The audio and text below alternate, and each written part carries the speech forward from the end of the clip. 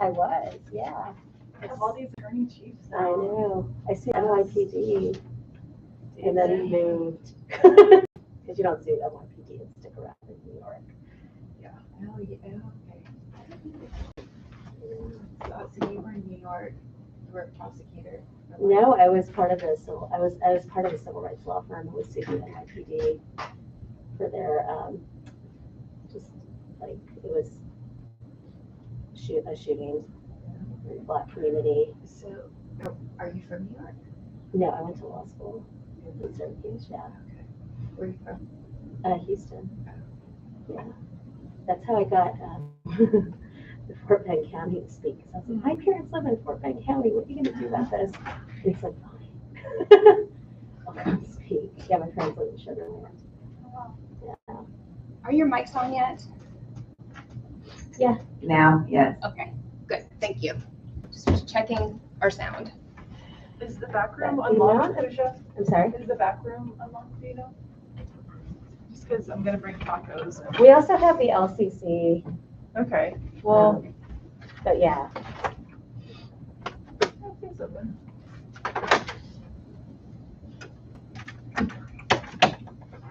Yeah, there are a lot of people who didn't want to speak publicly because they're like, it's partisan. It's totally partisan. It's not partisan. It shouldn't be partisan. It shouldn't be partisan. I mean, we've had people not come on the podcast and not want to be interviewed in places, within ERCOT and other outfits that are just like, if I go on, I've got to toe the line and I'm worried about a question they ask, saying the wrong thing. Well, that's why But we don't care pulled, about the power. we pulled newspaper articles and started cold calling those people because I'm like, if they spoke to the news, like if they already spoke publicly, maybe they're willing. Yeah. But yeah. Sorry, real quick. Are you going to move that table outside? Oh, move it wherever you want. I just don't want people to, what's your name? And then testimony. I can help you move it. I It's So you're doing a Facebook I Live? can get It's heavy. Yes. Really? Unassuming. I just felt bad. I know. Do you think they'll get mad if you move it in the hallway? I always ask for forgiveness. That's like the Democratic And then YouTube. method. Ask for Then I'm doing forgiveness. YouTube as well. Yeah. Oh, we don't really have any subscribers there. So. We'll just have it over in the other rooms. So we have like different holding rooms. Mhm. People come over. Gotcha. Did you go to this thing last week? No, I did not. Yeah. No, but Pooja's having one on the 21st. Cool. I couldn't make that one because we were moving that day. We're still moving. It looks like a moving truck exploded in the house. But Robert and Dino, our director of photography, went. 3 of the interviews were really good. I think I told you, like, one was just crazy. It was interesting, but he gave a great speech. A lot of others that were on it sounded really good. We're heavy on stats and facts right now, though, which is kind of where Robert leans. Mm-hmm. He's Robert picking something. And that doesn't make for a good film. Maybe Oh, yeah. personal stories, otherwise it's just one long infographic. Yeah. So There will be a couple of really sad stories we're going to be talking about. do you know Elise Yates by any chance? I think so. She's her firm was Influence Opinions. I think it's called Digital Advance now. Okay. I'm pretty sure I'm friends with her on Facebook. I think her kids go to my Ellery. No, There was Ellery is the youngest, and Ryan. I don't remember names. So I know all the 3 kids. Forget who anybody is. And where the one that's at Bowie, where from middle school? Bailey. Really? Cool.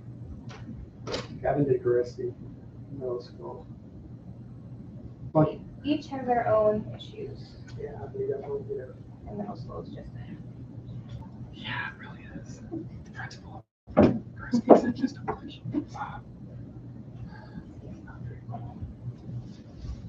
They tried to cancel to prevent the Pride Week thing. Yeah, and Kevin's always been really active in that kind of stuff. Yeah. Really? Okay. So, And they didn't. We might take it down for me. My daughter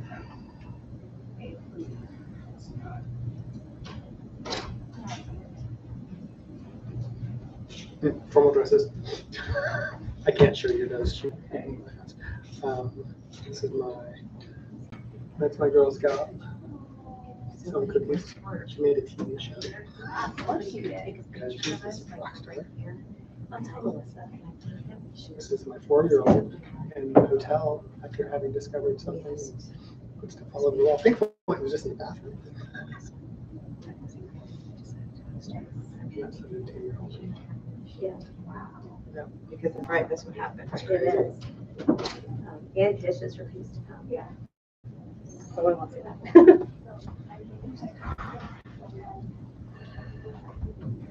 I'm not sure.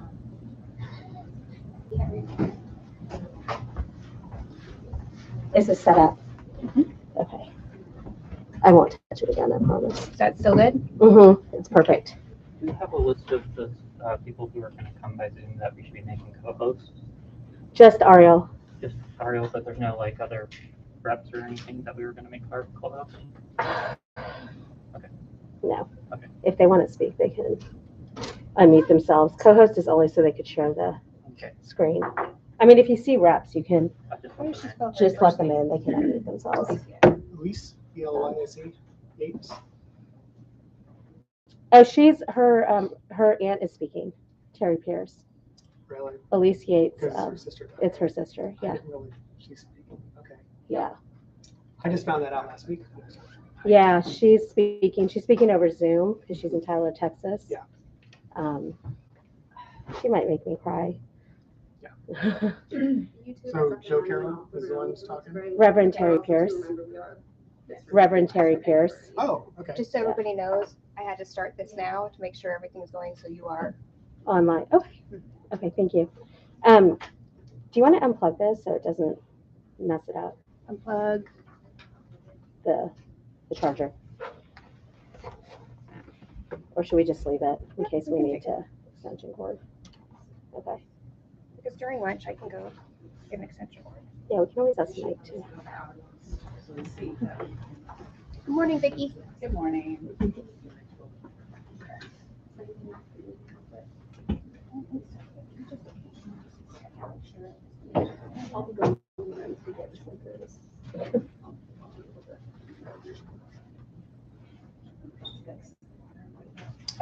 Step aside. Okay. Although, you know, that's just one so quickly, but I used to fill in the water bottle. I just grabbed a bunch of mini waters I found in my car. It's just full of tiny waters.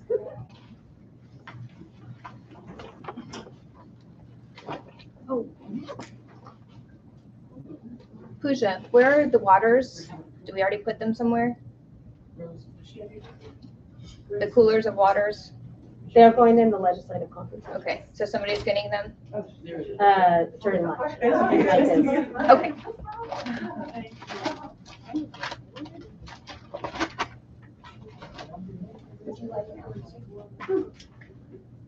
Yeah, just the mask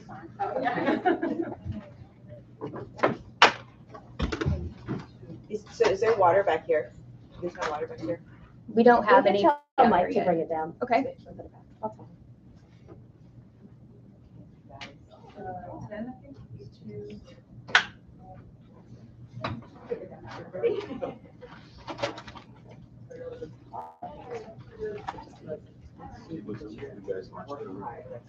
Let me make sure.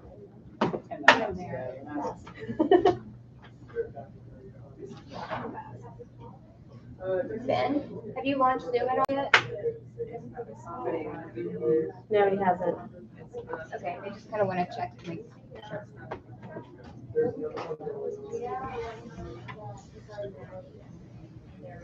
You can let them in. You can launch it. We can just make sure it's all okay. What's on?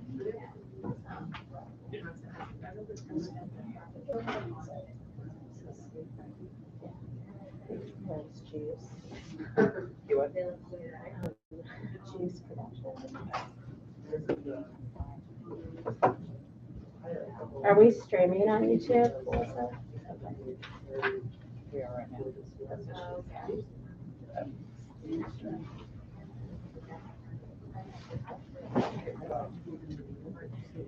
Recording in progress.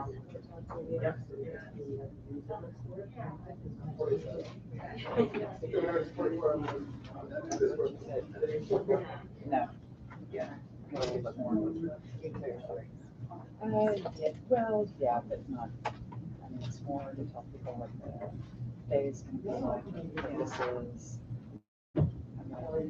Summarize the SHS report. And then I'll tell my story's pretty short. I mean, we're out of cover for 36 hours. Yeah. But I've seen all a little bit, but not very much. It's still pretty much what I'd seen. I did see it, thank you.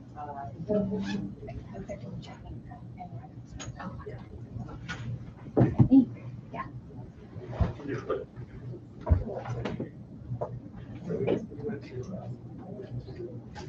Vicky Goodman testifying. I'm a big fan. She's great.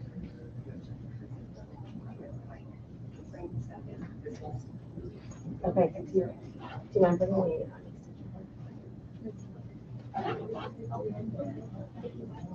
Here's Tyson. Okay. Why don't you send Madison out because you're running a live feed? Yes. Hold on, real quick. Can we take a picture of the three of us? I'll take You it. know what we should do? We should have a picture of the three of us on the dais. Yeah, that's Take great. it. I'll take it. Or do you want me to? You are doing that. I'm the captain. Oh. Yeah, Mike should be okay. You can call a surgeon if you need help. It's fine. Yeah. It's just one. Hold on, hold on. Yeah, but you pulled them. Worry. Yes, good, solemn faces. Wait, are we solemn or we're solemn? We're solemn.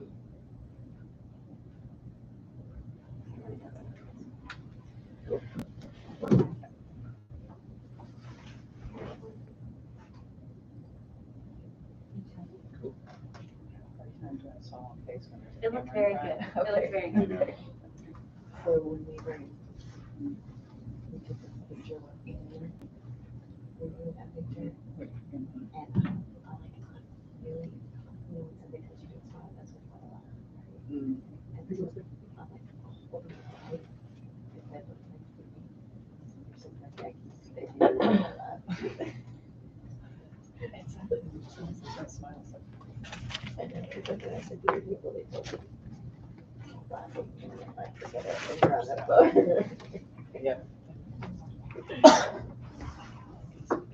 I need to tell Ben to hide his chat. I think this was from when I was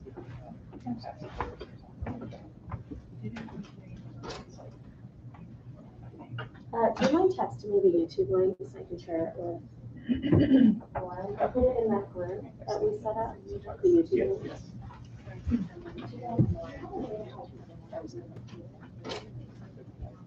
I guess I should put my mask on. It's okay.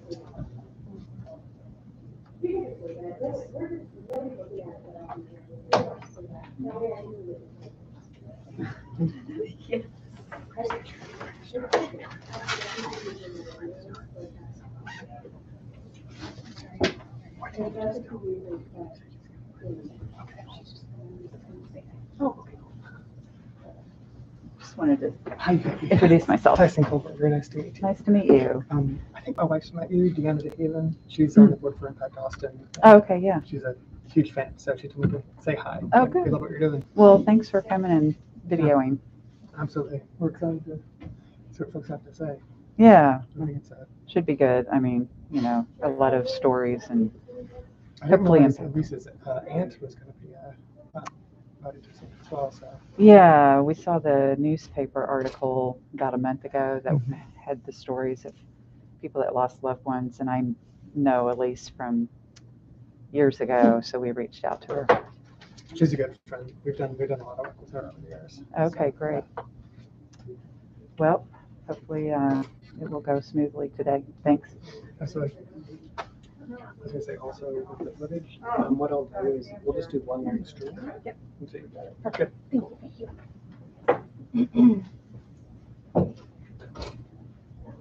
And that's Tiffany, who's the president of the Texas Kidney Foundation. She just sent over some documents we put them at the end. So next to Donna Howell.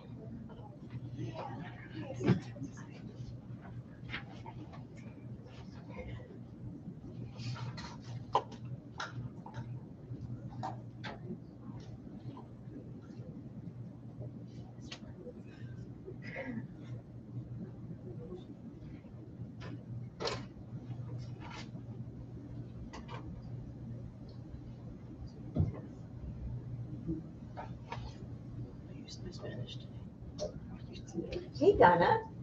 Hey. Yeah. That you see? Well, why are everybody over there? I got Cootie. That door, so yeah, you like Donna more than we like you. I'll say the Facebook. You okay with that?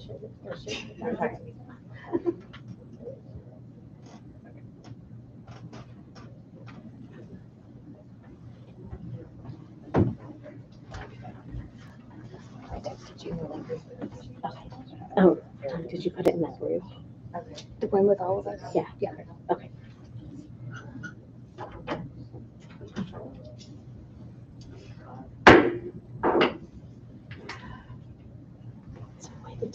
Thank you all for being here, whether in person or virtual, to join us for the People's Summit, A Time for Truth and Reconciliation. I hope this summit allows us time to reflect on the one-year anniversary of Winter Storm Uri. I hope this time of reflection on the devastation of Winter Storm Uri doesn't cause any additional trauma, but instead allows for healing. I know reliving a traumatic event can be difficult. Sharing these stories is essential for us to learn from them, to console one another, and to better prepare for similar future events. We should also put thought into how we prevent similar future events, which according to climate scientists will continue to occur unless we make dramatic changes. This event came about because Travis County Commissioner Bridget Shea asked the question many of us have. With the reports of so many tragedies, how can it be that the Texas Department of State Health Services says only 246 lives were lost in the storm? Meanwhile, other analysis shows the death toll was potentially over 700 people. Why are we left not knowing for certain the extent of the death toll?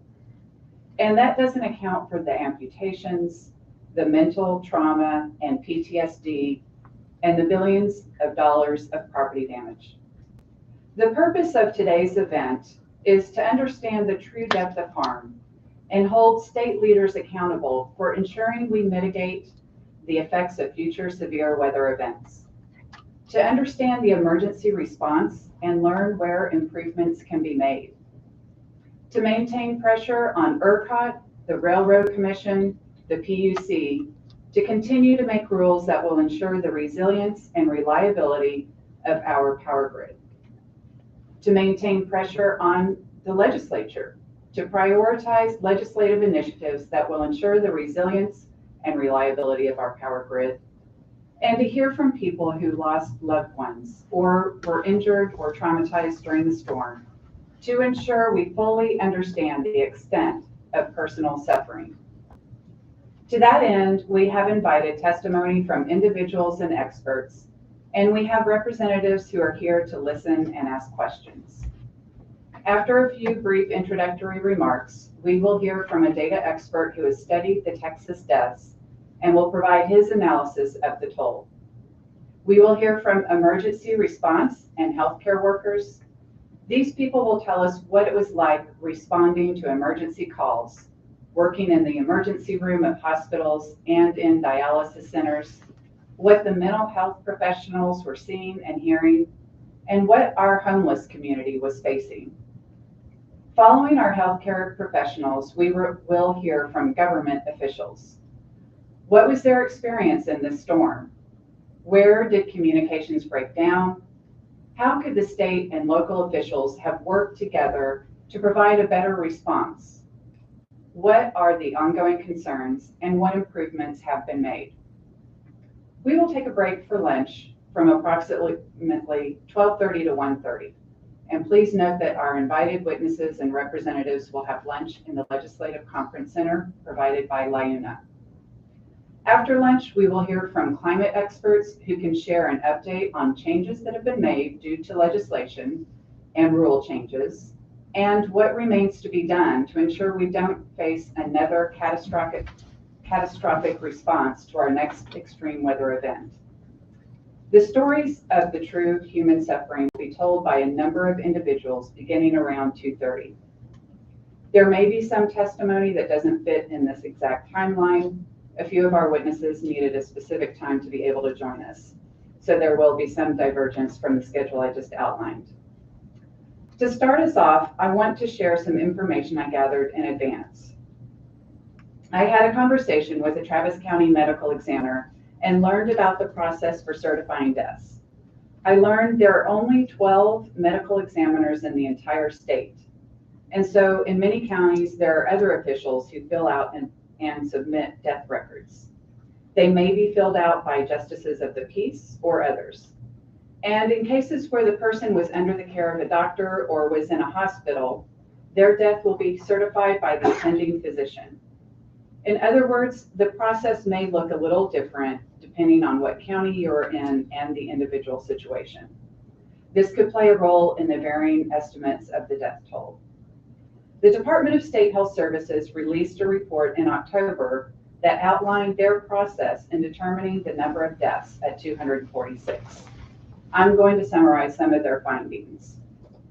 First, the Department of State Health Services says in their report, mortality surveillance measures death within a population to help determine the scope of a disaster's effects on the population. The goal is to help determine the scope of a disaster's effects on the goal is to inform planning, prevention, and communication preparations for future disasters. Deaths from disasters can be directly or indirectly related to the disaster itself. These are all important to record and analyze to help individuals, communities, and entities understand better how to prepare themselves for future potential disasters. The report goes on to note the causes of death. 161 people, or 65%, were extreme cold exposure related injuries from hypothermia and frostbite. 25 people, or 10%, were from exacerbation of pre-existing illnesses and the disruption of dialysis or oxygen treatment, the freezing of medical devices and medication, or the disruption of hospice care. 22 people, or 9%, were from hazardous road conditions resulting in motor vehicle accidents. 19 people, or 8%, were from carbon monoxide poisoning. 10 people, or 4%, were from fire-related injuries sustained during house fires. And 9 people, or 4%, were from trauma or fractures sustained during falls and slips on ice. The report lists just 77 counties that reported deaths due to the storm and the numbers in those counties. It was surprising to me there were 28 deaths in Travis County and none at all in Hays County. While 246 deaths is a lot, I do question if that is the full extent of the deaths. I hope we will learn more today to help resolve this question. And because we're here to share stories, I think it's important for us as representatives to share ours as well. I lost power for 36 hours. Our house is entirely electric and we rarely burn fires in our fireplace, so we didn't have any firewood. We are fortunate to have been able to warm up in my electric car in our garage, which we sat in for about 4 hours during the worst of it. It also allowed us to charge up our phones. The worst part for us was losing water for several days on end. But again, we were fortunate to have bottled water in our garage that got us through. I'm thankful we didn't suffer any harm or damage to our home, and I'm sincerely sorry for those who did not fare as well. Once again, thank you for your time today, for being willing to participate, whether it's virtual or in person. It is always important for us to learn from our past and to continuously try to be better humans. We can't improve if we don't communicate and share the stories as well as the data. With that, I'm turning it over to Representative Gina Hinojosa for a few brief remarks. Thank you, Representative Goodwin. I think it's important that people know how we got here in terms of having this People's Summit. We first asked the speaker for a hearing on this issue on the 1-year anniversary of the Texas blackout. When that didn't happen, Representative Goodwin decided, well, we'll have our hearing anyway. And so I really want to applaud you for your gumption and your dedication to getting to the truth. It's important that we hear these stories from people who were on the ground helping with Texans who were in dire need, that we hear the stories from community groups who rolled up their sleeves and helped neighbors when government failed, that we hear the stories of people who lost loved ones in this tragedy, because this is a tragedy that was government doing. It was government failing, government not working in the energy capital of America. Lights on, not because we didn't have the wherewithal to do it. We didn't keep the lights on because our government did not prioritize the needs, the safety, the lives of Texans over the profits of energy industry. And our grid will never be fixed until we do that. So it's important we center the stories of Texans to create the political will to make change.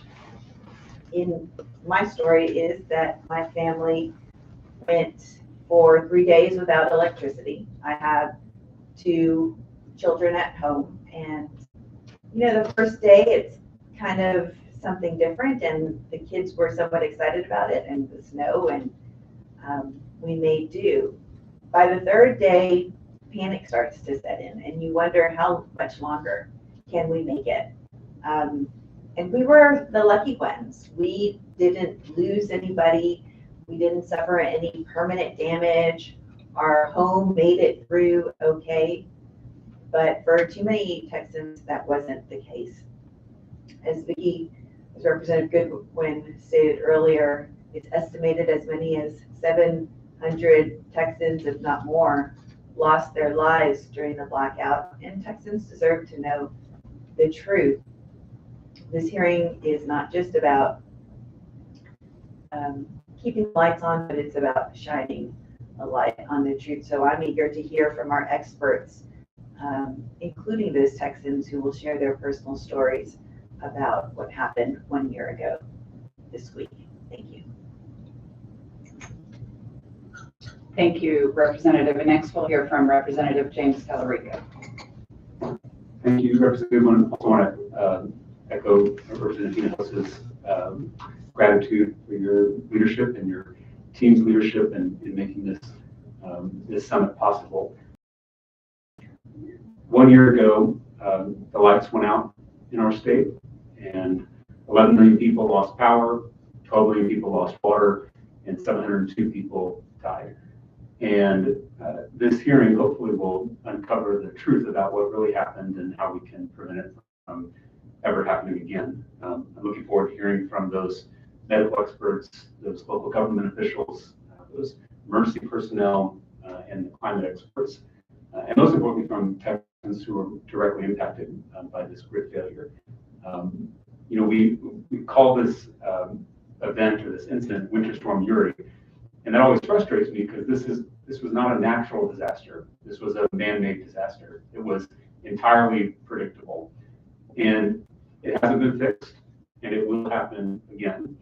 If we go back to last Valentine's Day, we know that climate change is disturbing the jet stream that keeps cold air from dipping into the southern United States. And so when Winter Storm Uri headed south, it hit Texas.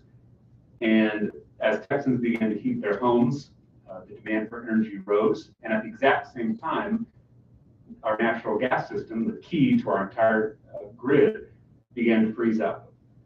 And that was the direct result of a decision by those natural gas executives not to spend the extra money to winterize their system, their facilities, like they do in North Dakota, like they do in Canada, like they do in Russia.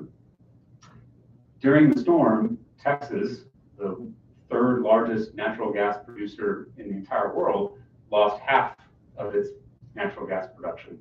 And that was the first domino to fall. These were cascading failures, but it all starts with the failure of those fossil fuel executives to spend extra money to dip into their profit margins to winterize our facilities. And so we've heard Texas leaders like Governor Abbott blame everyone from ERCOT to wind turbines to the state of California for this catastrophe. But there is only one entity, one group to blame, and that is the fossil fuel industry. Not only are they the cause of climate change to begin with, but their failure to winterize was the beginning of the end for our grid last February. I'm hopeful in this hearing that we can start to get to the bottom of why our natural gas providers are still not required to winterize, to this day, are not required to winterize. And I'm also hopeful that we can have real conversations about the steps we can take to prevent something like this from ever happening again, including mandatory winterizations for natural gas providers in Texas. Again, thank you to Representative Goodwin for being here and my colleagues for being here, and I'm looking forward to the testimony today. Thank you. All right, thank you. So as I mentioned before, we're going to start off with healthcare professionals, but our first witness to testify actually is a data analysis, and I'm very happy to have him here today to give us some explanation of the count, the death count, and what he has done to study it here. So with that, I am happy to introduce Mr. Ariel Kerlinski, and if you don't mind giving an introduction and then telling us what you have learned about the winter storm. Hi, and thank you for having me. Let me just share my screen.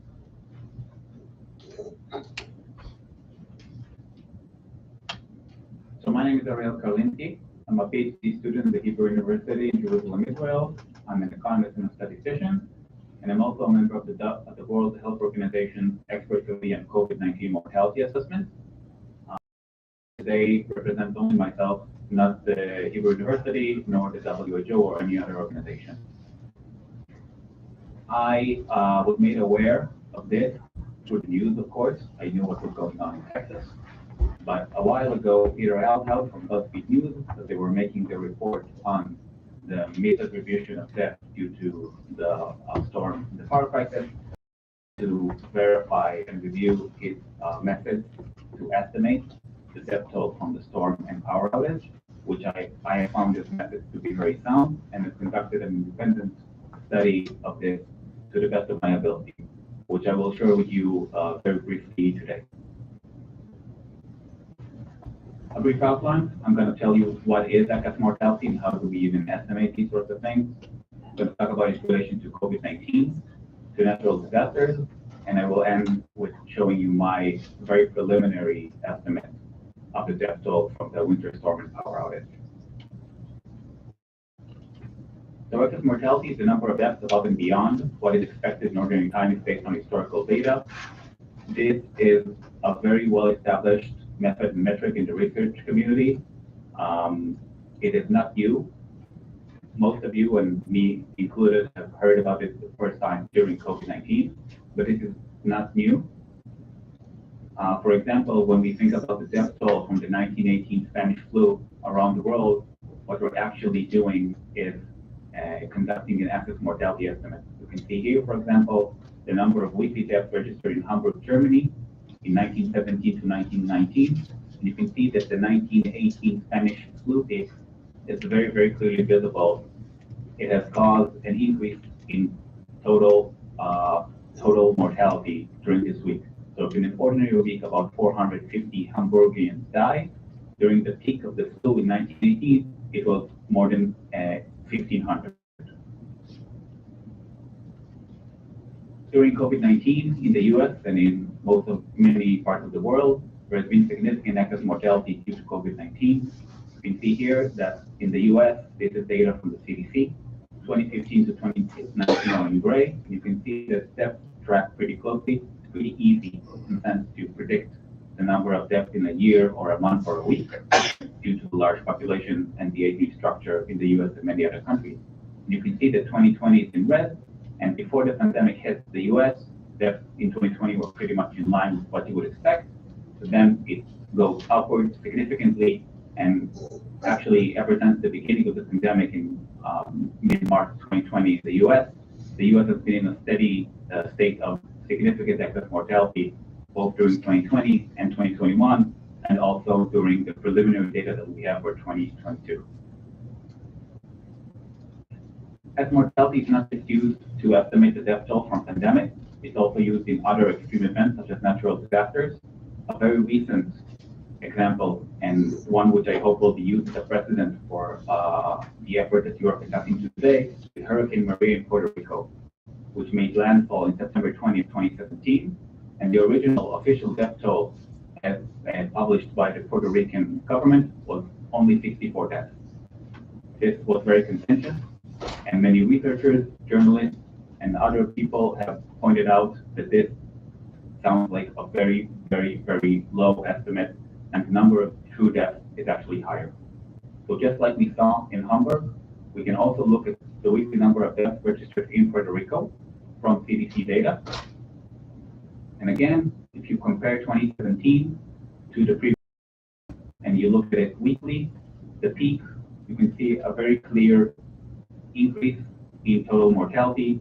So this is excess mortality due to Hurricane Maria. And indeed, in 2018, the government of Puerto Rico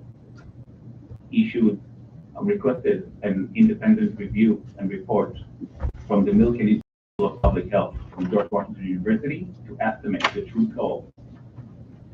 death toll from Hurricane Maria. Their estimates, you can see here, they estimate about 3,000 deaths caused by the hurricane. Using a variety of methods, it's a very in-depth study, including looking at issues and methods to certify deaths. The government of Puerto Rico has officially accepted this estimate. So the current official estimate of deaths due to Hurricane Maria have been revised upward from 65 to almost 3,000. And this is the precedent that I think we are talking about today.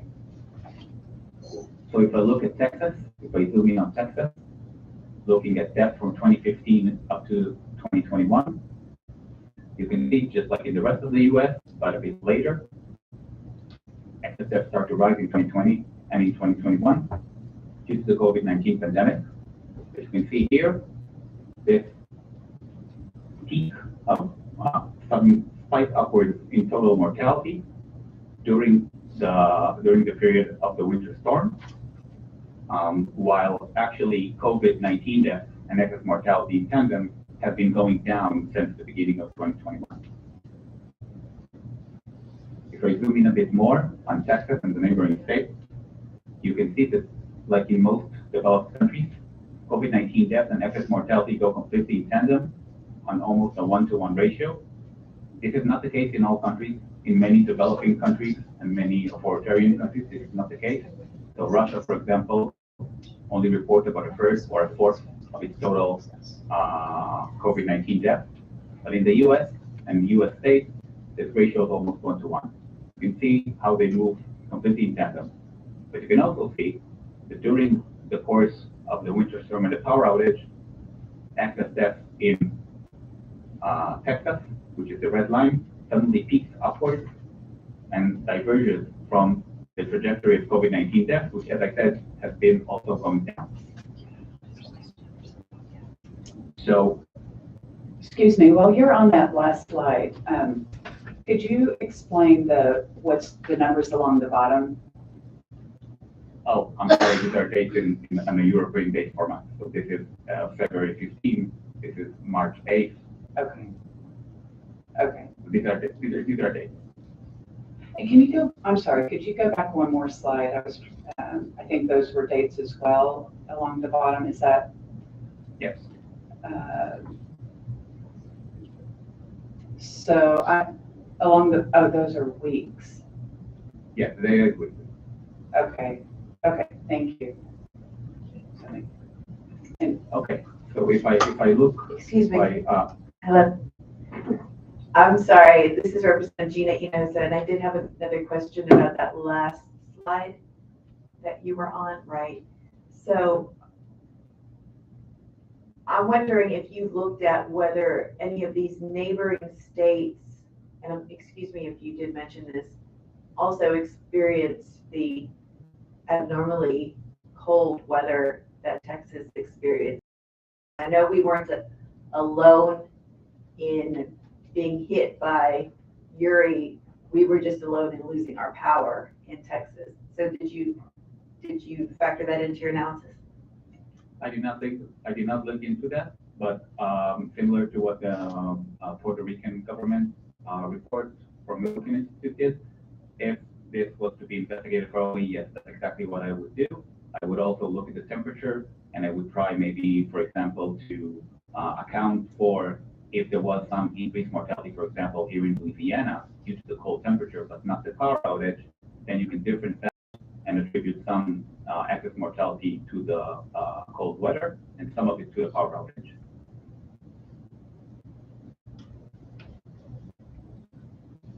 Okay, so if I look more thoroughly, it's the exact same chart from before, but this one is simply a bar chart.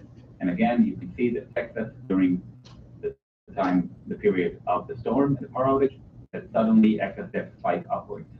So my very, very preliminary, crude, and first estimate of the total death toll from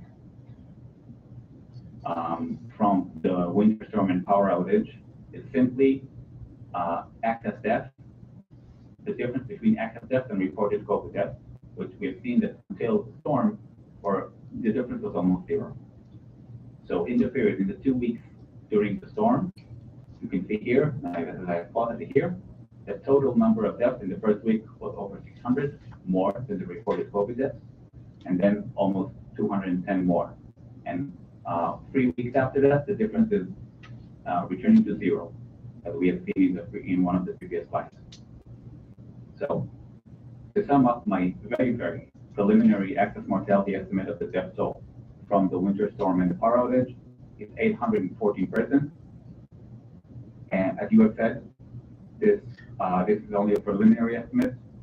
A more thorough estimate can also take into account the cold weather and try to difference out the total estimate that is attributed to the extreme weather and that's the power outage. It should also be noted that this very crude estimate assumes that people who have died of COVID would have died of COVID the same exact amount of trend, regardless of the storm and the power outage. I do think, and I think there is plenty of evidence that you will hear to this effect, that people have died of COVID-19 on somewhat greater amounts because of the power outage.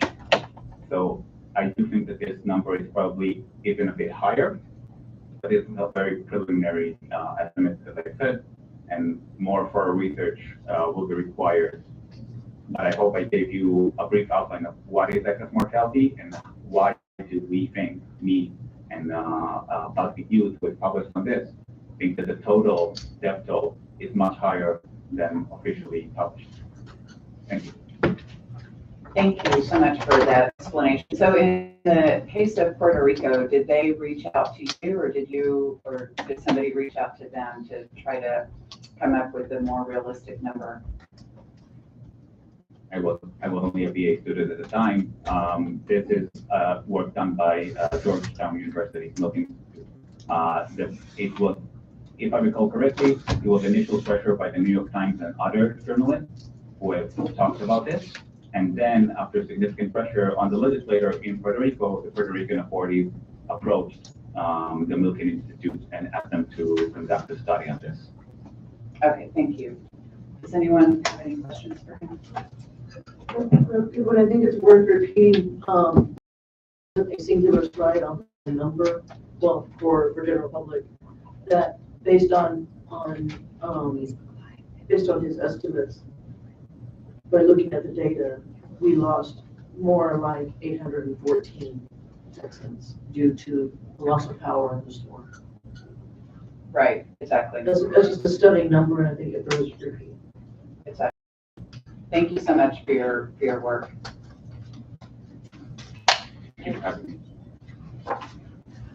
All right, next up we have Selena Z. And if you would come forward and say your name and tell us who you're with and then what your experience was in the storm.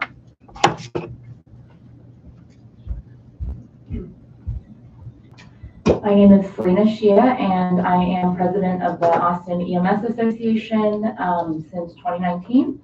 And I really wanted to come to share what my personal experience was in the storm, what our medics faced, what our community faced.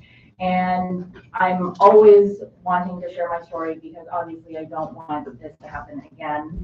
And I do feel very fortunate that it didn't happen this year. And I know y'all were all also at the visual on Wednesday, and so some of this will be repeated, but I actually used today's testimony to really look through every single call that I ran during the ice storm. And because I have a little bit more time, I really want to go through each one because I think each one just tells a little different facet that people really haven't been able to hear. They're not the super dramatic dying stories, although there are quite a few of those, but they just share what our community as a whole experienced. So I remember that Valentine's Day weekend last year, over the weekend, the roads started really icing over. And we've dealt with that many times in the past. I remember, even 4 years ago, we were going up an overpass and our ambulance lost control because of the ice, and we had to, skid our ambulance lug nuts into the side rail, and we started experiencing that, and we're hoping that would be the worst. Our medics started sharing stories about how to safely bring patients to ambulances if they couldn't go up overpasses, involving police vehicles and fire truck vehicles that have different weight distribution so they can actually access patients. We already knew it was going to be bad because we started seeing deaths that weekend. There were quite a few abandoned vehicles, and somebody who had got out of one of their abandoned vehicles was struck by another car that lost control and thrown off the overpass. To me, that was my first big sign that it was going to be a really, really hard week. So I remember that Monday morning I drove in, there was just so much snow, you couldn't really tell the roads where they were, and it was clear that nobody had really driven on them yet. And I remember driving by another ambulance and I just stopped in the middle of the road because nobody was out, and I was talking to the crew and they were like, yeah, we're looking for somebody who we think is homeless, we can't find him. And I asked them about how their night was, and they said that it was really, really busy and that I should expect to be standing up running the whole 24 hours of my shift. So I finally got to station. The crew before me, they didn't end up coming back to the station. Although our shift starts at 10 a.m., they didn't end up coming back until 2 p.m. because there were just so many calls back to back that were of such high acuity that they couldn't actually get off shift. And so when we finally got on, my very first call was in West Austin, and that's where it starts up around 2222 and Mopac. And I remember my partner, luckily, he grew up in California, and he grew up skiing, and so he really has a lot of experience driving on snowy roads. And so he really thought we could go up this hill, and we had to also test the boundaries of the ambulance so we would know what we could safely access and what we couldn't. The hill that seemed pretty safe, and quickly we skidded down, and we couldn't even control the skid of the ambulance, and so we were effectively stuck. And then we looked on the board, there were 4 ambulances stuck at the exact same time. And so we had a 4x4 vehicle coming one by one, pulling us out of the ditches that we were in.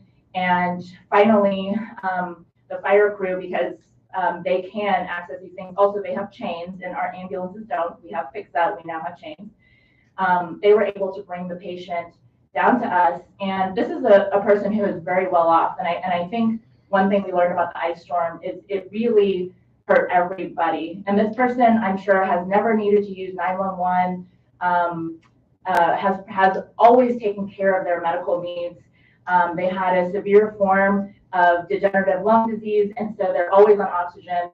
Their power went out, and so they couldn't power their oxygen concentrator. And he was like, these are supposed to be rolling blackouts, so I'm sure power will come on soon. He went through all of his backup oxygen bottles, and by the time we were finally able to get him in the back of his ambulance, his oxygen saturations were at like 50 to 60%. And he was starting to become unconscious, and so we gave him as much oxygen as we could, and he started waking up, and that's when he started really struggling, because a lot of times once you are oxygen deprived and then you come out of that, your fight or flight kicks in and you start really fighting. And so he kept on screaming at me that he was going to die. And in normal circumstances, I would have sedated him and intubated him. But because it's a procedure that you really need to have multiple hands to do it safely and effectively, I just made the decision that let's just go to the hospital. And I brought the hospital a patient who was really struggling, and that's just not a situation that any first responder wants to be in, knowing that we can do better for people. And I realized that this whole day we would be making really, really hard choices that we're not used to making. The second patient that we had was somebody who was struggling with cancer, and they left their pain medications at work, and obviously they couldn't drive. And they also, the way that they described the call, it made it seem like he might have COVID. And so not only are my partner and I in all of our winter gear, but we're also now having to don, an N95, a face mask, and gowns. And we could only park a block away, so we're trundling with all this gear to go meet with the patient. And I mean, it was just that simple. He really needed pain medication for a very painful bone cancer. And the only place where he could get that sustained pain medication was at the hospital. The next call that I went on was a patient who was on hospice at home, trying to die in dignity, surrounded by loved ones. But her oxygen also ran out, and she usually relies on, for the last week, because it was a temporary situation, relies on a truck to bring oxygen bottles to her to swap out. And that wasn't happening because of the icy roads. And so she started really struggling and was very uncomfortable. And so the family had to make a really hard decision. And we offered some alternatives, like we can provide fentanyl, we can do things to make her more comfortable. But ultimately she needs oxygen to really be comfortable. So the family just had to make this awful decision. Do we bring our grandmother to the hospital where she might die there and none of us will be there with her? Or do we keep her at home with family but struggling for air, and we might have to call back EMS again? And so they made the decision to send their family member to the hospital, and I don't think they ever saw her again. And I think that was really, really tough for all of the first responders and for that family to make that hard decision. The next call we went on was somebody who is struggling with homelessness and had a few dollars and couldn't find any food. And so, I mean, honestly, they were just hungry and cold. And so we took them to the hospital. We had another patient who has asthma, and normally they would have gotten their inhaler. They just didn't happen over the weekend to get their inhaler from the pharmacy. And so they were having an asthma attack. We gave them the medications. Throughout the night, We also had somebody, she was enjoying, their power went out, but they had their family together. They were drinking a little bit too much, and one of them just fell and hit her head because the house was dark. And no fault on anybody. That's just the type of story that we saw that happen. We saw so many people who fell and broke various parts. These people are just not used to walking on ice or used to having their houses unlit. We saw quite a few people who were ultimately just sick of being cold for so long. And so I ran multiple panic attacks that night where they thought, oh, mom's having a heart attack, dad is whatever. And ultimately what we discovered is, they would privately tell us, I'm just tired of being cold. I cannot handle it any longer. And there was nowhere else for them to go. And they actually thought that something else might be going on, because otherwise we would have taken them to the warming shelter. We had somebody who overdosed on their medications because they were really alone, and normally they have more support and they weren't able to access that support. We picked up people that had carbon monoxide poisoning because when you have young kids and they're screaming about how cold they are, you just make the best decision you can for people, and you light houses or light fires in the house. But that can obviously cause carbon monoxide poisoning. And I remember there was a certain point where I went to North Austin Hospital, and this whole family was being wheeled in for carbon monoxide poisoning, 5 different people. In the morning, so this was all overnight, and then I remember our first call in sunlight. There was a man who overnight his catheter had been bleeding, and he bled almost half a liter of blood into his urinary catheter, and because they didn't have staff, nobody was really able to find him until his blood pressure was in the 40s when they called us, and his heart rate was really high. And so we took him to the hospital, and when we went to the hospital later, we found out, or actually I followed up on him a few days later, and I found out he did die.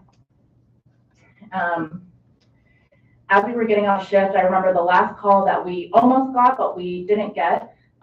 It was a lot of people who had been outside, and they had slept outside all night, and they had frostbite that was so bad that when I talked to one of the medics who ran that call later, she told me that their hands looked like Mickey Mouse hands because they were just blown up and white. And when they approached them, they thought they had gloves on, but those were their real hands. So those were just, a slice of my life that day. When I think about the power going out, I think about just things that we don't normally think about, but people have wound vacs that are supposed to be on batteries. And so then people just start bleeding. People are supposed to be on CPAP at night. That's a really common medical device. And because they didn't have power for their CPAPs, they struggled to breathe all night. And I know of somebody who, from hearing stories from our medics, where their family was charging their CPAP in their vehicle, and that person died while they were charging that medical device. Obviously, all the dialysis centers closed, and I had people asking me what they should do if they missed dialysis 2 times in a row. And I talked to my ER nurse friends, and they were like, "Don't bring them here unless they're dying." I was like, "Oh my God, okay." Our EMS system actually developed. We brought a medication, it's called Cancelate, and we were giving that to dialysis patients, and all it does is buy you a few days. And I remember reading comments on one of the EMS journals. Somebody was like, "Why are y'all doing Cancelate? It only buys you a few days. It's not definitive treatment." And I was like, that's exactly the point. That's all we had. We were only trying to just give people a few days before power would come back, before water would come back. When I went to our communication center, these medics were just glued to their screens because there were just endless numbers of calls backed up, waiting, and ambulances that needed to be dispatched. And I have quotes from a lot of people that I look forward to sharing with y'all so y'all could see what it was like for people. And then, we started dealing with the power being out, and then we had to deal with the water being out. And I really think that we were much closer to an even wider disaster than people even realized. I was hearing that and talking to medics that were not allowed to go to South Austin Hospital anymore because their hospital is, the way that they have heat is from water power. They use water heaters to heat their hospital. And so when the water pressure was really low, they were struggling to heat their hospital, and they started diverting patients away. And they were almost about to make the call that they were going to send every single person in that hospital to another hospital. And I was talking to one of our medical directors, and he was telling me that he had gotten a call from many of the different ERs saying that they wanted to divert. And there's this kind of saying, when everybody's on divert, nobody's on divert. But they were really all on the brink of being able to not take patients. And I want to just talk about, I think it's really important to think about the effects on first responders, on healthcare workers from that week, and the trauma that we still carry. That it is very reflective of what the community still carries. But I want y'all to hear direct words from them. So we had a medic say, the department telling people to keep trying when they are stuck or sliding on ice is not acceptable or appropriate or safe. If medics are stuck or can't get to work, don't push them into dangerous situations. We actually had a medic who did crash on the way to work, and they're still not back at work because of the brain injury that they had. I sincerely considered letting the ambulance spin off or even tip into a shallow ditch because the risk of a deadly collision was getting too real. We were so close to sliding off roadways and even over guardrails on overpasses, most of which would have ended in our death. We often had very little control over our ambulance. I had a conversation in my head about what my last words would be over the radio. I sat at my communications console. I was on the radio 3 of the days, taking 1 break a day to go to the restroom, feeling guilty the whole time because I knew how much of a strain it put on my coworkers to have someone out of the room even for a few minutes. I worked 29 hours on a shift. We were sent literally to the city, from far north to far south, back to back, no food, water, relief, was told we couldn't use the hospital bathrooms, yet our station bathrooms were also unusable due to no water. We were exhausted, run ragged, and no basic needs to be met. I'm female. I peed in the back of the ambulance into a vomit bag because it already took 4 hours just to stop the truck, and I didn't know when I'd see a bathroom. I also had abdominal cramps and opted to swallow the Tylenol dry because I didn't want to consume water. We were alone in this. Like I said, individuals made this work. The department, the city, the state stood by silently while we struggled, not only with work, but we were also going through the same damn struggles at home. It felt like the government didn't care about their own personnel. Just come to work, run calls. Who cares if you're without power, food, heat, water, gas at home? And then the station's power, water started going as well. And so, I think one thing that I'm really realizing from our experience 2 weekends ago is how much the traumas that my medics felt mirrors the traumas that our community felt, because everybody was actually much better prepared, and our call volume was actually normal through that weekend because people learned such a stark lesson from last year. And I am grateful that people are taking matters into their own hands, but there's still a lot of people who are unable to escape the effects of last year's ice storm. I remember a week later after the ice storm in the ICU, where I'm also a nurse, we were taking care of somebody who skipped dialysis a few times because it was closed, and their shunt clogged up, and they went to cardiac arrest multiple times, and really set back their life, and really reduced his quality of life. And I don't know if he's alive today. We did have a lot of amputations, and our community health paramedics are still helping match people with resources to help take care of these new amputations. And I think ultimately what my medics have left with, and I think what a lot of community members have left with, is a lack of trust in our basic infrastructure. And that's a really hard thing to shake. And we were hoping that in the last legislative session that it would help restore some of our faith in that. And I can certainly tell you that it didn't. And so, that's why I want to speak with people, to tell them about what our experiences were, to make them take seriously everything that happened. Thank you. That was very powerful testimony. I can't imagine the stress that you went through during those days, trying to reach people, worried about your own ability to get there safely, much less help them get what they needed. So Thank you for the work that you do. Thank you for telling the stories of your coworkers. Can I have a question? Absolutely. Selena, thanks for being here today. And the Austin American Statesman on November the 14th captured a lot of stories of people and victims. And I wanted to mention it because one of our colleagues, Representative Thompson, had a bill that said assisted living centers should be required to have a generator. And when I read this, I was stunned to learn that someone I knew had died.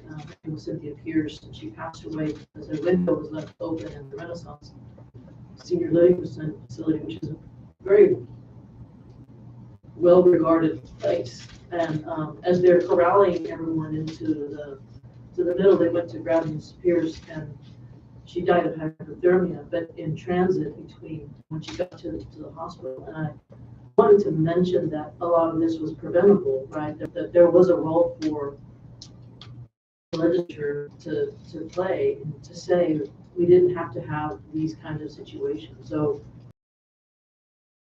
living in assisted living facilities, and see if you wanted to share anything about that population in particular.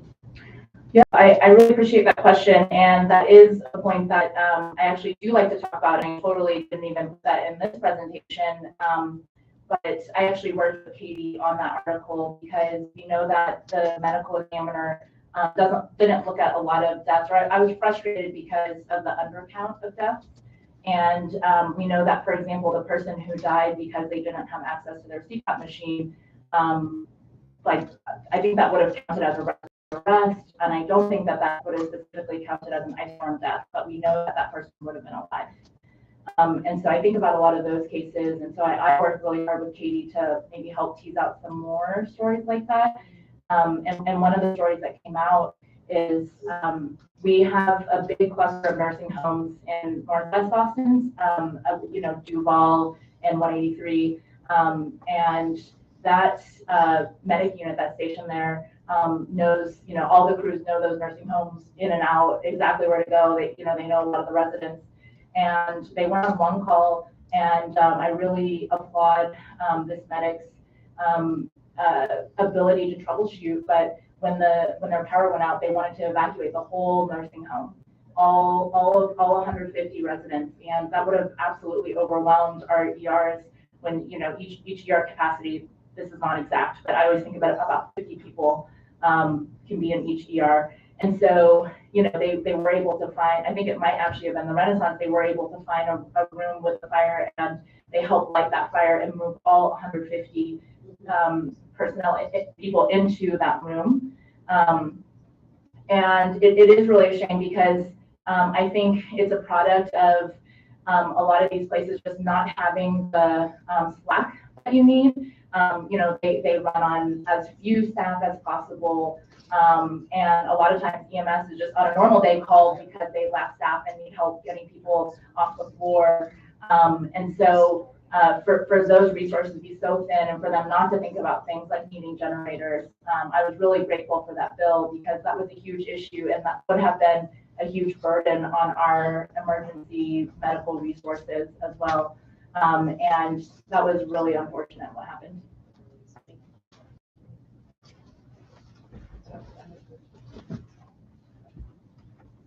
Selena, thank you for testifying here today. It's so important for us to hear the stories that the medics experienced, because that's a whole nother level of trauma and sacrifice and experience that needs to be told. And I want you to know, and if you could please let your members know that we also believe what you were asked to do was not acceptable, and that the state should have been more prepared. The state should have been supporting in a better way, and that the power should have gone out. And so I apologize. And that's why we're having this hearing, and hearing these stories will help us to eventually get there. So thank you for sharing. I also wanted to ask, it's hard to remember. We've been through so many traumas in the last couple of years that it's hard to remember exactly when, or whether we were vaccinated a year ago when this storm hit. So when you mentioned everybody getting together in a room at the Renaissance, for example, do you remember whether people were vaccinated? Were you vaccinated? I was actually in the clinical trial, so I was vaccinated in October before, but I remember that medics and hospital staff and medical staff, they were starting to get vaccinated right around January 2021. And so I think essential personnel were vaccinated, but the community certainly was not. Okay, thank you. Thank you so much. Thank you so much for your testimony. Our next witness will be, is virtual. And that will be Dr. Doug Jeffrey. Thank you. Good morning. Hello. I'm not sure where I am appearing in the room there, but can you all hear me okay? Yes. Okay. Thanks for this opportunity to testify today. My name is Doug Jeffrey. I'm an emergency physician working in the Austin area, and I serve on the board of directors for the Texas College of Emergency Physicians. I wanted to start by thanking all our doctors, nurses, techs, first responders, registration staff, housekeeping team, administration, hospital support staff, just across Texas for their heroic efforts in taking care of our patients during Winter Storm Uri. Not only were we in the midst of another COVID surge, and as you mentioned earlier, we're just recently vaccinated and didn't know how our vaccinations were going to hold up and protect us. We were stretching our limited resources to treat extremely sick patients. The mere act of getting to work, put our lives in even more danger. And I want to thank everyone out there for sacrificing, and much as the previous speaker said, our EMS community is just incredible hard work, and I just want to thank everyone for that. I wanted to address just a few topics, and kind of simple in a way, but became much more complicated regarding logistics and preparation for our next disaster. Specifically, talk about access to the hospital for essential workers and lodging for staff and certain supplies. I was working in the ER through most of the storm, and what sticks out in my mind is the logistical nightmare that arose from just the simple of tasks, getting to work. Something we rarely give the slightest thought to, became all-consuming in my mind. My wife was here in our freezing house, and I was trying to figure out how I was going to get to work. And it definitely took a toll. In the ER, we can't just call in sick, or we need to be there 24/7, 365 days a year to take care of our patients. And we are the community safety net, no exceptions. And so for many of us, this meant living in the hospital for 3 or 4 days, sleeping wherever we could, patient rooms, floors of offices, triage rooms, shower if you could in the OR locker rooms, eating in the cafeteria, whatever was there. Our hospitals did their best to accommodate us, as many as possible, but at some point we have to realize the hospital is for patients. It's not for the staff. And so for those of us not sleeping in the hospital, if there wasn't room or we couldn't, our ER group had actually secured some hotel rooms for providers to stay in before our shifts, so we didn't have to travel, and to stay in after shifts, so we could just drive a very short distance. Well, we quickly learned that this plan unraveled when we found out about the inner workings of our grid in Texas, and it seems that most of the hotels were not close enough to hospitals to actually maintain power. So the plan of staying in a hotel was quickly thwarted. And so for the majority of the week, I had to drive, my 25-mile commute to my hospital, which normally was about 30 minutes, which turned into a 2-hour white knuckle journey, and just driving 10 to 20 miles per hour, just hoping I wouldn't slide off the road or get hit. I think the night of the heaviest freezing rain, I stayed overnight in a rehab hospital next to our hospital. They found a room for me there, just so I could make it to the 6 a.m. shift. So at 2 p.m. the night before, I packed up my car with, 2 gallons of water, extra jackets, a sleeping bag, food for 3 days, and a flashlight, hoping I make it to work, but prepared to get stuck on the side of the road for a couple days. Fortunately, I made it and made it to work the next day. And so, you know, we're talking about a lot outside the storm as well about healthcare worker burnout and people getting out of the practice altogether.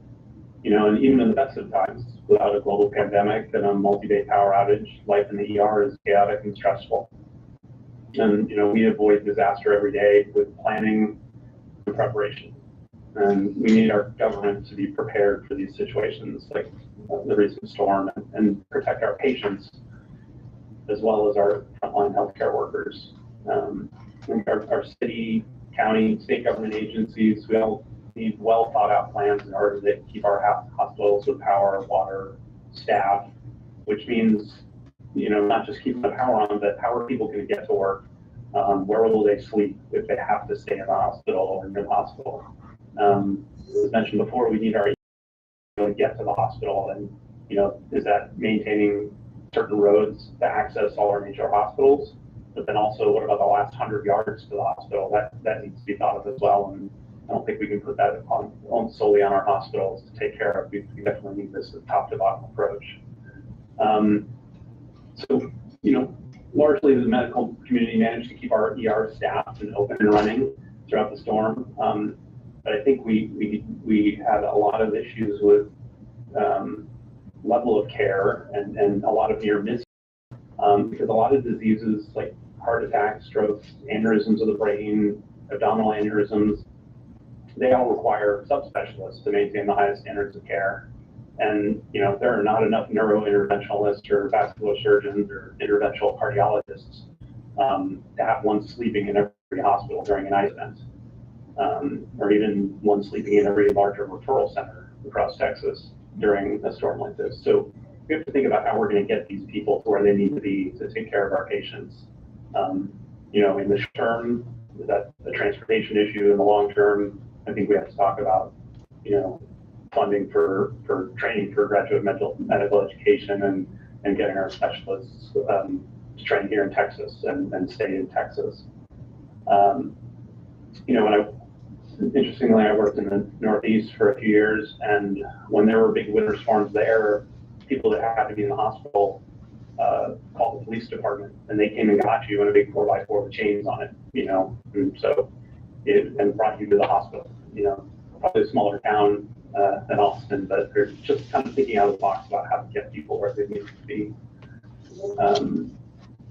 So I think the one last thing I wanted to touch on was something that didn't happen, thankfully, but was, I think, closer than a lot of us knew to happening, was the availability of oxygen. That really could have been another disaster on top of water that would have just been unthinkable. We had, you know, as we mentioned, we were in another COVID surge at the end of February, and hospitals, you know, were using a lot more oxygen than they normally do. A typical COVID patient takes 40 liters of oxygen a minute, where a normal person, maybe just a little oxygen is like 2. So you can imagine you have, you know, multiple people on oxygen taking 40 times the normal amount, and then people coming in with carbon monoxide poisoning, and they need oxygen as well. You know, if those delivery trucks can't make it to the hospital, that thing that just usually comes out of the wall doesn't anymore, and people just die. And that, you know, we saw that happening in other countries, people just, hospitals out of oxygen. And I think a lot of our smaller hospitals, you get 1 or 2 COVID patients stuck there overnight because they can't be transferred to a bigger hospital. That hospital just basically shuts down and those people can't survive. And so that's another thing. Supplies need to be able to get to our hospitals during these ice events. I think that's about all I had prepared to talk about. I don't know if any of you have any questions for me, the ER provider, and anything else. Thank you for your testimony. It did occur to me as I was stuck in my house how others were getting out, like doctors, you know, how would they get to their work? So sorry that you had to go through that, just trying to figure out how to get to where you could do your job. But you've brought some things for us to think about as far as what to do in a situation like that, where it's not easy to get from one place to another for the doctor or the patient. So appreciate that. And I wasn't aware of the oxygen situation and needing to always be aware of the availability. So any questions from anyone else? All right. Thank you for being with us today and sharing your story. I'm wondering if there are any governmental agencies that you've shared these concerns about transportation with, if there were any other hearings that happened where you were able to express this concern about transportation during extreme winter storm. I haven't found a venue for that yet. I think probably I am not an EMS medical director, but I think our EMS colleagues would probably be ones to really spearhead this. It seems like they're need and transportation in my mind is, if we harden that system quite a bit, I mean, I think that would probably be a good place to start. But yeah, I'm not certain exactly of any specific agencies to contact other than them. Thank you. Thank you for your time this morning. Thank you all. Our next witness is Tiffany Jones, president of Texas Kidney Foundation. Sure. Is that the first that you took this morning? Yes. It's in that book. Oh, it is at the very end.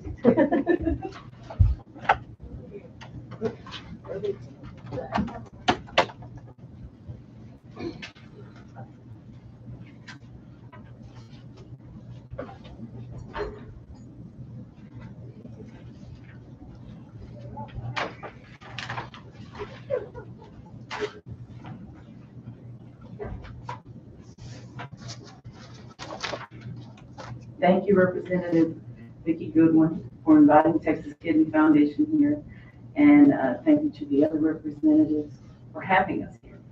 I appreciate your dedication and service to the citizens of this state, and thank you to all who are taking the time to hear in person and by Zoom. Good morning. My name is Tiffany Jones Smith. I'm the president and CEO of the Texas Kidney Foundation, and we believe in disease mitigation. We're all about stopping chronic kidney disease. When February 15th came and we experienced Winter Storm Uri, what we're all calling Winter Storm Uri, it was devastating to the patients that we serve. We moved all of the phones to, I made my way over to the office and moved the phones to me, to my house. We headquarter in San Antonio, Texas. So when we did that, all of the calls came to me. They were coming from around the state. So people call us from all over. Because we do early detection screenings, we're in many other counties throughout Texas. We got calls from people who were in hospitals who could not be dialyzed. And so they were struggling, trying to figure out what to do next. There is nothing more helpless than talking to someone who is a caregiver and they're trying to take care of their loved one and they can't because they don't know what to do. There's no water, there's no electricity, and they're sitting in a hospital unable to do anything. The hospital staff is not able to do what they need to do. This is what we experienced with the rural hospitals across the state. Now I'm going to tell you some statistics that you need to hear, and then I'm going to show you some stuff that gives us some hope that we can actually do something different. First of all, let's understand a little bit about dialysis. I'm here today to share with you the critical importance of ensuring that we do the right thing in every way we can to help save lives. That means making sure we address the gaps in critical infrastructure to ensure electrical power and water for dialysis patients. Dialysis requires 38 to 42 gallons of water per patient per treatment, and that's potty water. Have any kind of water. And that was part of the problem with what happened during Winter Storm Uri. When the electric grid went off, we also had a problem with water. That caused chaos across the state. Yes, we had plans. What backup plans across Network 14? We had backup plans, and everyone was operating within them. But your backup plans are not going to work if there's not water and electricity. So we ended up with, according to the End-Stage Renal Disease Network, there are more than 54,000 people in Texas on dialysis. According to the End-Stage Renal Disease Network 14 Winter Storm Uri After Action Report, published February 26, 2021, the report states dialysis facilities began to close Monday, February 15, 2021, due to weather. Dialysis facilities experienced supply shortage, loss of power, loss of water, low water, or low water pressure, and some facilities had external and internal damage due to burst water pipes. Road transportation services were shut down, which impeded patients' ability to receive dialysis treatment. Due to the high demand to clear roads throughout the state, TxDOT did not have adequate equipment to clear all roads for staff or patients to travel to the facility. As a result of road conditions, delivery of generators and potable water could not be accessible to facilities. Dialysis facilities are in the state category of critical infrastructure, as are hospitals.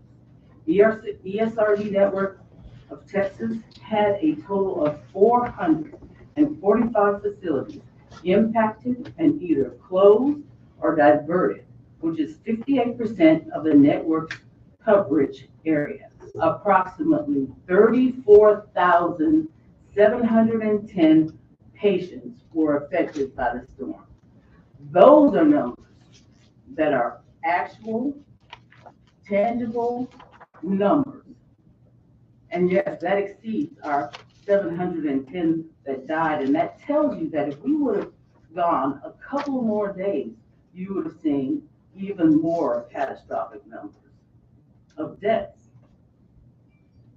I come before you today to share this information so that we are all aware of the critical issue of ensuring that our population on dialysis does not have to live in fear of power outages to receive their needed treatment.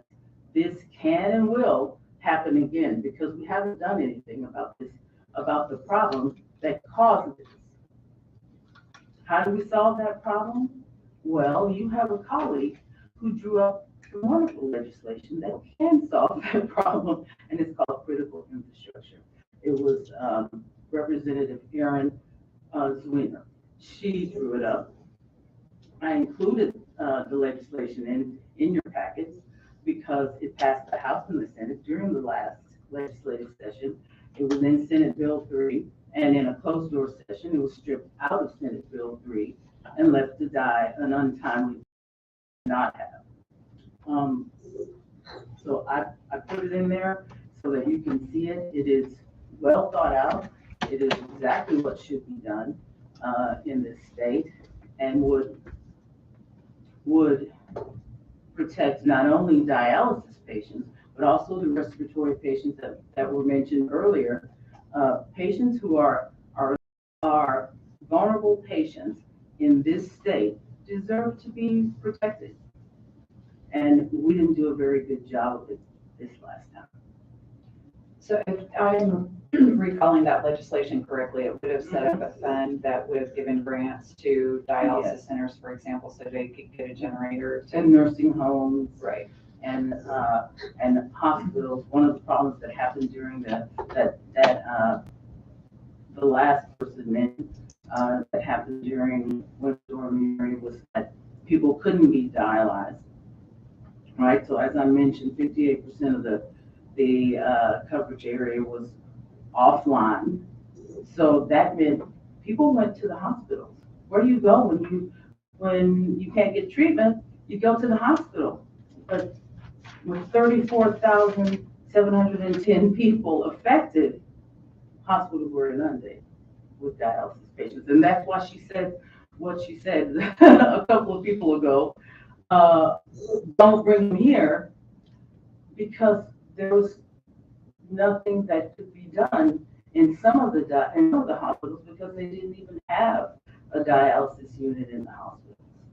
So in hospitals where there were dialysis units, and at let me tell you about one hospital in particular that is one of the best in the state for dialysis, and that, according to Dr. Waji Kunibi, Professor of Medicine and Medical Director of Inpatient and Outpatient Hemodialysis Services at the University of Texas Health Science Center, we had this, I'm quoting him, we had only one option to dialyze patients, and that would be in the hospital inpatient dialysis unit. The unit has 12 stations and was busy dialyzing inpatients. To dialyze the large number of outpatients needing dialysis, we had to do what we could to avoid loss of life. They're avoiding loss of life at that point. They're not giving the full treatment, they're avoiding loss of life. He continues on and says, thus, we decided to operate the inpatient dialysis unit on an almost 24-hour basis and to limit dialysis for only 2 hours per patient. A treatment that normally takes 3 to 5 hours per patient, 3 to 4 days a week. So they're doing triage. That's what they were doing. So what we were doing during Winter Storm Uri was reacting. Now, we are Texans. We can do better than this. We are a proactive state. We know how to put one foot in front of the other and do the right thing. So we're saying that, you know, I believe the governor said, if you set out to do the right thing, if you're trying to do the right thing, you can never go wrong. Well, then let's put our money where our mouth is on that statement. The right thing here is to put the money towards infrastructure and not get into some big squabble about dollars when we know that human life is worth more than any amount of money that we have in this state. We know that we're going to experience again some sort of version of Winter Storm Uri, whether it's during the winter, whether it's something that happens during the summer. We are going to experience the power grid and potentially the water with the same thing. So why not be proactive and do what we put this piece of beautiful legislation here suggests? Thank you for bringing up that piece of legislation. I also am curious about the 34,000 people that you mentioned. I am assuming that because they maybe missed a dialysis treatment, 2 or 3, that perhaps that causes repercussions. Do you have any, can you tell us, what does it mean for someone to not be able to get their treatment? Does it harm them? Does it cause them pain at that time? When a dialysis patient doesn't get their treatment, first of all, dialysis is it is a therapeutic that we have that sustains life. When dialysis patients don't get their treatment, we're talking about toxins in their bodies that are building up. That's what dialysis is. It's going in and cleaning the toxins out of the blood and then replacing the blood back into the body, cleared of toxins. If they're not able to get their dialysis treatment properly, then their body is building up toxins. So yes, it's harming them. To what extent, you will only know patient by patient as you go on from that point. We know that dialysis hastens life. The life expectancy is 5 years once you go on dialysis. Some people do much better than that. We have excellent medical professionals that are helping to elongate life. But this sort of thing doesn't have to happen. It did not have to happen. This was all preventable. And it is right now. We can make the right decision. We can take this legislation and push it through and do the right thing for Texans. It's a totally bipartisan issue and should not be anything that we do other than pass it. Do you have any questions for me? And y'all know I'll just, I'm a heaven-raising Texan, so. When I come in guns a-blazing, especially for the people that I serve. Thank you. I appreciate your testimony here. I don't see any other questions, but we appreciate you telling us a little bit about what the dialysis centers went through and how we can do that. Thank you, Representative. Thank you. All right, our next testimony will be from Lori Christensen on Zoom.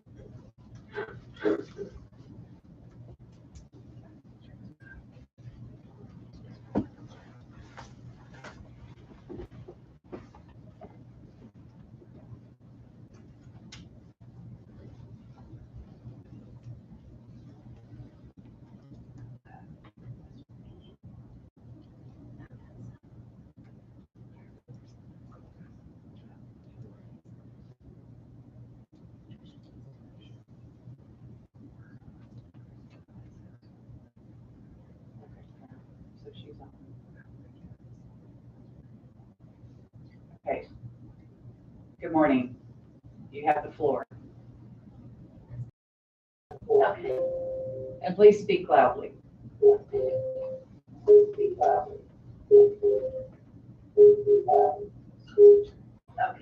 Hey, good morning. Can you hear me? Yes. Yes, ma'am? Mm-hmm. Yes, we can hear you. Okay, thank you.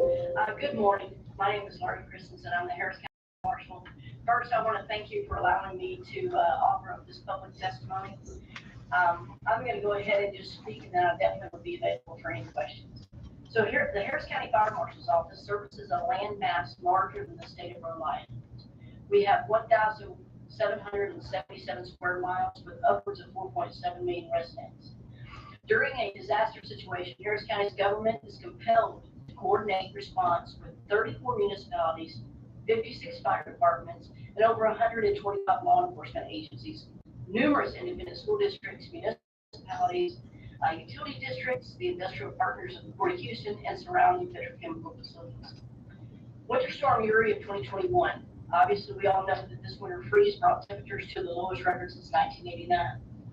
The Harris County Fire Marshal's Office, Homeland Security, Emergency Management, Harris County OEM, in partnership with our office, anticipated freezing roads and overpasses, power line impacts, bursted pipes, and similar weather impacts.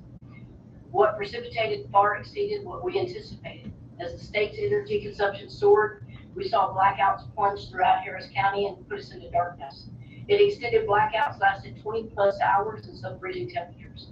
Due to the extended power outages, backup generators, lost power, boil water notices were put into effect across the county and commerce ground to a halt.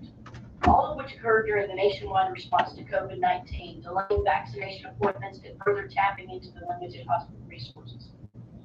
We had over 1.4 million county residents without power, 3.5 million residents were without water, 10,400 homes reported broken pipes, 4,069 calls for service from the fire and EMS response agencies throughout the county, 46 school districts and 208 roads were closed, and 46 hospitals put themselves under an internal disaster status.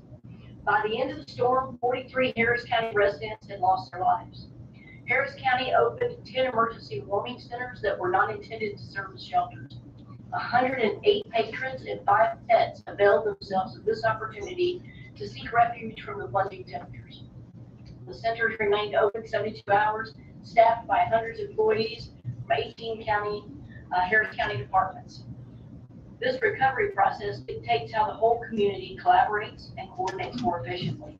utilizing existing resources to preserve resilience and support the recovery of those affected by an incident. It also includes the continuation of services critical to supporting the physical, emotional, and financial well-being of impacted community members.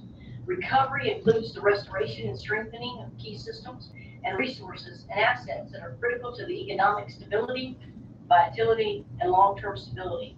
Over 180 million in FEMA individual assistance, over 56 million in FEMA individual and household program services, 15 million Greater Houston Community Fund donations, and the average FEMA award was $3,334.72. Our lessons learned: in Harris County, we've become relatively accustomed to the effects of tropical weather systems along the Gulf Coast. Winter Storm Uri taught us that winter weather can be more deadly and costly than a flood or a hurricane. Individual and household medical infrastructure is not hardened to continuing support functions during a winter weather event. Medically challenged individuals and those requiring basic services from ventilators and oxygen tanks, and those things needed with power. Communications between Harris County Office of Emergency Management, local responders, and the residents in advance of the anticipated power interruptions is critical in the effort to respond to winter weather occurrences. Relationship building is now the focus of Harris County agencies. Our partnership with nonprofit and faith-based providers is a key force multiplier in response and recovery efforts. Again, I want to thank you, and I'm available for any questions. Thank you. Well, first I will say that Harris County is huge, and I can't imagine the logistics that you were just describing. So in the lessons learned, I guess, did you find something that you need to, a way to work better with the state as a partner in the next weather event? Yes, ma'am, always communication. I mean, we cannot push that enough. I've often said, don't wait till an emergency to call that, that number in your phone. Make sure you've had a cup of coffee with somebody. Make sure you are communicating when there's not an emergency. So we're definitely talking a lot more to Texas Department of Emergency Management, a lot of our representatives in the area, to ensure that we're keeping that focus not just on the events of the Gulf Coast hurricanes, but now let's look at the winter storms. And I'll tell you, the other thing that really impacted us, we had not seen before, was the carbon monoxide poisoning.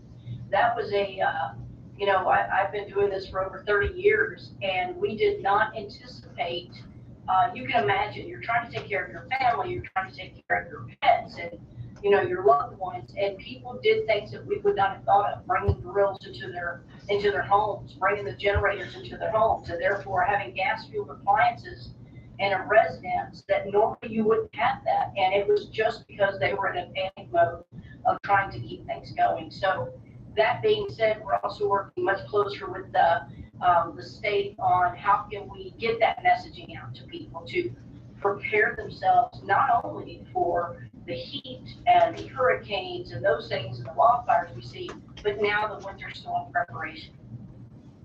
Thank you. Does anyone else have any questions? Yeah, I did want to ask something about the summer preparation. Ms. Christensen, this is Sadia Israel.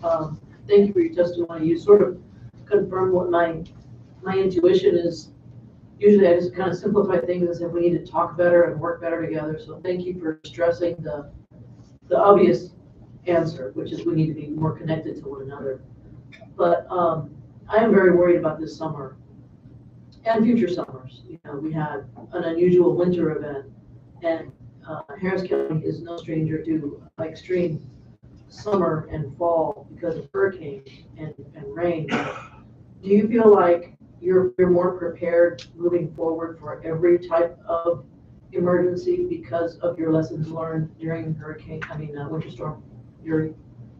What I will say is, we all know COVID has impacted everything, and one of the things in our business, whether emergency response and whether you're law enforcement, fire, or emergency management, is training, with whether it's tabletop training, exercises.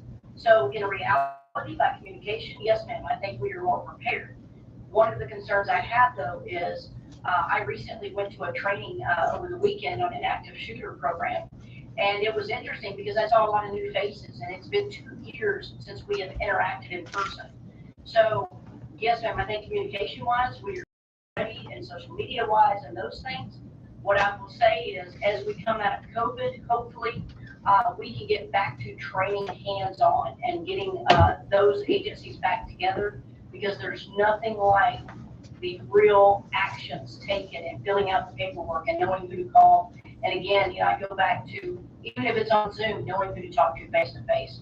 So yes, ma'am, I think we're prepared communication-wise, but I think that we're really going to have to engage back into our exercise programs.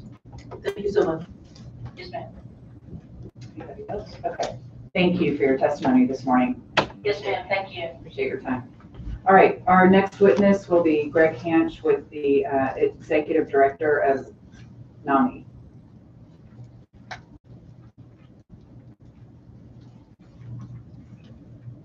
Good morning. My name is Greg Hanch. I serve as the Executive Director of NAMI Texas, which is the Texas affiliate of the National Alliance on Mental Illness. Thank you for the opportunity to share with you what NAMI Texas experienced during the winter storm and what can be done to ensure that we are protecting the mental health of Texas residents going forward. NAMI Texas is a 501c3 nonprofit founded by volunteers in 1984. We have 26 local NAMI affiliate organizations throughout the state, and about 1,700 members made up of individuals and families whose lives have been affected by mental illness. Mental health policy advocacy is a very significant focus for us, as our mental health education and support programs offered at no cost to participants.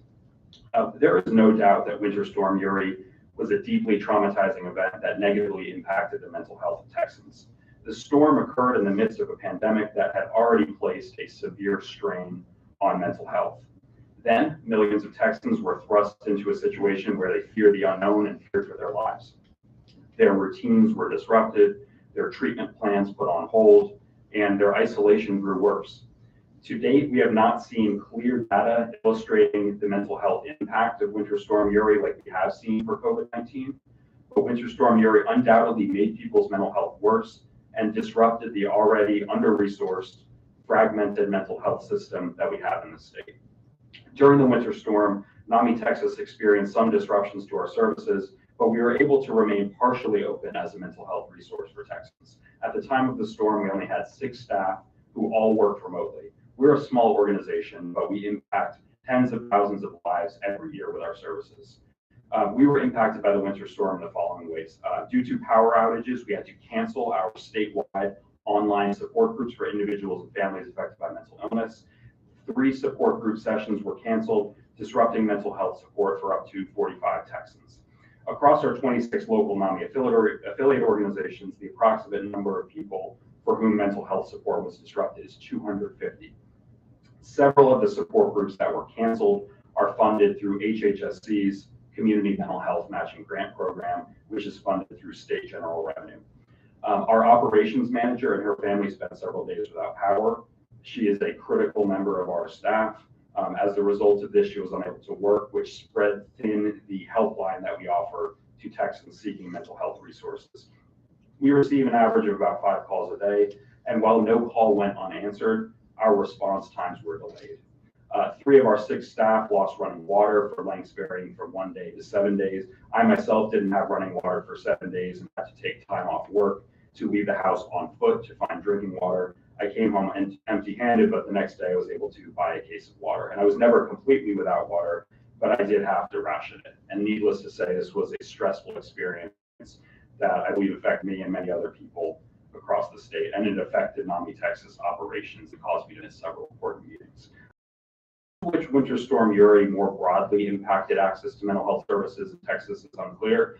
I encourage you to visit with your local mental health authority, Integral Care, how they were impacted. There are many anecdotes out there. We've seen this in reports by groups like Disability Rights Texas, showing how many in-person and at-home mental health visits were missed, experienced dire conditions that worsened their mental health, and school closures separated many children from critical supports that all children need. Many of these interventions are possible even if the power goes out, but only if the infrastructure is in place. the legislature has taken significant actions to strengthen the telehealth infrastructure in Texas. This includes reducing artificial barriers to telehealth, addressing reimbursement issues, and developing telehealth programs in schools. Of critical importance from last session is that the legislature authorized audio-only telephone for Medicaid, which is needed at all times, but especially when the power and internet go out. Unfortunately, and despite the best efforts of some people on this dais, the legislature failed to pass legislation requiring payment parity between telehealth and in-person services for plans regulated by the Texas Department of Insurance. And while telehealth will never be a one-size-fits-all, it can be safe, fast, and effective. As such, these services should be reimbursed equitably to expand their availability. We need them when the power goes out and when the roads are icy, but we also need telehealth services at all times. We also encourage you to look for opportunities to fund effective digital mental health interventions. Similar to previous points about telehealth, there are many reasons why in-person services may be difficult or impossible for some populations. Telehealth is important, as are various apps and text-based services that help people with their mental health. Increasingly, we have seen state and local governments investing in these services. Having access to such a resource during weather crises can make all the difference for a person experiencing a mental health condition. Just to give one of many examples, I just heard the other day about a county using American Rescue Plan Act dollars to fund access to an evidence-based, text-based digital mental health intervention called Cope Notes. It's a wonderful app. As a result of that decision, all people within that county have access to an extra layer of mental health support that could prove key to their life and their recovery. Digital mental health interventions can be a primary treatment option, and they can be an important supplement to traditional clinical-based services, and government should play a role in facilitating their availability. On another point, a key learning from Winter Storm Uri is the need to facilitate housing opportunities for vulnerable populations, including individuals with mental illness. At least 6 people experiencing homelessness died during the winter storm. I believe the actual number to be higher than 6.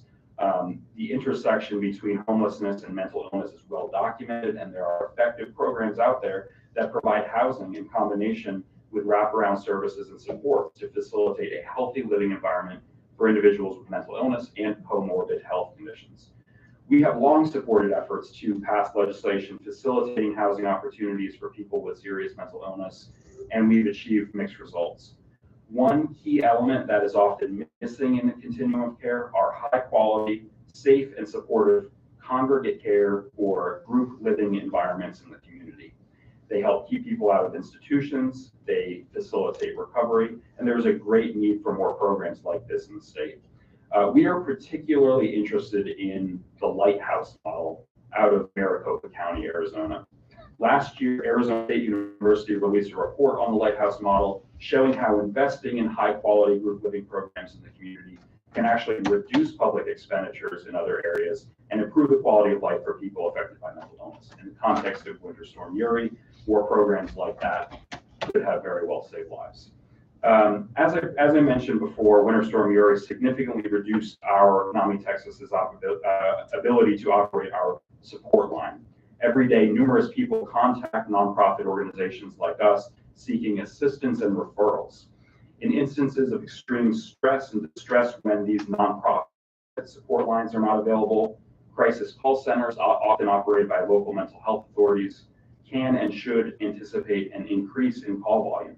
Unfortunately, the crisis lifeline system in Texas has experienced challenges in meeting the demand of Texans. We have low in-state response rates and lengthy hold times, and there is a resultant delay in the provision of support. These are just 2 examples of what can go wrong when the lifeline is not adequately resourced. Although Texas is well on its way to implementing 988, that's the newly established 3-digit number, we will likely see a similar situation where callers in crisis are not able to get timely local support. Fortunately, the legislature adopted Rider 58 with SB 1 last session, which requires HHSC to distribute a report on the state's readiness for the 988 rollout. However, we believe that it's important for the legislature to go a couple steps further and require HHSC to periodically report performance and outcome measures and help to inform policy and rulemaking. The latter outcome measures are particularly important because they can demonstrate that 988 is having the intended impact in connecting people in crisis to community-based crisis services when needed. Furthermore, one of our top priorities in the upcoming session will be on developing sustainable funding sources for building out a mental health crisis continuum of care around the new 3-digit 988 number. People need more than just a number that they can call. They're going to need mental health crisis responders and a place to go to stabilize from their crisis. It's going to take resources to get that done. We have a good infrastructure in place, a good starting point for our mental health crisis continuum of care. Many of these services do already exist, but we don't have nearly enough to meet the expected increase in demand. So we'll be counting on you to work with us and our partners to ensure sustainable funding for the mental health crisis continuum of care. Connection to local resources of the crisis variety save lives and taxpayer dollars. Finally, I'd like to just quickly address college mental health and youth mental health, or early intervention into mental health. Students were particularly impacted by the winter storm. The Baylor University student newspaper reported a significant increase in demand for on-campus mental health services after the storm. We've heard stories of students questioning whether to continue their college or university careers due to widespread uncertainty about the benefit of a degree on employment prospects, especially if the employment experience primarily exists in virtual spaces. Many of the mental health concerns about college and university students also exist at primary and secondary school levels. In the context of the winter storm, we support bolstering campus and community-based support now so that children and young adults have enhanced resiliency factors that will protect them the next time something like this happens. To better support students of all ages, we need to ensure that they can access services and supports the moment they are needed. And there's a role for the legislature. The establishment of a task force to study access to mental health care across the higher ed system would be a good first step. Such legislation passed both chambers last session, but was not signed into law. Not only would this task force be able to identify opportunities to improve the delivery of services on campus, but it could also study how different student groups are impacted by the services currently delivered or not delivered on campus. For example, it would be valuable to know if students who identify as LGBTQ+ experience obstacles in accessing care above and beyond other student groups. At the primary and secondary school level, school-based health centers that provide primary and mental health care can greatly improve access to services for students who may not be able to do so outside of the school environment. There are multiple reasons why a student might not be able to access care outside of school. Lack of transportation, lack of knowledge about healthcare, for example, but students from underserved communities are disproportionately impacted. Further, primary care providers are often the first person to see students experiencing mental health concerns. Increased access to school-based health centers can help students get connected with the appropriate mental health services. We support and have supported legislative efforts to ensure that mental health services are offered as part of school-based health centers. And we support funding to expand the availability of school-based health centers. There are many other reforms outside of the two that I mentioned needed to protect the mental health of children and youth. We encourage the legislature to establish a Medicaid benefit for certified family partner services, a long-standing proposal that has been before this body. We encourage the legislature to require insurance companies to provide insurance coverage for coordinated specialty care to treat first episode psychosis. And there was a bill last session to do that that didn't get very far. And we encourage the legislature to ban conversion therapy, which is having a damaging impact on the mental health of children and youth. That is about it for me. I really appreciate this opportunity. The legislature has made great strides on mental health. We really appreciate the time and energy and resources invested in this system, but we have a long way to go. Volatile weather patterns, significant population growth, worsening economic uncertainty are going to require us to redouble our efforts on mental health. So thank you for the opportunity. Happy to take any questions. Thank you. Wow, you covered a lot of information. I mean, my goodness, I was sitting here taking notes on the app, the Coke notes, the Lighthouse Model, the Writer 50. I mean, you gave us a lot of good information. So thank you. My pleasure. Thanks for having me. Any questions? Right. thank you for your testimony.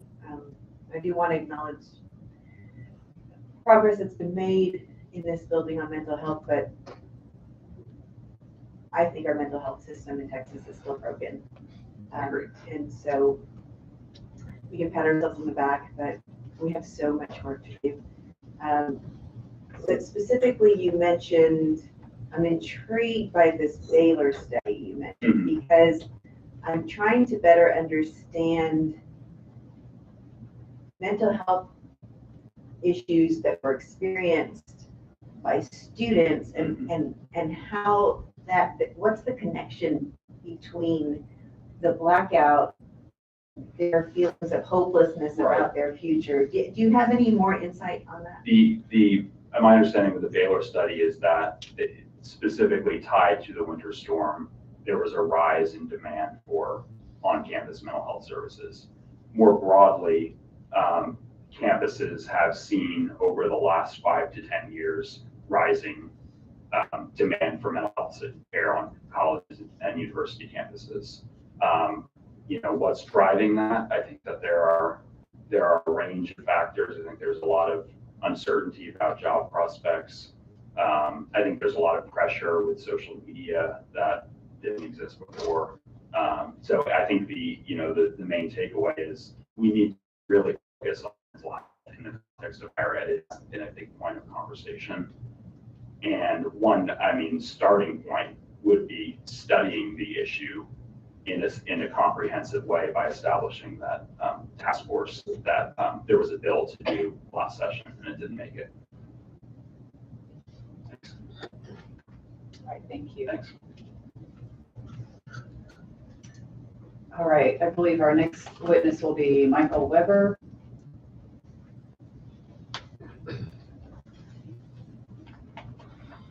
And this is one where we're jumping around a little bit because he's a weather and energy expert.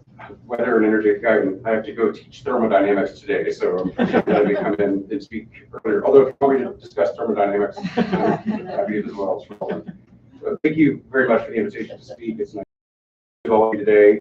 I'll make a couple comments and mostly try to make myself available for questions. I'd like to remind people that the storm a year ago had officially 250 deaths, unofficially about 750 deaths, and at least 10 million people without power for several days, about 14 million people under a boil water notification, and tens of millions of dollars of hard costs of damage and energy bills, plus maybe tens of millions of dollars of lost productivity, maybe $100 in total.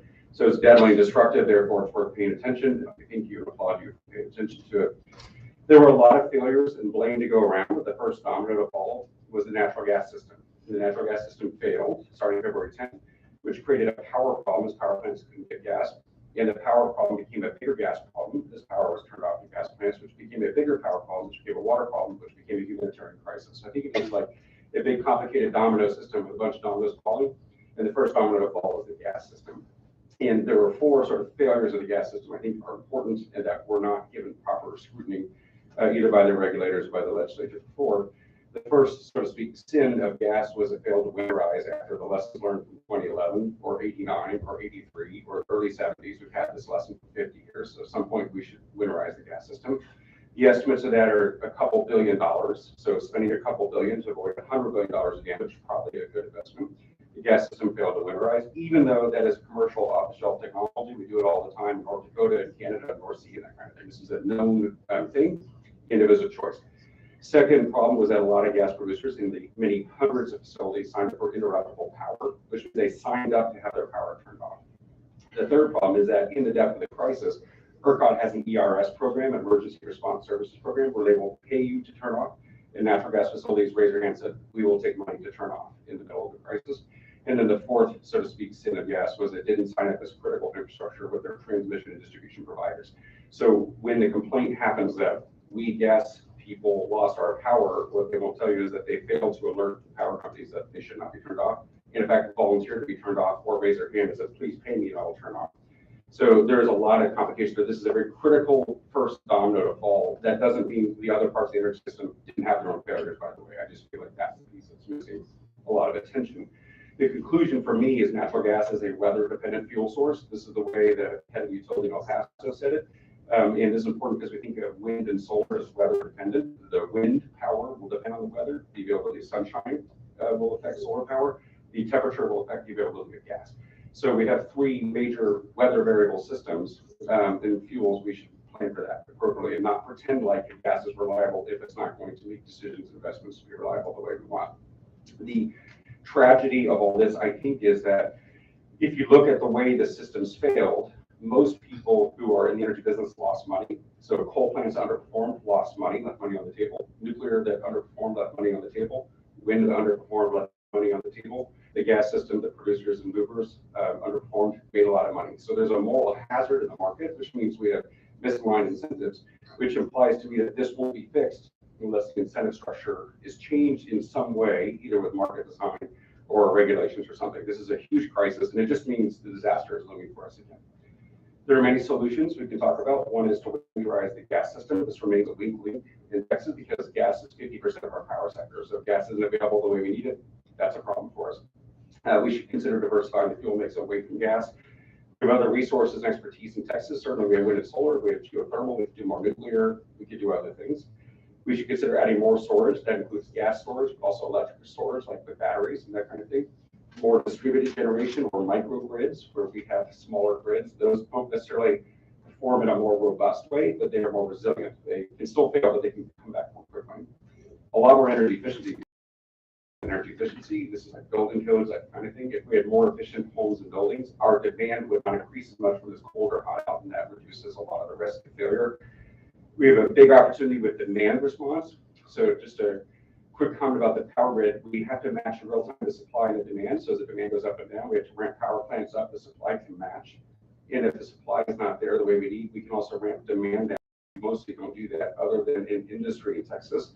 But half our peak demand in Texas is homes for heating or cooling. We could consider turning off pool pumps, water heaters, clothes washers, dryers, that kind of non-critical loads to reduce the demand by like 10 gigawatts, 75 gigawatts. This is a huge opportunity that is a lot cheaper than building a bunch of nukes or gas plants or whatever you want. We don't do that, but we could. The technology exists. And we're doing a study for the state of Texas right now at UT, funded by the State Energy Conservation Office. On this, we'll have results to present to you here today, probably as early as April, but certainly by August, on the opportunity for demand response. And then the last solution that I'll mention, but there are many, is we could consider connecting to the other grids. This is something I talk about a lot. People say, well, Texas will never connect to other states for energy, but we do it for liquefied natural gas, piped gas, crude oil, refined petroleum, this kind of thing. We could do it for electricity. If we connect to the other grids, we could prop them up when they need us, and they could prop us up when we need them. We could also probably get billions to tens of billions of dollars of revenues each year from selling clean wind and solar, helping other states decarbonize. So it's a profitable way to improve reliability and decarbonize the nation. Might be easier for California to get our wind than to build their own, that kind of thing. So aren't there a couple of those projects in the works right now? There's several under discussion and development. There's a lot of rules under consideration. Will this change the way the market's designed in Texas? And for the most part, the Federal Energy Regulatory Commission said those projects are not a problem as long as they're DC or asynchronous, which means that they're not AC grids. So we have alternating current or direct current grids. In the way the technical specs of how the connection is, whether that improves reliability or worsens it, will be a lot of consideration. But generally speaking, the federal regulators said that's good for reliability and they will approve the project without taking over the Texas grid. So there's several under discussion in development, but they've been under discussion development since the 60s. So it might be time for us to pick up the pace. So that's just my overview. Maybe I'll stop there. I know I speak quickly and say a lot of things, but it was a complex failure or cascading failures with a lot of things to go around. And many thanks to you and others who push for additional scrutiny on the power sector. I think the power sector is in a better place today than a year ago because of what you did. And by the way, in 2011, we did nothing after that freeze. So this is a huge step forward. The gas system did not get the same attention or scrutiny. It remains up for us. So maybe I'll stop there. So I do have a question because you mentioned that the gas pipelines and providers didn't have to be considered critical infrastructure. I thought that had changed. Yeah, so I don't understand, but yeah, there's some pressure to like, hey, you really should sign up. Just there's a moral and ethical and even financial benefit to signing up as critical infrastructure. So I think there's more pressure on the gas industry to do that, and they're stepping up to do that. But there was some complaint that the fines for not doing so or opting out were very small, like $150, that kind of thing. So it's not clear that they're really under that kind of pressure right now, the way we anticipate. Now, one change that happened from 2011 to 2021 is the rise of West Texas oil and gas production. It's like the seventh rise. We have boom busts out there, but there's another boom. And so there's a lot of new oil and gas production, a lot of gas production where they didn't fill out the form. They weren't legacy producers necessarily. And so we have a lot more gas production since 2011. This should make us have more gas available, but it didn't work out that way. Any questions? Yep. Thank you for your, Dr. Robert. So you didn't, I think in your whole summary there, you didn't mention ERCOT. And the reason I say is that after the blackout, that was the entity, the group that was responsible for everything. You know, ERCOT was the problem. Governor Abbott said that. The media soon picked up on it. You clearly, you're an energy expert. You kind of laid out the problems. You seem to indicate that the first domino, the key problem, the fatal flaw was not ERCOT at all. Can you help, for someone who's not an energy expert, you know, why was there this focus on ERCOT when they seem to be kind of just the traffic control? Says that ERCOT should be blamed, and the board was fired, and the CEO was fired, and I disagree with that consensus. I think for the most part, ERCOT is blameless. There are two things ERCOT could have, should have done that I told the CEO, Brad Jones, and the former CEO, Bill Magnus. One is ERCOT needs to get better at forecasting demand for electricity. Their forecast was off. Now, to their credit, everybody's forecast was off, but we would expect ERCOT to be better at this than anybody, and their models, because they don't really know exactly what demand will be either. It's got the uncertainty of weather, plus the uncertainty of how we will behave in our homes, whether we'll turn on the heater or add an additional space heater or this kind of thing. And the demand was way off, and that's something that we need ERCOT to do better. The second sort of failure of ERCOT was a failure of emergency preparedness communications. There was almost a sort of stunning silence for ERCOT. People like me and others on social media were saying, the water's going to freeze, grid might break, fill your car with gasoline, charge your phones. But that wasn't happening for ERCOT or TPS or the governor's office. There was no emergency preparedness communications. And I think ERCOT could be better at communications on that. I think they've already gotten a little better. So those are the two main failures of ERCOT. But other than that, ERCOT did what they were designed to do, what they're told to do. They're to operate the market. And if power plants can't engage in the market because they can't get gas or because their equipment broke, that's not ERCOT's fault. They have zero purview over that. They certainly have zero purview over the gas system. So I feel like ERCOT got the blame, was a handy political scapegoat. But for the most part, it's blameless. You could blame PUC, you could blame legislature, you could blame Railroad Commission, you could blame industry, either the power industry or gas industry for failing to invest in reliability. But ERCOT is just the person who manages the marketplace. So just help me, you know, my background is not in energy, not a fossil fuel executive. So you said something in your testimony that this was a choice. So help me understand winterization of your natural gas system. We do it in Canada, Russia, North Dakota, where it's cold, right? We didn't do it here. Why did we not? Why did fossil fuel executives or fossil companies not winterize? The reason I say it's choice is because the technology and know-how exists often within that same company and certainly within the industry for different locations. And so it was a choice not to do it, and it's almost always an economic choice. It's not a nefarious choice. It's not looking to kill anyone or cause environmental harm. But if you're looking at your particular well, for your well, it might cost $10,000 to $80,000 to winterize. So it costs some amount of non-trivial money, and you might not get that money back over the 10-year lifetime or whatever it is of your well. And the well might be 2 years to 40 years, by the way, in lifetime. So there's uncertainty over the future price of gas or oil, the future, like the lifetime of the well, the future weather. And so if you're an executive looking at your well, you might think it costs $10,000 to $80,000. It might freeze 5 days a decade. It's probably not worth it. But then you repeat that decision 100 or 200,000 times in Texas because that's how many wells we have. And so if you add that all up across the state, it ends up being hundreds of millions to billions, depending on how you do the count. And it doesn't look like it adds up. So they just don't do it. It's an economic decision. It's not a nefarious decision. But we have zero regulatory or reliability standards that say thou shalt act in a responsible way. And so they're not forced to do it. Therefore, it's their choice. They choose not to do it. But you go to Canada, where it's cold 4 months of the year, the economic, and every year, then the economics are different, that kind of thing. So it's really an economic choice. And I would say there are other markets where we have reliability standards or safety standards, like food safety, aviation safety, auto safety, elevator safety, where we say if you want to have an elevator, it must be safe if you want to put people. We don't do that with gas. And these are profitable companies. I mean, I'm sure oil and gas does well, right? So I mean, yeah, the cost to winterize like they do elsewhere, would that have kind of sunk their Texas? Yeah, it would not. I mean, I think for the most part, they would have been able to deliver gas and would have had more revenue. So there's an economic rationale for doing it as well. And some companies did invest in winterization and made a lot of money. So I think there's plenty of money to go around for this. Okay. And And it's not like, because I feel like sometimes we look back and we think, well, it just got crazy cold in Texas. That never happens. It happened 10 years earlier. And there was a report put out, a 300-page report that told policymakers and industry leaders that they needed to winterize. So this is something everyone knew was a problem and needed to be fixed. Right, so right. The weather was worse in 2021 than 2011. It was colder for longer across the area. But the idea that gas could freeze, that equipment can break, that water could freeze at power plants, that is well known from the 2011 report incident, but also from the decades before that, the Florida vortex in 2014. There are all sorts of examples. So we just were slow to take action. Okay, so the fossil fuel companies, natural gas industry decided not to winterize, make sure they made a lot of money. They chose to make money over making sure everybody was safe. And that, I guess they're, you know, that's what they do, and you can't expect that. I mean, it seems pretty immoral, but the government, your elected leaders should step in and make sure they do the responsible thing, which you mentioned earlier. We do with food, we do with cars, we do with elevators, right? You can't cut corners because you could hurt people, right? And we saw that you can kill 702 Texans if you cut corners. So my question is, why in this last legislative session did we not do the logical thing, which was mandate that these natural gas providers winterize? I was actually going to ask you the same thing, but I think, and to be clear, like no oil and gas company is trying to kill anybody. Like, sure, about that, right? These are individual economic decisions, and it seems rational at the scale of the well. And maybe as a company, you own dozens to thousands of wells, that kind of thing. So this is an economic decision.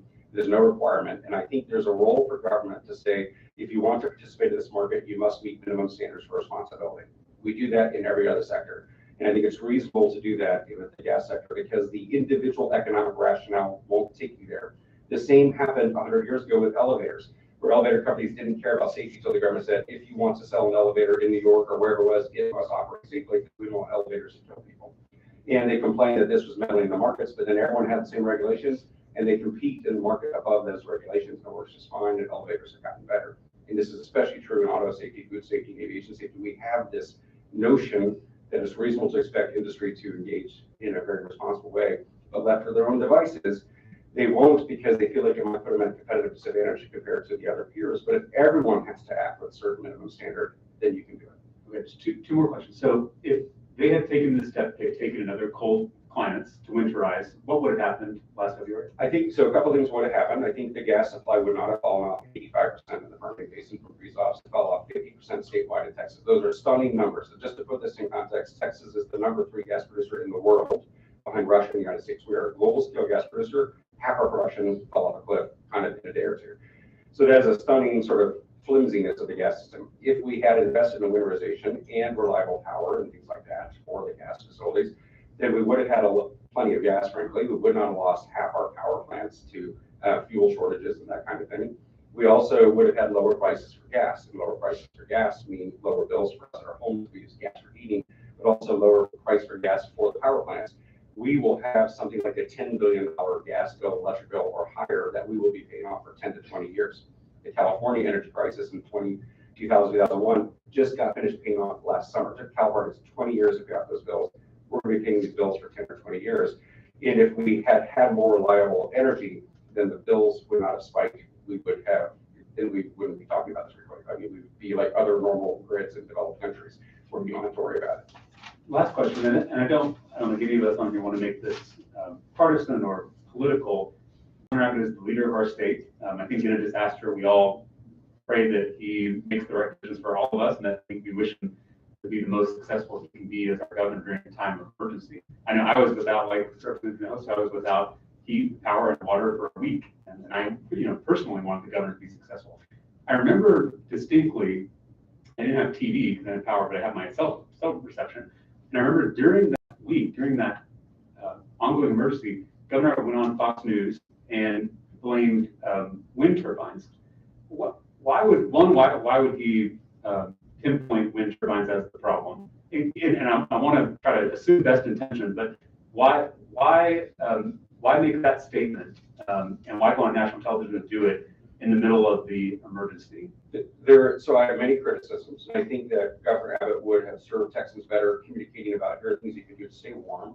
Here are emergency officials in your area. He could have said things before the storm like it's going to be cold. Here are things you can do. I think like cities have told me, If we just had 24 to 48 hour notice, we could have set up warming centers. There's a lot of things you can do with a little advance notice, and we missed that kind of coordination.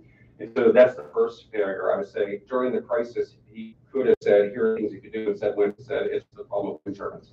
Now, wind turbines underperformed in this storm. Let's be clear about that. Wind turbines should have, could have done more. They performed about the same in 2021 as they did in 2011, despite us having tripled the amount of wind we have. So the wind industry needs to take a hard look at itself and what it can do to be more reliable. But the truth is the first failure and the biggest failure was the gas system and the thermal power plants like coal and nuclear. And so I think going on to Fox News and saying it was the fault of the renewable energy industry or wind turbines was a political narrative that didn't match the facts on the ground. And there were other elements to it, which is also, it's the fault of the Green New Deal, which is a policy that doesn't exist. So some future policy somehow, like the cause of the problem they had, or it was because of out-of-state liberals and this kind of thing, which is funny because out-of-state liberals aren't making any decisions on the state's power grid. In fact, I would say in-state liberals aren't making decisions on the power grid either. And so there was a lot of political narrative there that didn't match the facts on the ground. I think weren't helpful. Meanwhile, people were dying. So in my opinion, I was like, well, that's probably not what we need for the next disaster. We probably need a little more thoughtfulness about that. And I think it fit into this broader narrative that you sort of asked about already with ERCOT, which is, well, gas is fine. It must be the power system. Electricity was the problem. Ignoring, and electricity had problems, ignoring the role of the fuel supply. So it was a political series of statements. It wasn't an emergency communication statement.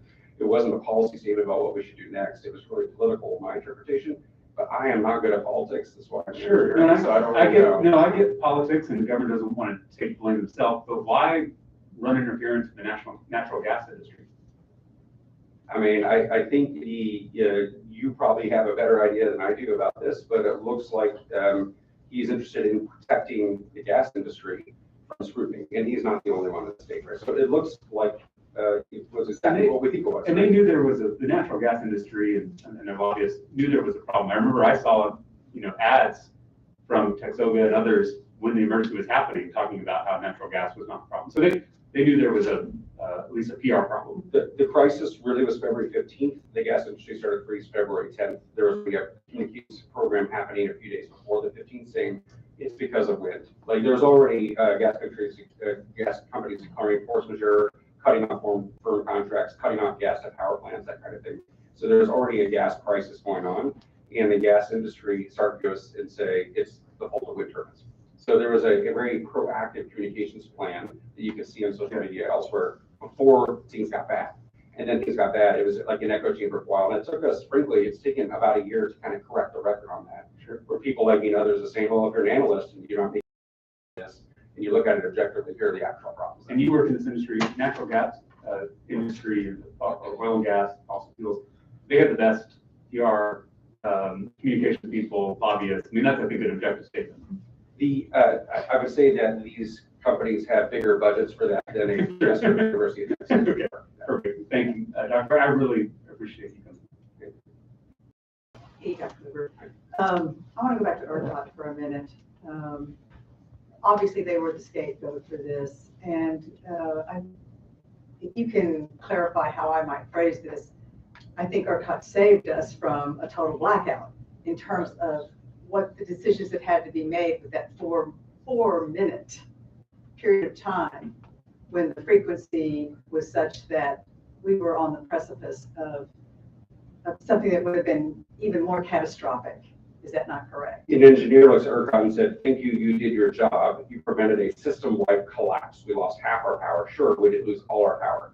And one of the challenges, if you lose all your powers, you have what's called a black start. So one of the surprises for many people is that power plants don't work if the power's not on. It is a bizarre kind of interdependency. Something like 5% of a power plant's output goes to run the power plant itself. They have blowers and pumps and hotel load and the controls and the environmental scrubbers and all sorts of stuff. And so the power's off, the power plant can't work. And if the other power plants aren't on, they can't synchronize. They can't turn on the way you need. So then you have a black start situation, and there aren't that many power plants that work in what's called a black start. Hydroelectric works because gravity works even when it's cold outside or the power's out. So if you have a lot of dams, you can do black start. We don't have many dams in Texas like the Pacific Northwest or the Eastern Ridge or Europe.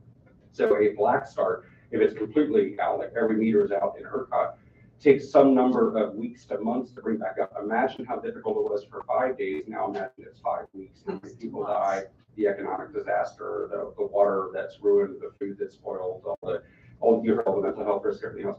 So that's a disaster you want to avoid at all costs. ERCOT did it, and I like to thank them. And in fact, I'm pretty sure Brad Jones, when he became CEO of ERCOT, one of the first things he did was thank the employees, like, hey, you kept the lights on. Now, lights were off for half the people. Let's not trivialize the suffering, but the grid didn't collapse. So I, as an engineer, look at them and say, they did their job. Well, thank you. I mean, I'm not suggesting anything to minimize what actually happened either. But the fact is that they did their job and they prevented what could have been even more disastrous and even more lives lost had they not taken that action. But I also want to go back to one of your criticisms, which is not accurately forecasting.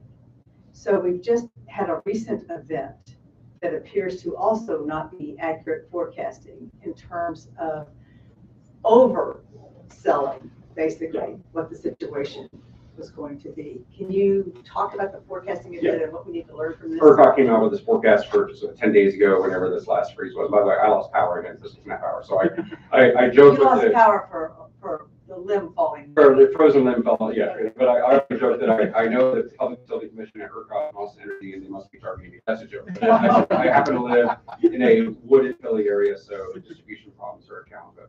When the freeze happened, and the days leading up to the freeze, ERCOT made its forecast. And a lot of us were critical, saying, you've been wrong before, you might want to look at that again. They actually raised their forecast, and then the actual peak demand was much lower than that.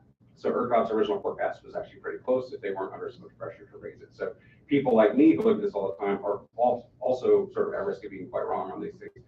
And I think that's part of the challenge, is this is difficult to figure out. And most of it has to do with whether cold weather hits Houston or not, our largest metro area of most people. If Houston doesn't get cold, that affects the total demand of the line.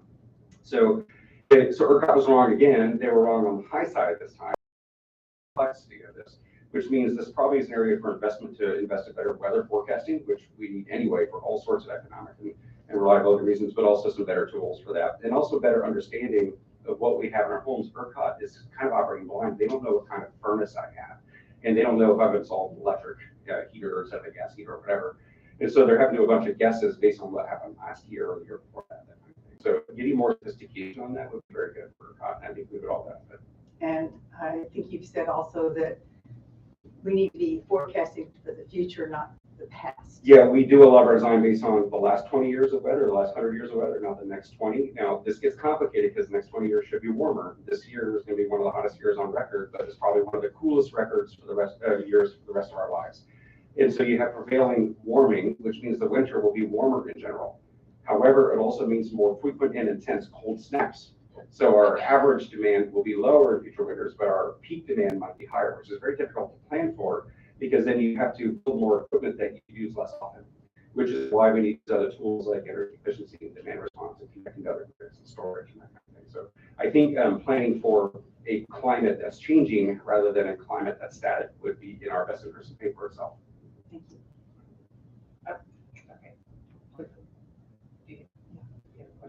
I know I give long answers. I'll try to do it shorter. You know, I'm going back to my, hello, Dr. Weber, how are you? I'm going back to my calendar because I remember, so you and I were on a Zoom February 12th. I'm checking my memory up. Okay, my good, calendar. all right. And you said, we were talking, I don't know what we were talking about, but you mentioned, you know, I'm concerned about our grid because we're about to be hit with this storm, and during winter, many of our power plants are doing maintenance and are down for maintenance. And so I have concern about our grid. And I remember walking away from that Zoom thinking, that's curious. My wife said that, yeah. But I say this to drive home the point that this was predictable. And that here you were in your home office during COVID, just having a conversation with a policymaker about something else, and you mentioned it as an aside. And if we had been able to give that kind of notice to our communities and they could have prepared, I had one, a woman a few weeks ago from a community group that really helped neighbors during the storm say, look, I don't trust you all to keep my lights on. I just need better communication. So I know when our people have to go out and help each other, and we're prepared, which is a terrible statement, but it goes to your point of communication. I want to ask you about microgrids. Okay. You mentioned quickly microgrids and Can you explain what that is and how that might give Texans the independence to keep ourselves secure during potential grid problems? Yes, great. First of all, I would like to say that I was very prescient to see the storm come. I think a lot of people saw it, so I think that was a pretty conventional view for people who study energy for a living. So not a standard like person on the street view, but for people who study energy, we saw the storm coming and we're nervous. And in my family, like, we took certain actions to prepare for it. They still weren't enough, but we were better off than some people. So I would say that microgrids, it should play to the self-reliance ethic of Texans, which is I can be independent, I can be off the grid or connected to the grid when I want it. But then I have my own systems there, which could be solar plus batteries, it could be solar plus a gas generator, it could be a diesel generator. There are a lot of things you can do to make your little smaller grid isolated, which could be at the scale of your home. If you have what's called an islanding switch, you could turn off your disconnect from the grid and your home becomes like an island with your solar panels and batteries. It could be at the scale. Do we have to do this right now? Yes, University of Texas is the largest microgrid in the world at 100 megawatt peak demand. So University of Texas, with these erupt, just isolates from the state and everyone else, and that UT was fine during the storm a year ago.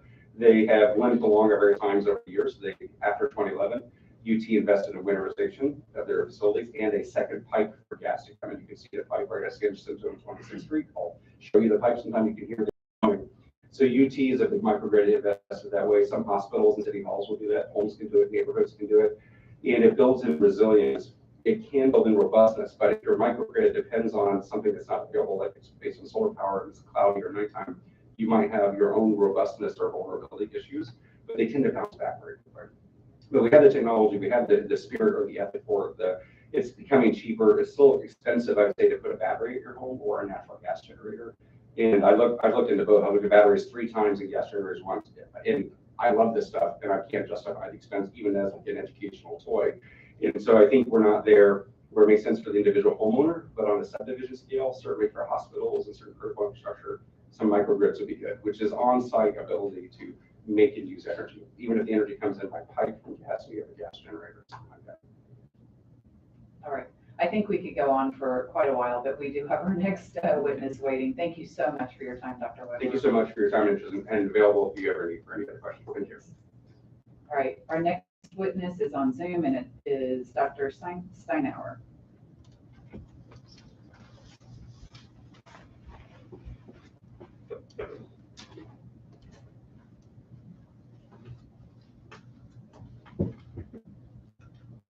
Good morning.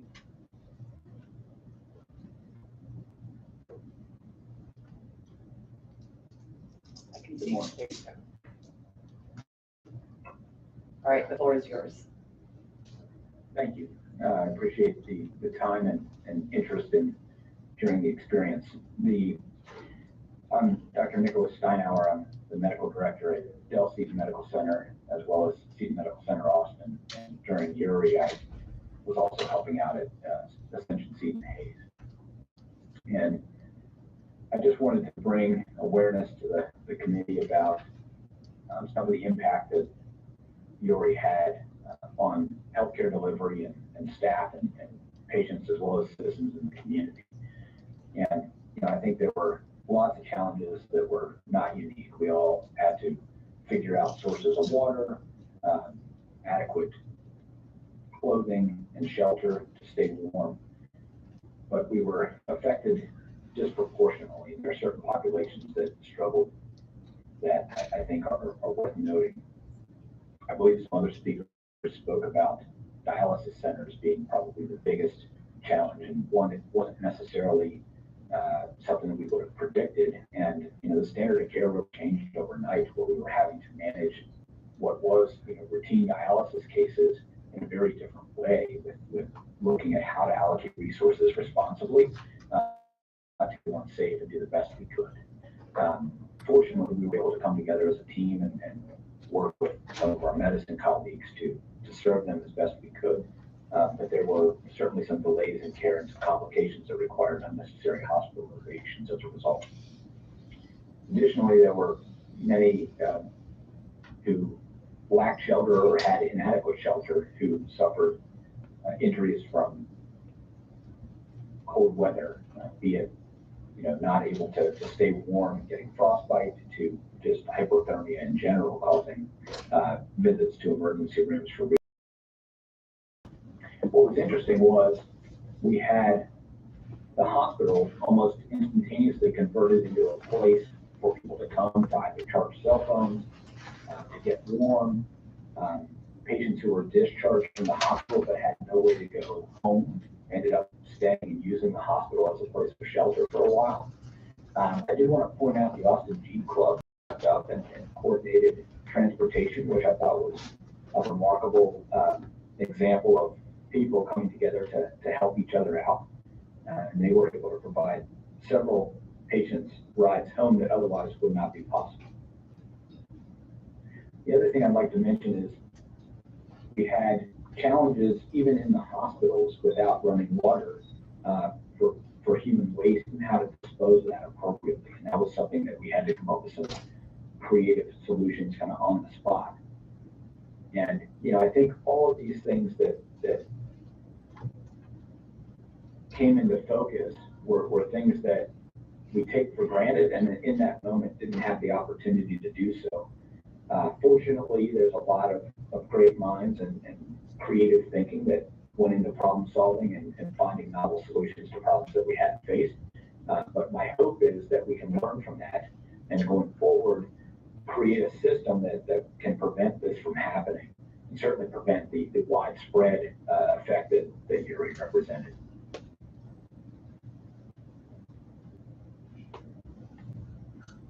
Thank you for that. I actually had a friend who was in a hospital because of brain cancer, and the issue of the waste was brought to my attention then. So sounds like y'all use some outside the box thinking and problem solving. So any lessons learned that you think we could at the state level help in a future situation like this? Yeah, I think, coordination of care and recognition of real-time resources. We had staff who were sleeping in the hospitals. We had specialists who struggled to get in, and we had to use, internists to help out cover patients in the emergency department as a very specific example. So I think having a system where we recognize what resources are available and how we can potentially redistribute those in real time would be helpful. If there's a system, I mentioned Jeep Club, but if there's a way that we could look at what vehicles and transportation modes do we have at our disposal that we could, repurpose to provide staff to those critical areas. Obviously my bias, healthcare being one of those critical areas, but there are others. And I think we could use examples there as well. And lastly, I think it's how do we get in contact and make sure that we're caring for the most vulnerable, the elderly and the patients who are experiencing homelessness, being the ones that are probably the hardest to ensure their welfare, but having a regional or statewide system to go out in the community and check on some of these folks if we know their whereabouts would be something that would provide benefit in extreme weather conditions. So the Jeep Club, how did that come about? Do you know? Yeah, actually there was a doctor who knew somebody who happened to be in the club and to them casually about, man, we have these patients who are ready to go home, but they can't get picked up or they can't drive home. And that person was like, well, could we pick them up and take them? And, they thought about it and they talked about, with risk management, like, is this okay? And given the circumstances, felt that was appropriate. So there were several who came to the hospital and took patients discharged ready to go home and were able to safely take them back to their house so they could be at home and not have to spend time in the hallways of the hospital. You're the second doctor to bring up transportation, so we'll put that on our list of things to think about for the next time. You have a question? Sure. Yeah, thank you so much for being here. I come from an education background, so I know the ways in which our our schools have really been left holding the bag both during COVID and during the blackout. I know it's even more true for the healthcare profession. So I wanted to ask you, I mean, in these multiple crises that we face, our state government in particular has really advocated its role in protecting our constituents and have really left frontline workers in our schools and in our hospitals to pick up the slack. And so I wanted to ask you about morale, given not just the blackout, but also the pandemic. How is morale where you're at, and what are you're hearing from practitioners in our healthcare field? I would say, fairly morale is low.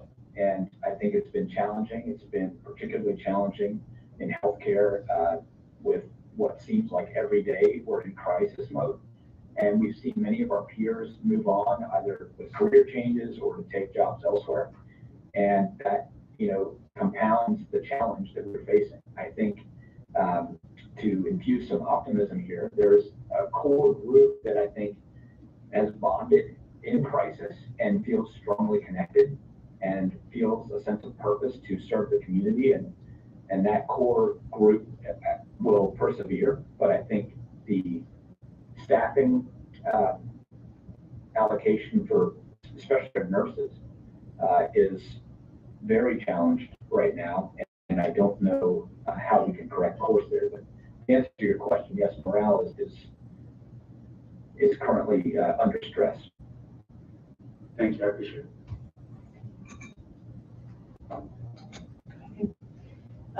Thank you for being here. Typically, though, there is disaster preparedness, correct? I mean, the city and the health providers coordinate the potential for a disaster. Is that not correct? That's very correct. There's the CAT-RAC. It's a regional organization that is beyond just one particular health system to coordinate care. And we do simulations regularly. Typically, it's mass casualty or it's some sort of environmental disaster. This real life scenario was not one that we prepared for. I don't have any knowledge of a scenario where we envisioned dialysis centers being non-functional. So yeah, to answer your question, yes, I think we could probably make that program more robust and do some additional sims, and certainly we could rerun this sim and see how we could have potentially done better. Yeah, I think it's just important to keep in mind that absolutely we are preparing for disasters. We've already been doing that. We have done that for years and years as part of just standard operating procedure, but this was nothing that anybody could have ever anticipated happening, and it was preventable. And so what we're talking about, how do we address something that's preventable so that we do not have this happen again? Because the disasters that are not under our control are still going to be happening. That's still going to happen, unfortunately, and we're still going to have to address that. But this is a real outlier that was not anticipated in any of the preparations I assume that y'all had done. That's correct. Yeah, thank you. Building off of Representative Howard's question, is there any move within the healthcare sector to incorporate within this planning the impacts of climate change going forward? Because I mean, obviously this is not the first climate disaster in Texas, nor will it be the last, and most likely they're going to get worse and will impact every part of our state. And so I'm curious if that's if you've been a part of those discussions, or if there are discussions happening among healthcare professionals on how to incorporate climate science in our disaster planning. Yeah, there are. I think recognizing that we'll have extremes of weather and how to prepare for those is a big piece of it. Here in Central Texas, a lot of it is particularly around hurricane and evacuations and absorbing displaced people, families, and patients as well, and how to use the resources we have available to care for them appropriately and provide the resources they need. So that's definitely part of the discussion. That's a lot. We're seeing more frequently those type of scenarios versus any other. So yes, it's definitely part of the thought, and will increasingly be so going forward. I appreciate that, and I think we should also recognize that climate scientists tell us that pandemics will become more frequent as climate changes. Well, on that happy note, just wanted to follow up on Representative Talarico's earlier comments on morale. Is there something that we could do to potentially help with morale? Yeah, it's a great question. I know, early on in the pandemic, we had, recognition and people out cheering as shift changes happened. That's kind of gone to the wayside. We've had, folks come in and say thank you in unique and personalized ways, and that's largely kind of just become background at this point. I think, what we try to do is recognize the good work that's being done by the folks who are here all the time. And I don't know at the state level what can be done to do that. I think it's more of a local effort and a recognition and appreciation for the people who continue doing this tireless and sometimes thankless work. So I think just some heartfelt, personalized appreciation would be best. I don't know that there's maybe I'll leave it to you guys to think if there's a uniform way to do that across the state. Representative Howard. Well, there is actually, there are a few things that we have tried to do and can do and need to do a better job at. You mentioned nursing in particular, which of course is a huge part of the staffing issue that we're facing as a result of COVID, but also exacerbated by all these other things too, like the storm. And the fact is that we've been working for years on workplace violence, and physicians, of course, especially emergency room physicians, also have a high rate of violence against them in the workplace. Nurses as a whole, so this is one of the biggest issues in terms of recruitment and retention, is a safe workplace. And both the physical and verbal violence have only increased in recent times. And we as a legislature have been incrementally working toward addressing that, and had finally gotten to a point this last session where we had all the stakeholders involved, including the Hospital Association, behind our efforts to strengthen what was going on at the hospital level in terms of creating a safer workplace. And unfortunately, we couldn't get that through, even though we had all the stakeholders on and bipartisan support. So that's only one thing, but there are some things that we should be able to do at this level to address some of the issues that are impacting the workforce shortage. And that's just one of the ways I just wanted to bring that up, since that's something that we are currently working on. Thank you. Dr. Steinauer, thank you for your time this morning. Happy to be here. Appreciate all the work you all are doing. All right, our next witness is Bexar County Judge Nelson Wolf, and he will be on Zoom.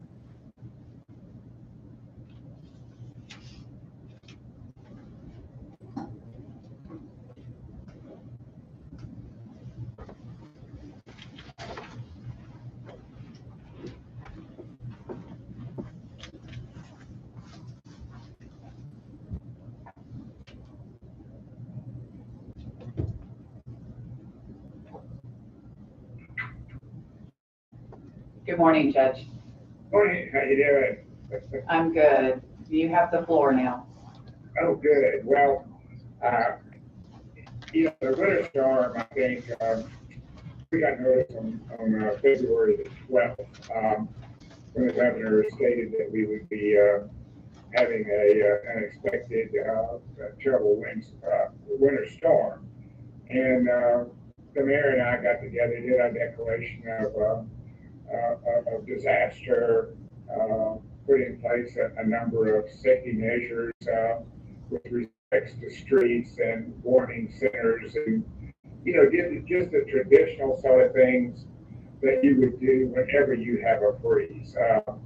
And so that went about in a typical, effective manner, which what we were used to responding to. Of course, this one was beyond just the typical winter storm. It affected city public service and San Antonio water system here. And previously, I've served, when I was mayor, served on the CPS board and served as a private citizen for some 4 years, some 9 years I spent on there. So somewhat familiar with CPS and of course served on the board of Stalls in the past also. But from the county perspective, we did not have any authority over those two entities. But we saw a lot of weaknesses and we tried to put our 2 cents in. I wrote the governor a letter on February 19th. This was back up in 1999. We had an integrated utility system that prices were set, rates were set by public officials, and it integrated. And then in 1999, they split it up into 3 entities and deregulated everything. Now you would think some 10 years previous to this, when we went through a terrible storm and had some of the same things and nothing happened, you would think that there would be some effort to change things. But it wasn't. So we ended up with the storm, and I felt that we should go back to the integrated system that we had and also tie ourselves to the federal power system too. Now, I'm not that familiar with some of the bills that have been passed through the legislature, but I do know that that I still think we're not prepared for it. I believe you can just figure with the way climate change is going, not arguing about causing it, whether it's humans or other factors, that we're going to continue to see that. We're going to continue to see some major storms. I think over 5 or 10 years here. And I'm not sure even today with the deregulated system that we're prepared for it. This last little freeze we had was nothing. It was about 10%. So I think there's 2 or 3 different issues that you need to consider. One, I have never understood how the Public Utility Commission could allow $9,000 per kilowatt hour when the average was 50. That doesn't make any sense to me. It seems like the largest illegal wealth transfer in the history of Texas, with billions and billions of dollars went to private companies. Our own CPS had to pay up something like $418 million in additional charges, and we're still in litigation over $587 million in illegal charges we bill. I'm not sure what legislation you've done to correct any future endeavor of that, but to me, that was the greatest robbery that's ever occurred in the state of Texas.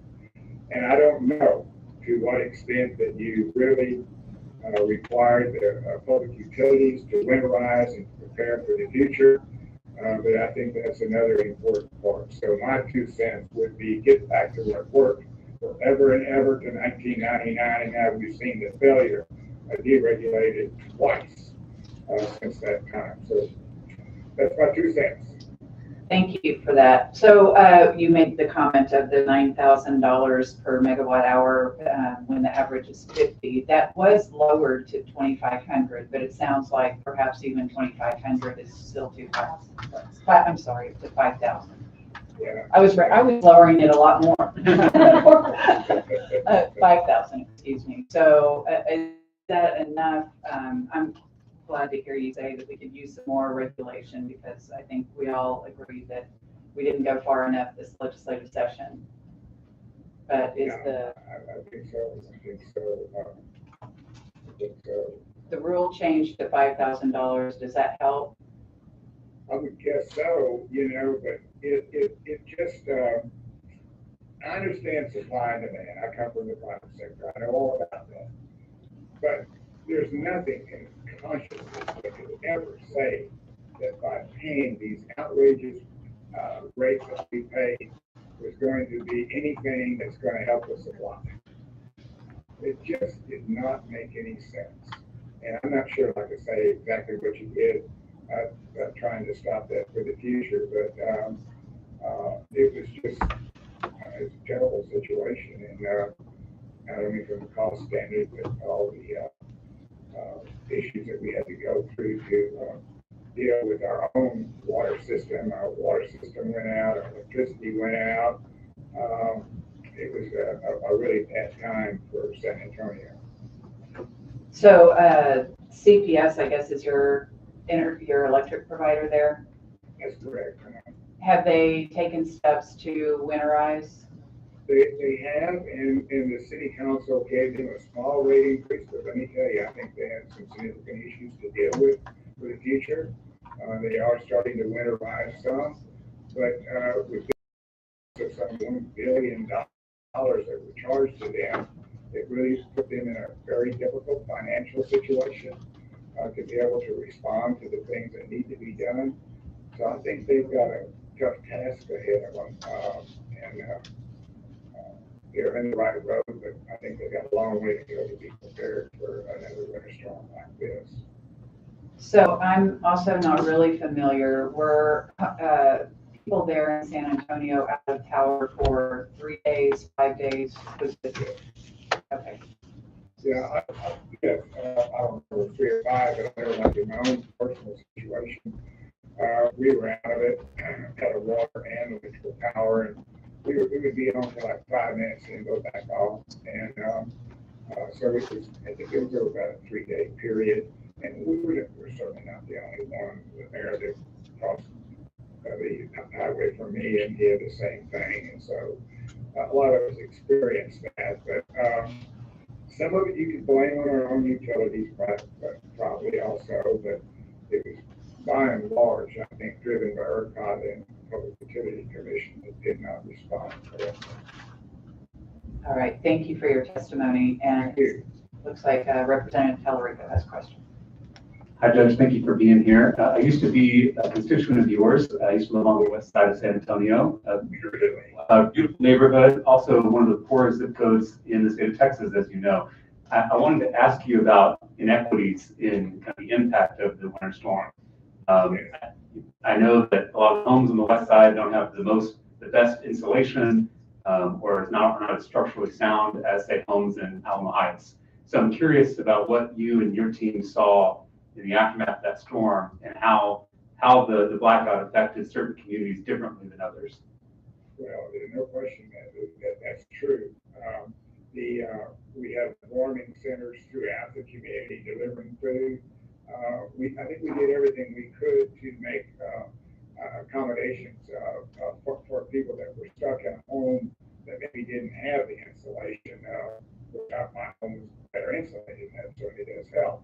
So yeah, there was a lot of outpouring of that. I think we ended up doing something like $5 million from the county just for repairs on plumbing that blew up because your water was cut off. I know I had a big leak in mine also at home that we had to report as a fix. So we did try to step in and sustain some of those that were going through a very difficult time, as well as trying to help them financially afterwards, particularly in those where they had so many pipes that burst and caused a lot of expense for them.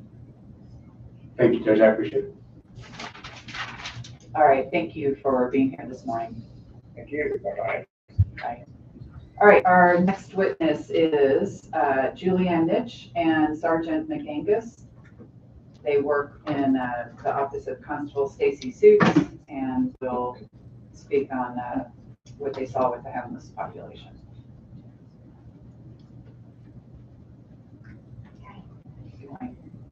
Thank you all so much for having me. So I'm the community liaison for Travis County, the unhoused community. I work specifically with them in a multitude of different areas. And I know that we've heard a lot today about what housed people went through, what business owners went through, people in the medical profession, people that are sick.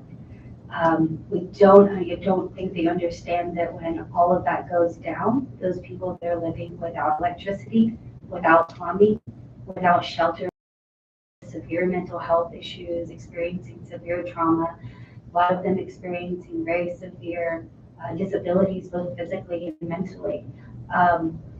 The people that were experiencing those things that didn't have any of those issues, or we couldn't help them. That was the most difficult thing that I need to express to you. I had a young disabled girl, a mom with 2 young teenagers, dogs, a teacup Yorkie, a 2-year-old, a 5-year-old, another mother, and another father out at my house, trying to keep my cats separate and the teacup Yorkie and the dogs and the toddlers, and keeping preteens happy. It was a very difficult situation for me, and it meant that I couldn't do my job. And when I can't do my job, people go hungry. People don't get their medicine, people don't get connected to our CHIPS units or community health paramedics. People didn't get water, and people got frostbite. People got very, very ill. We were not prepared. We did not have the warming shelters because those people that have the opportunities and have cars, have the privilege to actually be able to move about, they were in warming shelters. There was no one to help our people. So beyond, and we could have a whole nother summit on poverty in this state and the way that we treat people that are ill, both physically and mentally, that's a whole nother issue. But before we even talk about, and our sergeant's going to talk about the direct impact of those people that were living on the streets, those people that have lost limbs, because that's what happened. He'll tell you more about that. But I need to talk for a minute about like the systemic issues that this caused to our severely impoverished population. There are people that are living without anything. And what happened is it took the workers, the providers, we couldn't do our jobs because we couldn't take care of ourselves. And that is something, it's hard enough to do this work and to see how people are forced to live, but then to have like the very most basic things, water and electricity taken away from you, and then you have to go out in the community. I think, Donna, I think we were out in your area, Stacy and I brought the big gallons. We were giving out water to other, like, it wasn't right and it wasn't fair that I was taken away from the community that needed me most because I had to go take care of people that already have shelter, already have plumbing, already have health care, and are doing pretty damn good. But I had to go help them. And I couldn't help my people because I had to help my friends because they didn't have anywhere to go. Their kids were freezing and crying. So I had to take people's animals and my own friends, my own family in, and I couldn't do my job. And that needs to be said.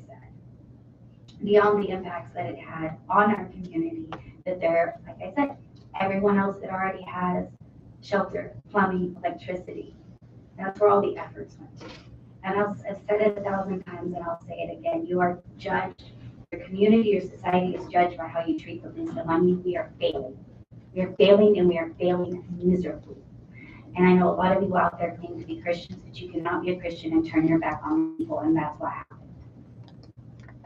They had us taken away from them so that we could help our people that were better, more able to survive, and our people didn't. But I'd be happy to answer any questions in regards to what we did directly. But I would say the biggest impact would have been that the few providers that we have, and sometimes in Travis County, there's one CHIPS unit for the entire county. That's it. We're stretched very thin. And what little bit that we were able to do, it was taken away from us because we were trying to help our families, our friends, and ourselves survive. I do have a question.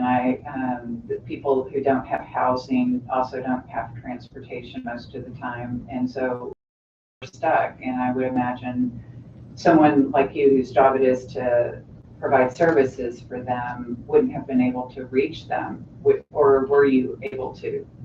I've actually never driven on ice, so I was not allowed to drive my county vehicle because I never attempted to do that. That's my own feeling. Fully understand. He's going to teach me how to drive on ice. We've already got a plan. We're going to the burgers and that. Like I couldn't get to them, but also they couldn't get to us because we had buses that weren't running. We need to have a transportation plan already in place, and it can't be some plan where you say you need to go and find what bus will get you here, and then find the transfer that will get you here, and then we hope we'll ship you out somewhere. I don't want this to be Travis County specific, but that's what we continue to do. We house maybe 200 individuals because we don't have that in place.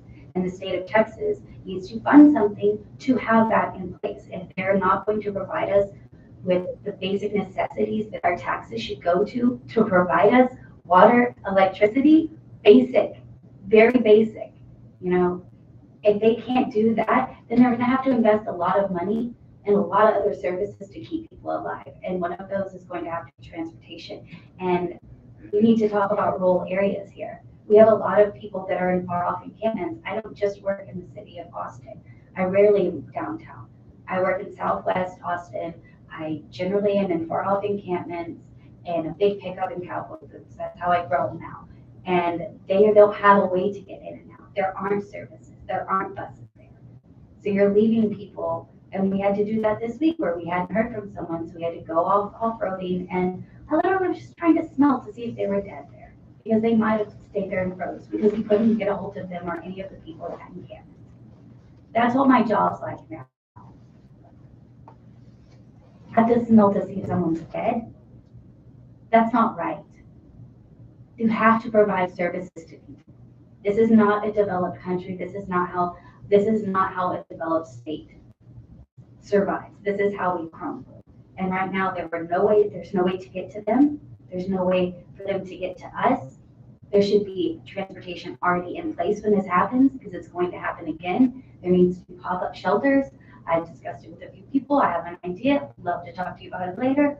But what we're doing now isn't working. And again, if I can't take care of myself and my people, then I can't do my job. And I think that's something you're going to hear all day, is that I couldn't take care of my family, so I couldn't take care of my community. If my job is to take care of the community and I can't take care of my people in my house, then how am I supposed to go do my job? And I mean, my God, it's electricity. It's really basic. So I just have one other question with, because you're out there on the ground and you see what's happening. There's been a lot of attention on the population who aren't housed and trying to find resources.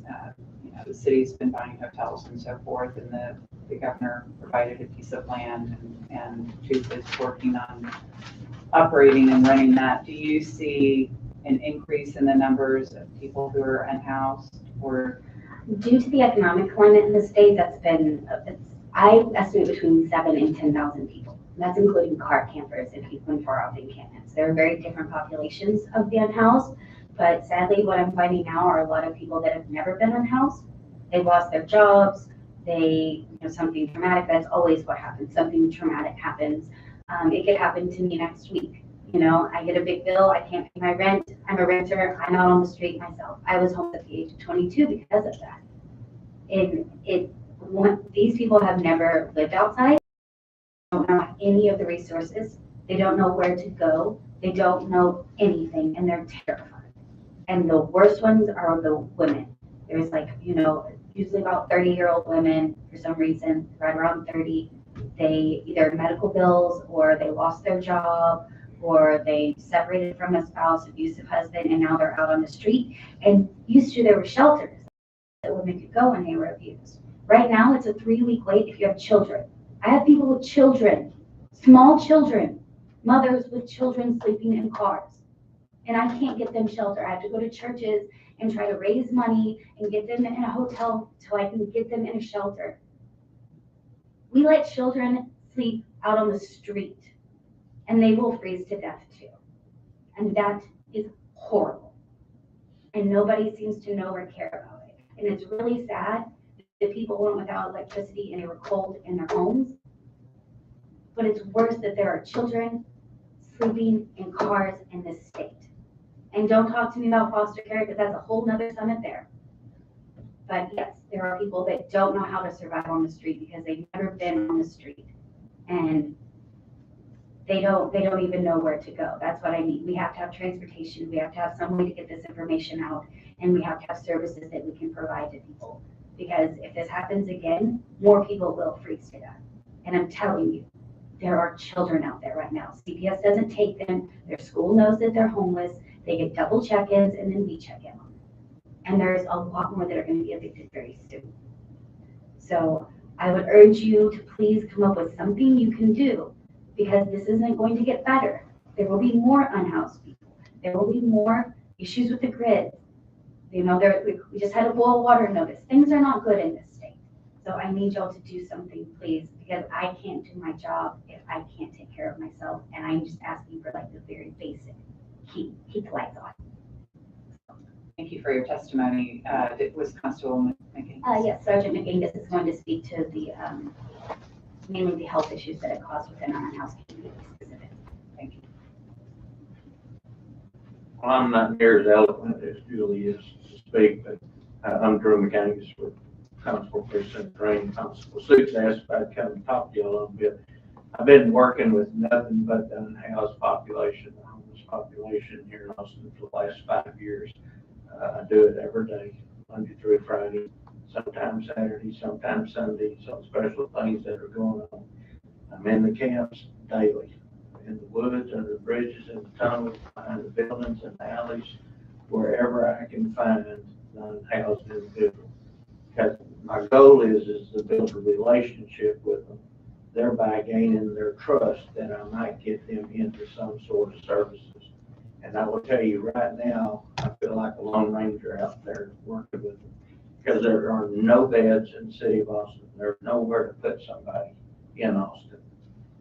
We hear all of this talk about buying hotels and all. So far, 2 hotels, they've housed under 200 people at about $8 million a hotel.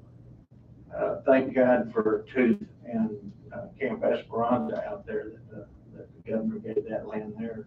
At least we have somewhere about 150 to 170 there, but I can't get anybody in there because they're overloaded. Plus they're under construction, so they've got half those people in motels, hotels right now. So in Austin, when Julie or I go out and we find somebody that's critical, it becomes absolutely a nightmare. I like to tell people that the impossible takes a little longer. The emergency we can do today, and we've such good relationships with all the different service agencies and all the providers, EMS, APD, the sheriff's office. I get calls from them constantly asking for help to locate an individual, or maybe it's a victim, maybe it's a witness, stuff like that. And so I personally, I keep a master list. I've got close to 2,000 names on that of individuals that I personally have come in contact with and helped.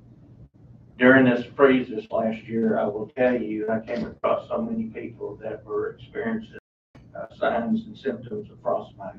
One young man in particular, I won't use his name, was in a camp out off Slaughter 35 area. Young black male, I've known him for several years, worked with him. I kind of look at him as a son. He went to Bowie High School, same time my youngest son was in there. And so it's just that relationship, and I just try to constantly keep track of him, and I lost him for a couple of months. He has a drug problem, and so when he starts dealing with that, his mental illness gets out of balance. And let me tell you, it's not just really a homeless issue that we're facing here. We're dealing with a drug problem and a mental health problem, and the lack of services to address either or. And I will tell you this, I find, and I ask every single person when I first meet them, what got you on the street? Why are you out here? And they will generally tell me it stems from the breakdown of the family unit. When mom and daddy divorce, when somebody gets evicted, when everybody goes their separate way, they no longer have their inherent support group, and so they find like-minded people. And so the first thing I try to do is instill hope, talk to them. I never promise them anything other than I will try to help you. This young man I'm going to tell you about, he's in a camp over off of Slaughter, actually Slaughter and Cove. There's a campsite there. One day I had seen him for about 3-4 weeks. Freeze came in. I was out on the street every day during the ice. I drive a 4x4, constable suits, and Drew, if you can, I need you out there. I was out there hours and hours, way more than working hours. When I could, I would go pick Julie up, and the two of us would go. We were also feeding. I was feeding between 100 and 150 people a day through the EAT initiative with the city of Austin, taking out 20 pounds of products, food and water to each individual. Every morning, I'd load up 2,000 pounds, run it out, deliver it, go back and get more. And we did that for, I think, 13, 14 months, every day, as we went in there and we were meeting everybody. This young man, I go into that campsite, hadn't seen him. I see him, he's over there on the ground, sitting on the ground, and I called out to him. I'm going to give you his name, but I called out to him. I said, hey, come over, truck, we got some food for you all.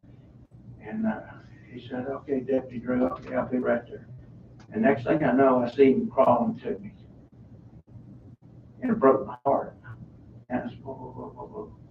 And I went over there, and I'm going to tell you what, his feet had turned black. to the point that he could no longer walk. And so I instantly got on the phone. I called one of the community health paramedics, told them what we're doing. They were able to get hold of one of the doctors for community care. Nobody could get to us. They said, Drew, would you do this? Take some pictures. Let's stay with me. And next thing I'm doing is FaceTime, and I'm an on-timer. I don't understand how to do that, but they walk me through it. And I'm showing pictures of this guy's foot. Now, let me just tell you the size of your stomach. The smell does even worse. But then the human relationship and the empathy will overwhelm you. I've been in police work since 1978. Off and on I've been around, but I've seen some things that nobody should ever see. This poor man could no longer walk. Therefore, guess what happens? He couldn't get food. He couldn't defend his campsite. Those who wanted came and took what they wanted, and he was left there. Somebody finally got him a broken wheelchair, and he was able to sit in that chair and wrap up with an old piece of tarp. That was his living conditions right here in South Austin. That's what he dealt with through the entire ice storm until we got there. Eventually, community care was able to make arrangements. They got him hauled in to an ER. We got an ambulance out to me. Got him loaded, got him to the ER. Then they put him into like a nursing home so he could recover. I saw him about a month ago. He still has trouble walking because of the injuries that he experienced through that freeze. I'll tell you another gentleman. He's 57, 58 years old. He lives right over there on Mopac, just north of William Canyon. He's in a hidden camp. It's a great camp. You go in there, it's like Robinson Crusoe. It's unbelievable how this camp is. I found him at the corner of William Canyon and Mopac about 5 days into the freeze last year. He was leaning up against a tree and he couldn't move. He was just stuck. I pulled up, check on him, and he starts crying. He said, Deputy Drew, I've been praying for you. I need you. I said, oh my gosh. I get out and I was able to back my truck up, lower the tailgate, and I helped him get to the tailgate to set him down. His feet, just as black as could be, frostbite. I was able to get it, community health paramedic to come in. They looked at it, it's unbelievable. He, just the other day, and it was written in the paper, I guess whenever that paper came out, Sunday or something, they talked about this gentleman. He still can't hardly walk. His feet are terrible. We try to take out socks and shoes every chance we get to try to help him with this situation. These are individual stories, but let me explain something. There are so many that I don't have time to share with you, the people that are doing it. Julie hit on something really important. You know, our people, and we call them our people because basically we've adopted them, they become our family. I tell you what, they struggle every day. The women, they become objects on the street. I hate to say that, but that's just what happens. And they have to find a guy that they're going to call as a boyfriend or husband as her protector, which means it gives him right to do anything he wants to with her. Anything. And your mind can wonder. It breaks my heart when I find women on the street of all things. There are men out there on the street who are sexually abused, who are physically assaulted as well. We have battles over whose drugs is whose. Every day we're dealing with people with heroin, with meth, with K2, of course. You just have it all out there. Fentanyl, oh my gosh. We just had 3 or 4 here recently OD on a drug laced with it. It's become a way of life. People become institutionalized within the homeless community, just like we know of institutionalized someone being in prison. That's what happens with the homeless population. They don't know how to operate on the outside. I've been lucky over the years to be able to help be a little part of getting somebody housed, whether it's record rehousing or permanent supportive rehousing. It's not uncommon at all. After a month or 2, those people will be right back at the same camp. And I'll ask them, why are you out here? They say, oh, we can't take it. They put us in an apartment. We have no money to pay any bills. We can't watch TV. We can't phone number. We can't do anything. We don't have anybody to talk to. Our community, our families back out here on the street, we don't know how to do what we do. We don't know how to live again in regular society, if there is such a thing. So they go back to the street. And one of them tell me, now, Drew, I came back because it was too quiet. I couldn't sleep, it was too quiet. I don't know if y'all have ever been in homeless camps. I know several of you. They're as noisy as heck. That road traffic, you can't hardly talk to each other standing there. But it becomes a way of life. During the freeze, we did the best we could. We got water out. We passed out water to some of y'all even to get to your constituents. There's a drastic need.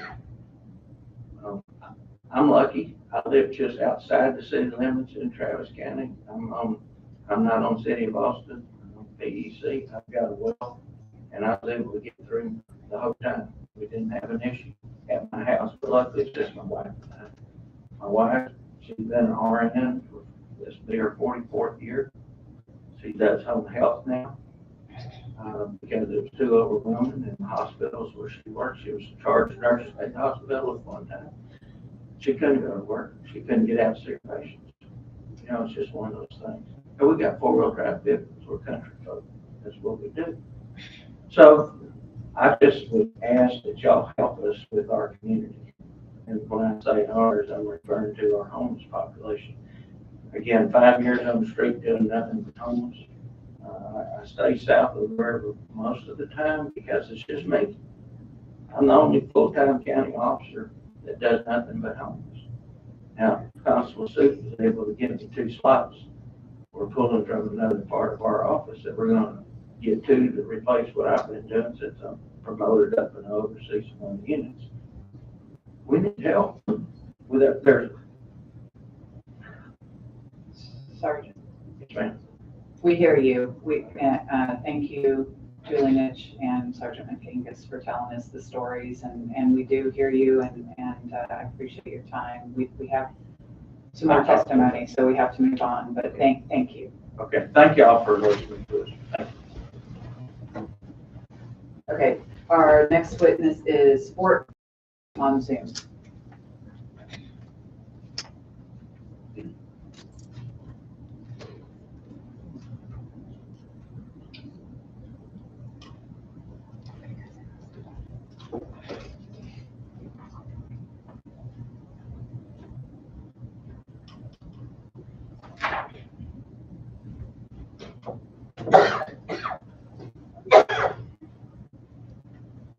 Good afternoon. You have the floor.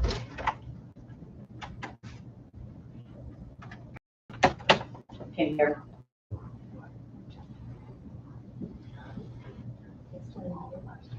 You could hear me? Okay, we can hear you. Thank you.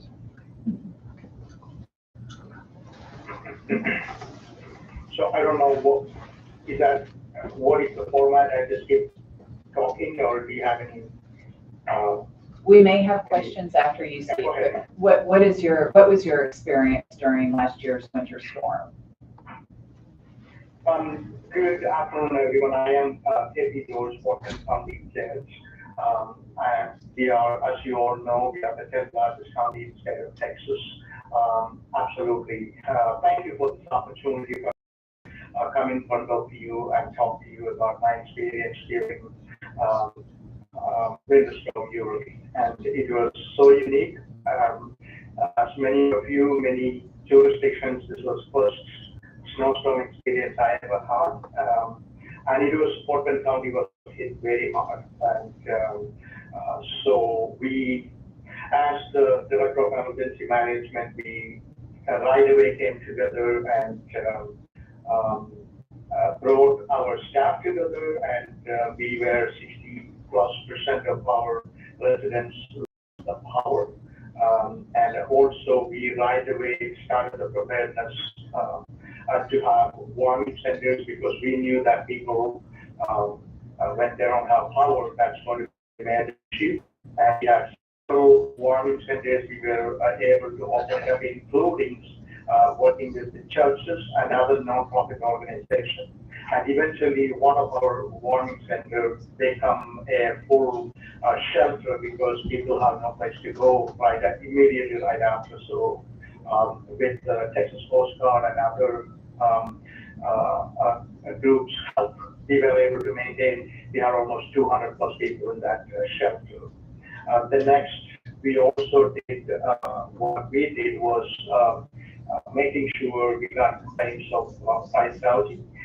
We wanted to make sure our citizens were struggling, but we want to make sure they're not taken advantage of during this hard time. So we set up a hotline and also an email hotline, pretty much email.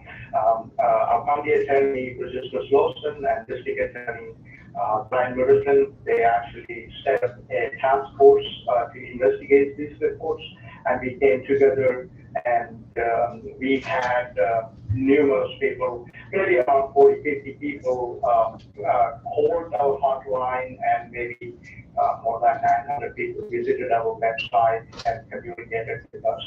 And we responded to it right away. The county investigators visited these businesses, but interesting, one of their visits or conversations with the businesses and these issues where we were able to resolve. It was not continued after that, but I just wanted to say it was quite an experience when we have some of the largest damages in the States, and even still today, people are struggling. I personally was hit, and my house was flooded, and I almost finished fixing the house. You know, that's not a point of discussion, but I just wanted to say, along with our citizens, we were hard hit. And also, according to some of the insurance organizations, corporate counties, we never had claims of this magnitude coming out of Portland County. And so we have huge number of homes got damaged, and that we have reports of even today, some of those people are struggling to get back to normal. And I will stop there if you have any questions. Sure. And once again, this is an opportunity to, I really appreciate the opportunity to come in front of you all and share my experience during Winter Storm Uri.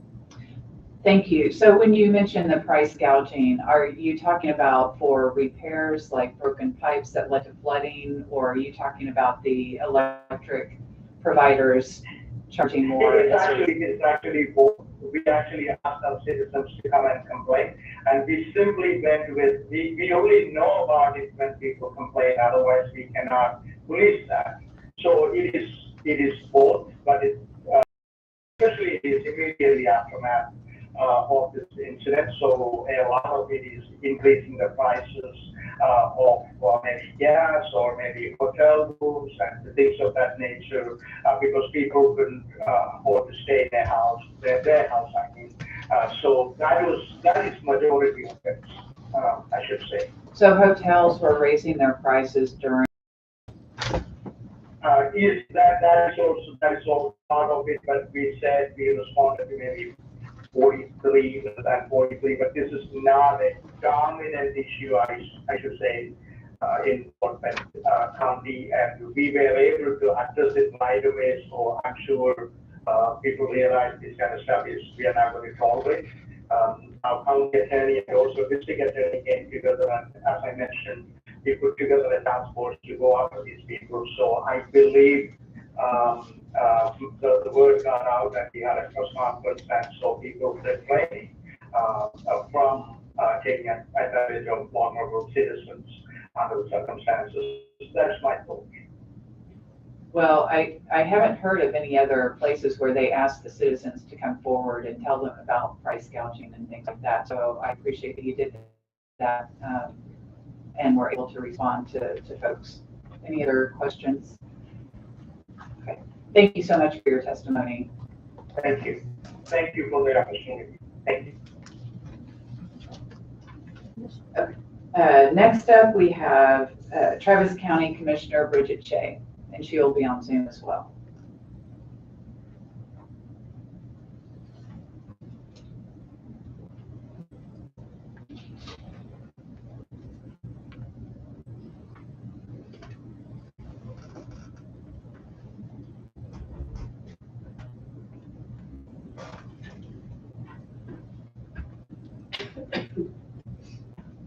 Good afternoon. And of course, Commissioner Shea is one of the reasons that we're having this summit today. So thank you for joining us, and we look forward to hearing what you have to say. Thank you so much, Representative Goodwin. And I really want to acknowledge your leadership and that of your Central Texas delegation colleagues, all of whom are Democrats, in trying to really get to the bottom of how serious the impact was from this grid failure and the storm. And I don't want to make this partisan, but there are no Republicans who are actively engaged in trying to get the truth about how many people actually died. And I would contrast that with what happened with the Benghazi issue. 4 Americans died there, and that was tragic. But there were 10 investigations that went on over 4 years. 4 of them led by Democratic-led committees. But I don't see any of the Republican leadership even indicating that they want any more information on it. So to me, this looks like the direction to the state health department to gather the numbers and issue a report and close the book and then shelve it as quick as possible is an effort to really sweep this tragedy under the rug. And it does an enormous disservice and disrespect to people who died and their families and loved ones. We've got a couple of data points just to kind of reinforce what your WHO, World Health Organization data expert testified on, Dr. Kerlinski. I just want to applaud you for bringing him to the hearing to give us I think a truer picture of what actually happened. The methodology that he talked about, which is commonly used in disasters and is a widely recognized methodology of documenting excess death. What's the number of people who died in Texas during that grid failure from the ice storm and from human failure to better prepare our utility infrastructure? And 814 people. The state has closed the book and they're like, nothing to see here, move along everybody. They say 246. I'm inclined to trust the number that's used by the medical community and the scientific community with every other disaster. When they say the truer number for Texas is 814.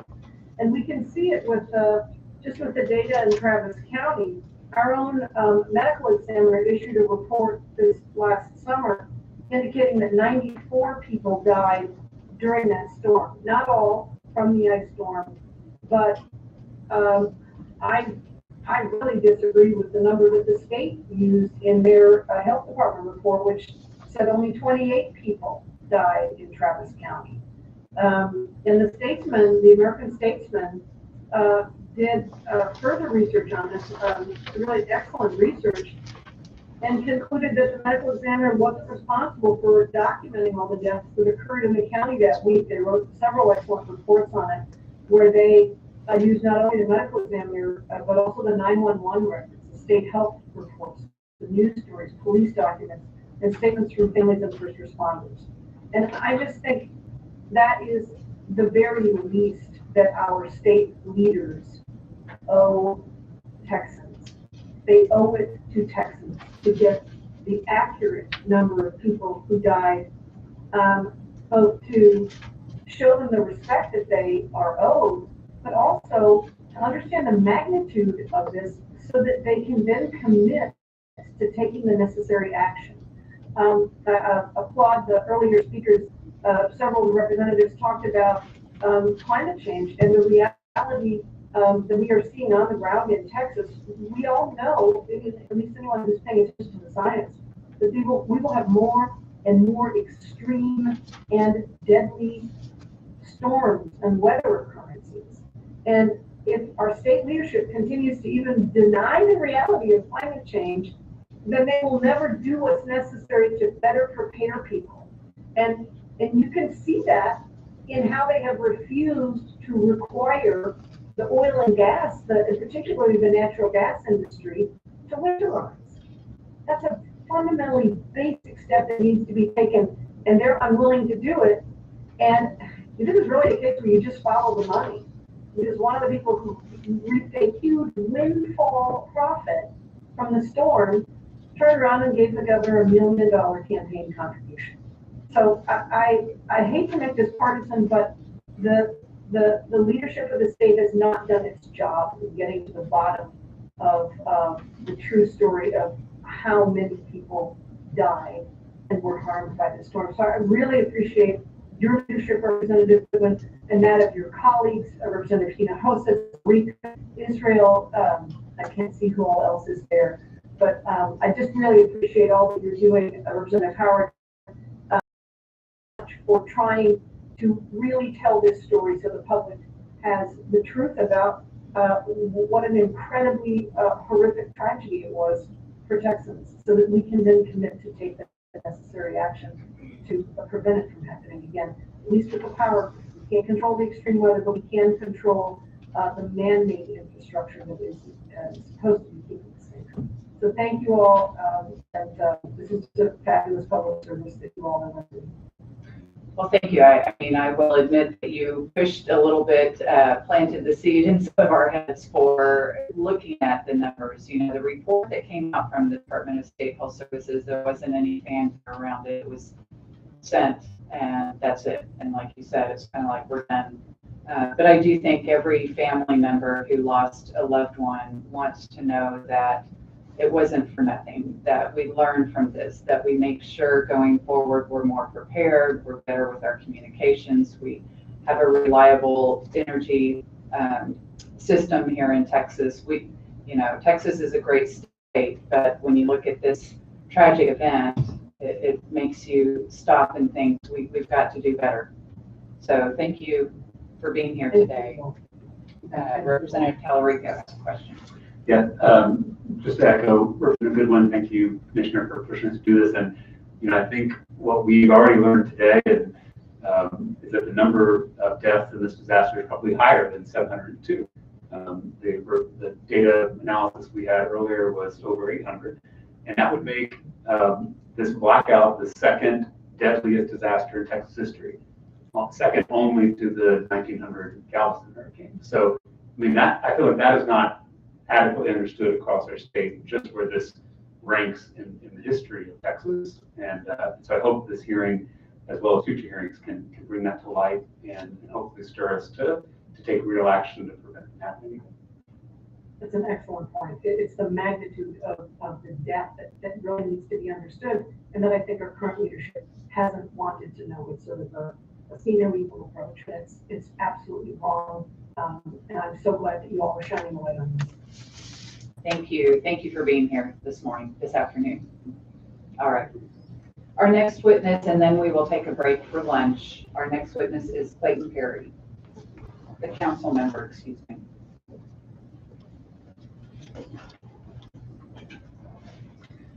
As you said, good afternoon. I don't want to keep y'all away from lunch. I'm hungry myself. But anyway, thank you so much for the invitation to come up here today. I look at this a little bit differently. I like to use the word common sense. In San Antonio, during this whole disaster, we failed at every level. We failed at the city, and the city owns SAWS, San Antonio Water System, and we own CPS. And we failed in those two organizations also. It's sad. I don't care if it was one person or 200 or 800 people that died. We failed in communicating, we failed on preparing, and we failed at recovering also. all those phases, and we've acknowledged that. I was on what we call an emergency preparedness committee, and we went through with 80-something suggestions on things that we should do in San Antonio to prepare better for something in the future. It grinds on me when I hear things turning political. It doesn't matter. I spent over 50 years in the engineering constructions business, and you're going to have problems. And it takes people to solve those problems and not go bickering around about whose problem it is. It's built infrastructure. Anytime you have built infrastructure, you're going to have, and it's up to the people to figure out what happened and fix it. And what does it take to fix it? It takes money. Here in San Antonio, we just passed a rate increase. We passed a fuel adjustment charge to pay for this $1 billion that came to us in 1 week's time that we normally use in an entire year. So we're taking action to take care of that money-wise and to prepare for future disasters like this. But you know, when I hear people start pointing fingers, to me, that causes irritation to the customers out there, our citizens, our neighbors out there, pitting people against each other, that kind of thing. And that's not the way to approach this. We should look at the facts, see what went wrong. I mean, y'all just had a legislature finish this past year where y'all passed some things to fix the issues with ERCOT and the Public Utilities Commission. Now we're doing the same thing at the city levels and county levels to correct some of these issues that we had. Will they work? Time will tell. You know, over time, what have we prepared for? We have not prepared for these big winter storms, long winter storms like this. Yeah, a day or two of freezing, maybe some ice and snow, but nothing over days like we experienced. Well, we have always prepared for the heat during the summertime. That's what we're famous for here in Texas, our heat. And so that's what we've designed for, that's what we've built for, and lo and behold, the exact opposite happened and caught us all off guard. I'm hoping that the things that were passed here at the legislature works.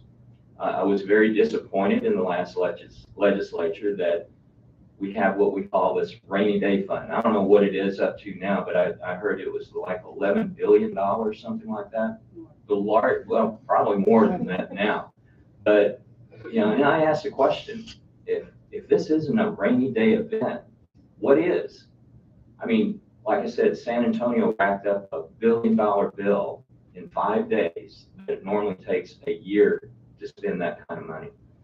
And that would have been very helpful to the citizens had the state looked at that rainy day fund and say, hey, how can we help some of these utilities out there? I understand there's a couple of them that went bankrupt. You know, goodness gracious, here in Texas, I don't understand that. Again, looking at it from my background, what's the common sense thing to do? We need to look at what the issues were and fix them. We got a long laundry list, like I said, for both SAWS, CPS, and the city to go out and do things as our budget allows to try to prepare for the future. I mean, it's hundreds of millions of dollars that we're going to have to find to prepare for this if it happens again. Who knows if it's going to happen again? It may not. But we want to be prepared for that if it happens again. So we're putting on the books to do that kind of thing. I mean, I've got stories. Y'all heard all these stories from people all around the state that suffered. We were not immune to that. We had the same issues, and I can go into a lot of specifics, but everybody was in the same boat, and some probably a little bit worse than others, but San Antonio was hit pretty hard. We had 16 deaths throughout the county, and like I said, whether it was 1 or 200 or 800, it doesn't matter. We need to look at what needs to be done to fix the issue, better prepared for in the future. And that's what I'm all about. Let's fix it. You know, it takes money. I mean, here's one example that It's very unfortunate. We just passed a rate increase and that fuel adjustment charge in San Antonio. We just had that cold snap here. What was it, a week ago, 2 weeks ago?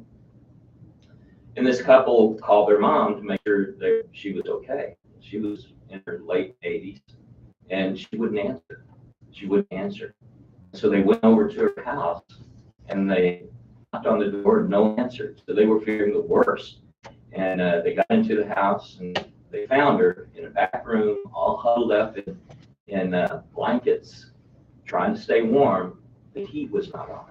And you know what her answer was? Well, San Antonio just passed this rate increase and this fuel adjustment charge.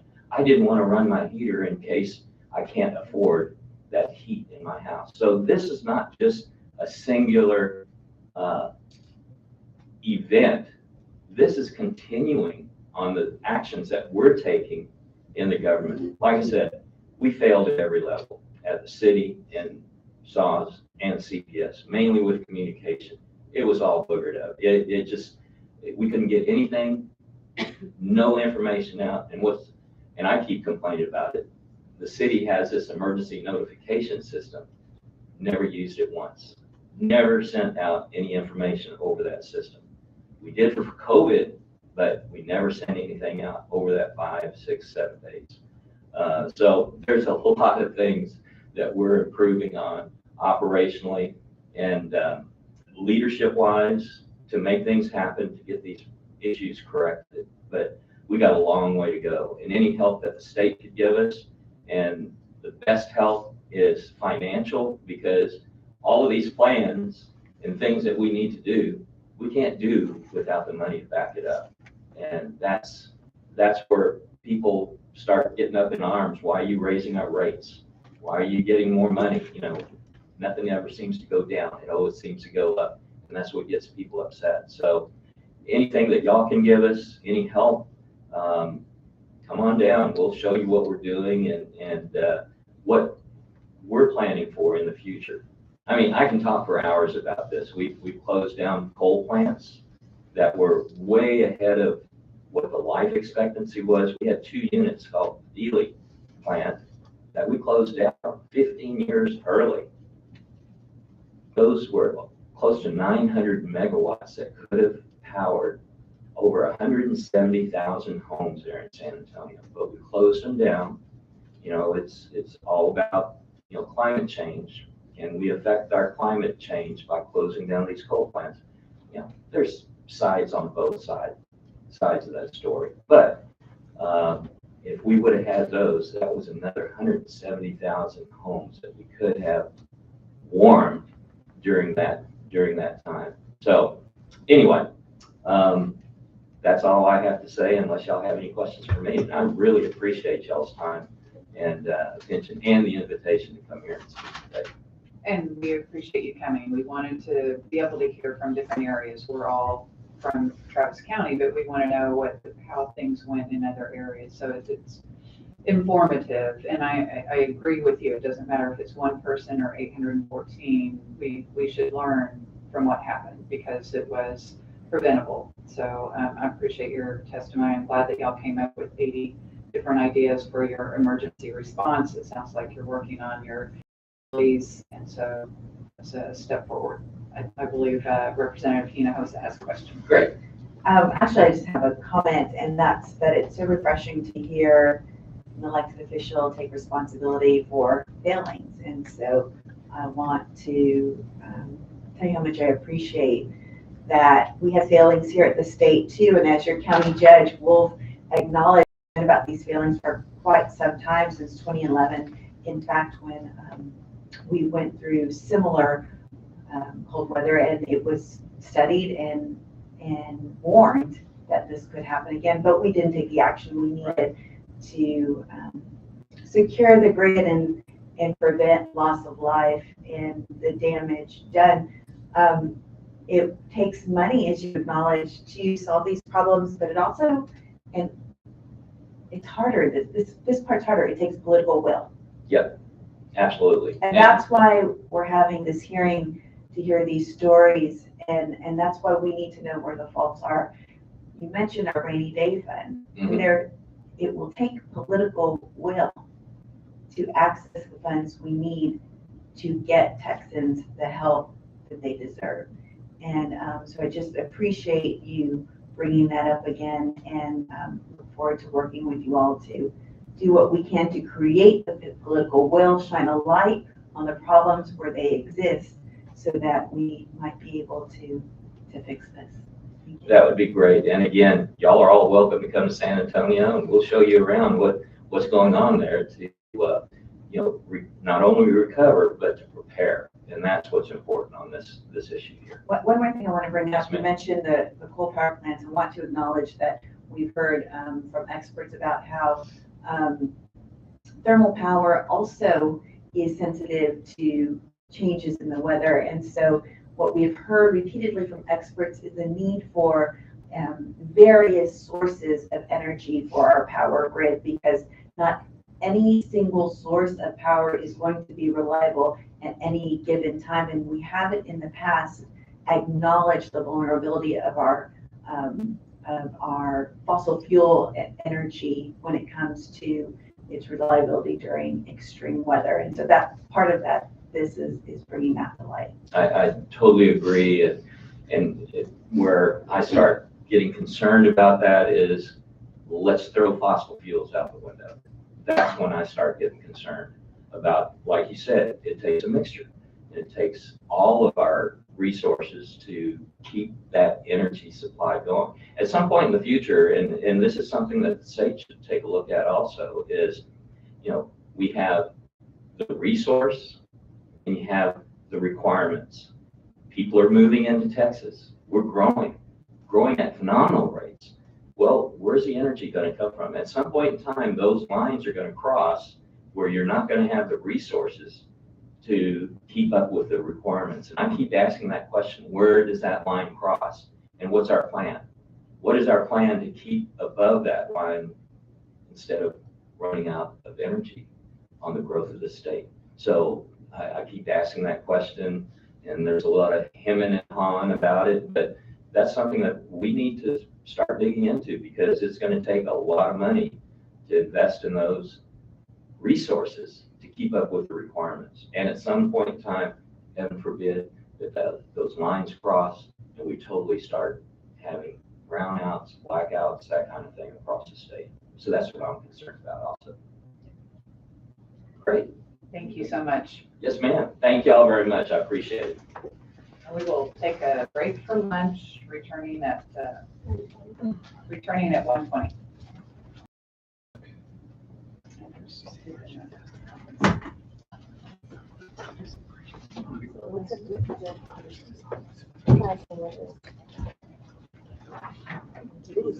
And really appreciate it. Y'all have a good one. Get as much information that you can, and let us know what direction y'all are going. So we appreciate it. Thank you, man. Lunch for you all. That could be it. I put my daughter's over after. Oh, yeah, my son's at home. What grade? Hey, I have a pre-K. I was terrified. Yeah. I got first grade. Well, it's first grade. I got guilt tripped into our school by our school board member into doing it. I was like, I was thinking about it. She said, "Oh, there's this great effort by parents to." I was like, "I haven't think about it." She said, "You should, because I'm doing it." So I was like, "Okay, fine." But I don't envy you. Well, but they gave me a student teacher for PT, and she had been at Becker since last semester, and she knew critters. And so, like, I had prepared all this. I had your consigliere. Yeah, oh, she was the teacher, but they don't know how they're teaching themselves. So I just needed to be there so she could teach. But like I had, the night before, I pulled together some books to read to the kids, and my fourth grader probably was like, "What are you doing, Mom?" And I said, "Well, I'm just going to read these books to the kids tomorrow." She's like, "They're not going to let you do that. They have a whole plan for you. You're not going to have time for that." It's right. I mean, they had all these worksheets and stuff, but I went home after that. You kind of get this inside view of the school that you don't typically get even as a parent. Yeah. I went home that day, and I told my husband, we did the right choice with this. I mean, it really, How long have you been at Becker? so since he was in kindergarten. So we did Sunset Valley at first. And so my wife and I, neither of us speak Spanish, but our 7-year-old tested as a native speaker when she was 3. She did, immersion and everything else. And we were Sunset Valley, we really, really liked it. They had a change of principals, and we wanted both the girls to be, and Gavin was going to be going to Lawson, and we were at Circle C. And so we just moved. We're around the corner. We were, a mile from the school, and we weren't sure. And then she came home the first day. She's like, "They speak so much more Spanish here. I love it." It was so cool. So we're loving it. It's just amazing. Yeah, it's a great community. Cool. Yeah. Everyone said. There are sandwiches. There's lunch if you're hungry. Okay. I'm gonna take a little try. There's also some tacos. Okay.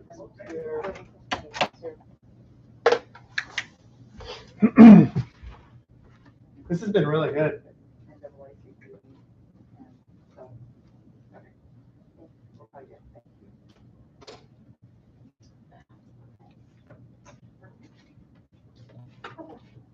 Yeah.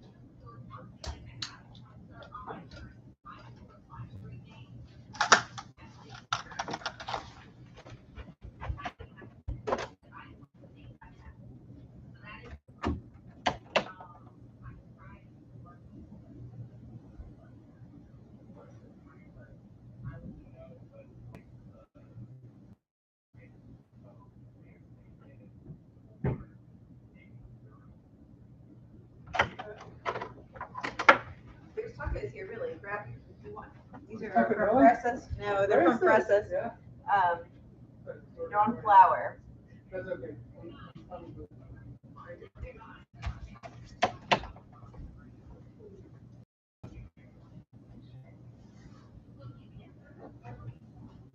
Am I okay with this now? Well, I was. Yeah, you're good. Okay, thank you.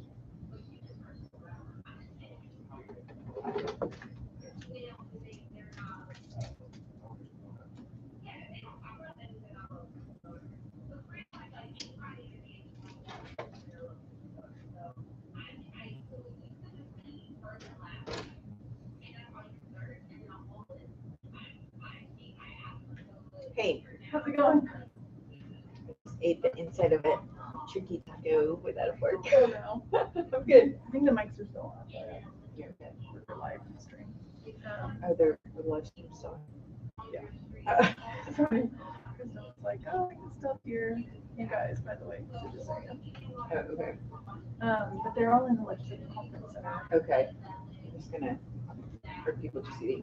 Yeah. I think he's in there. I'll be there in a bit. I'm just gonna catch up on this. Okay.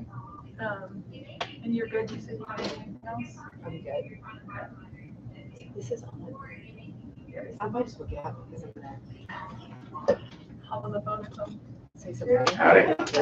Hey, how are you? I'm good. You're on live apparently, so. Okay. I will be, There we are. close. I don't trust myself, so I'm going. Indeed. Well, thanks for being a part of this today. It's been Of good. course. Yeah, it's been good. You've been watching coming pretty much. Yeah, I was here most of the AM. Okay. Yeah, I've enjoyed it. I stayed up to about Michael Weber. He talks so fast. I was like, oh my God. He does. Yeah, I was considered myself fortunate that I could actually follow it. But yes. Exactly.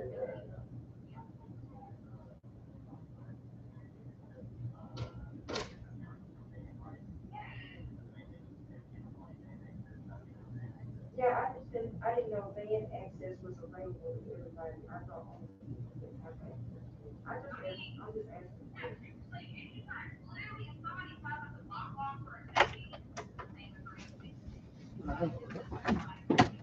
Hello.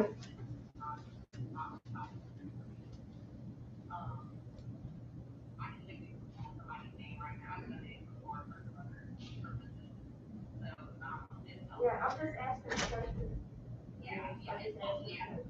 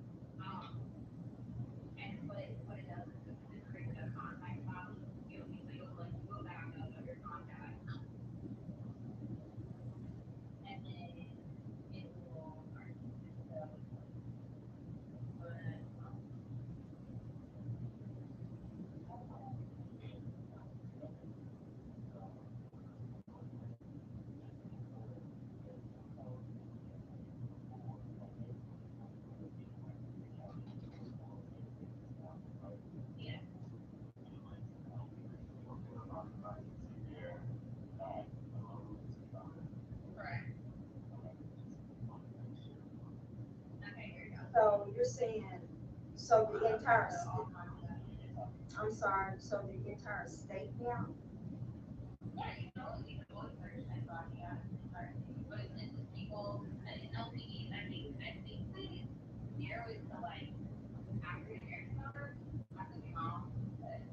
Okay, so now the zip codes are not necessary, just as long as they're in the state of Texas.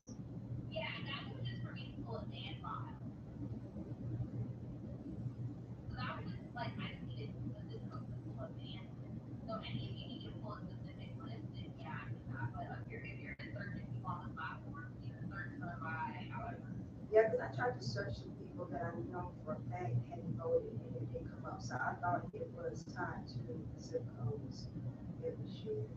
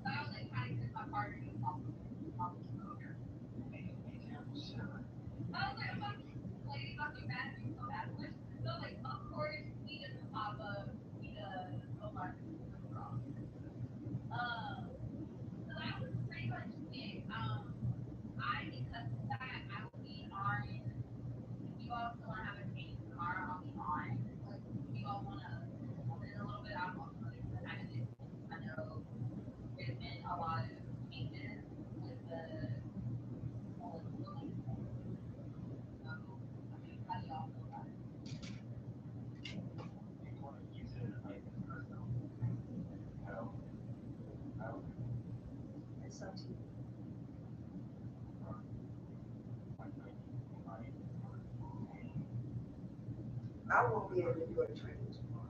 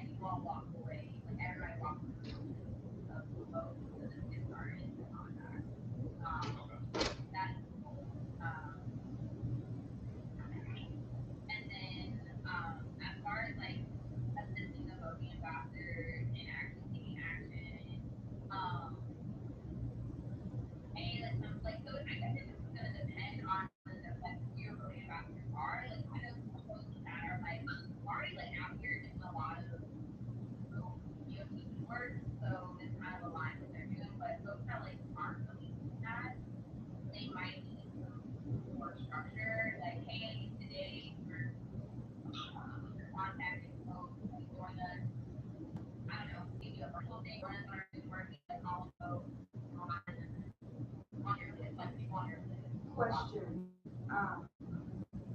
does everyone have access to this dashboard now, or is it still just a split?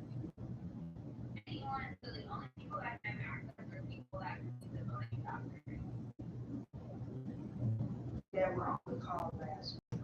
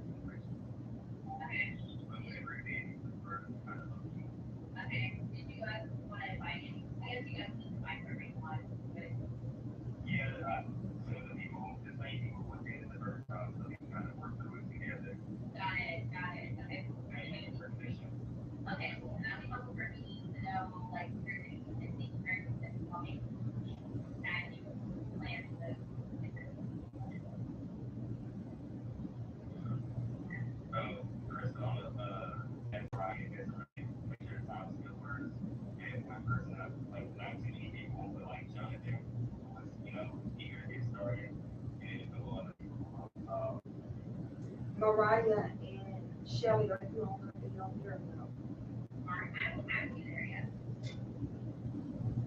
Yes. This time, y'all limit the information y'all give about block power because y'all asked.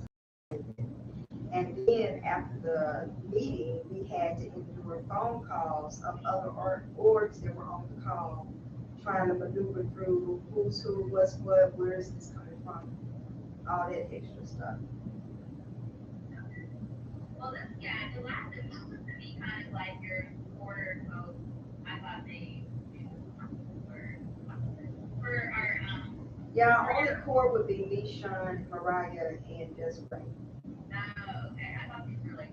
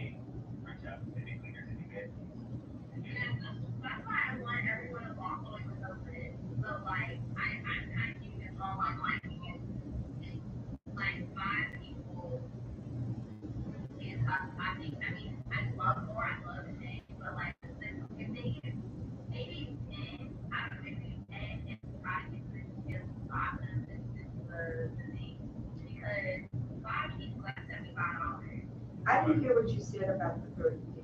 I didn't play out.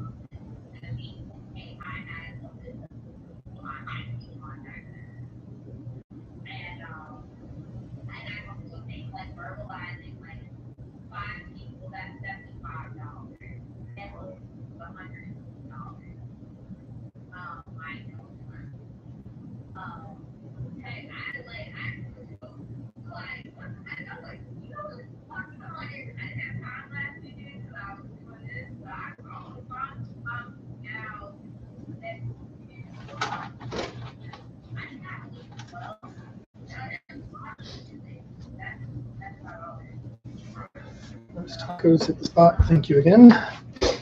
So you should know that we're live, I guess, on Twitter, YouTube, or Facebook. I'm not sure.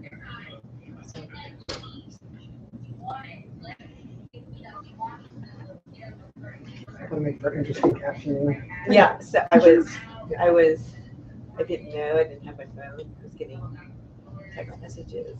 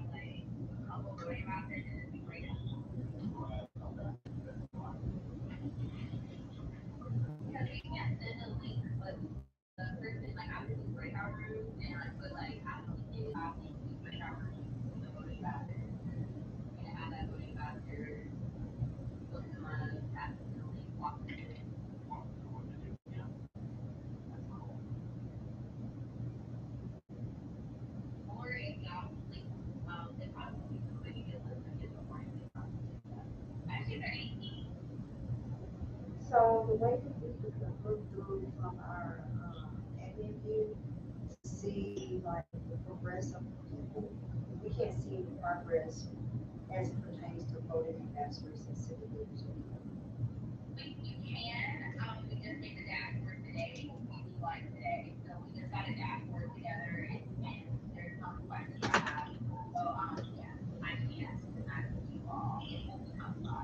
Okay.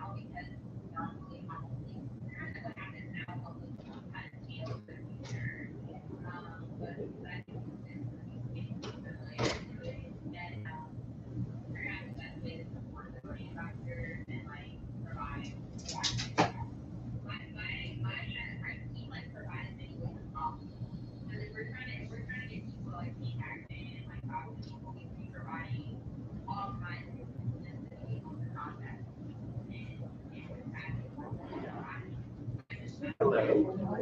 Doing well. I'm at the flying. Oh, hi, Matt. I don't take mask. We doing all right? Yes, you should know you're on live.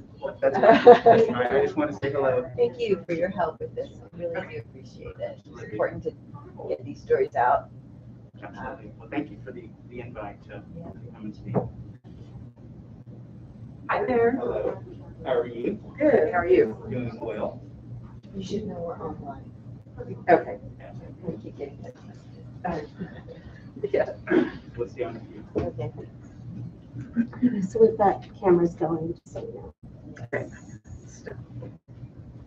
The back room for a moment. Thank you.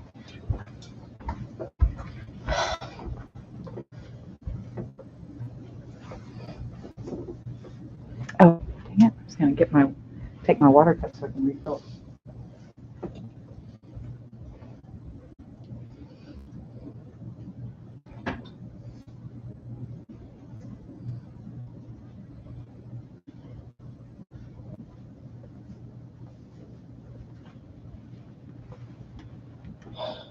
Hey, is this mine or is that somebody else's?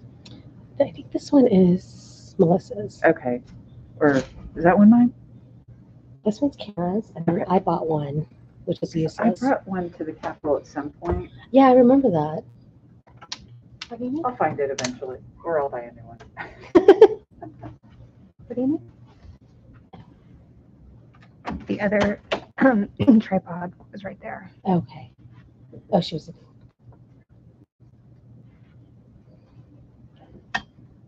you want to set this up? Sure. While you had it. And then the next one is a Zoom or? Yes, we have a Zoom. The next, and then we coming have an up is in-person. Yes.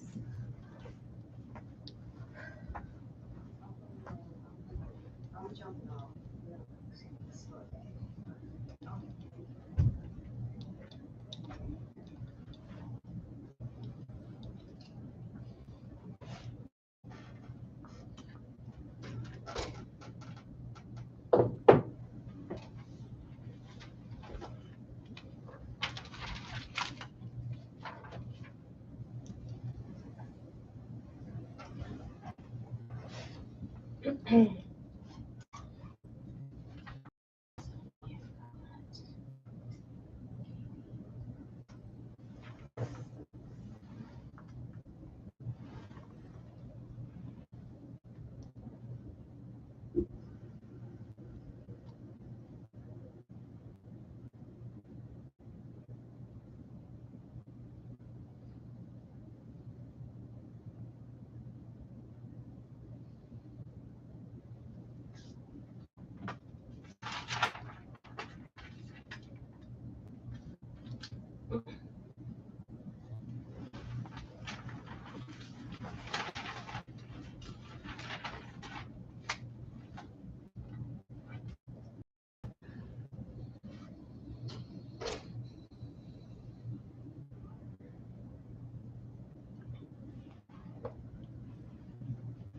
Melissa. Mhm. It looks a little funky. Do you want to use my pen and look at the? I can't. If the problem is the direction of where the TV is. So it's hard to get it without looking.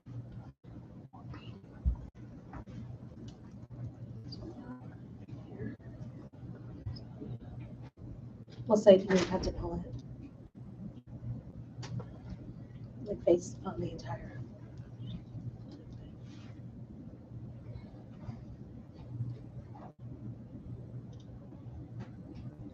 Do you mind if I try? Yeah.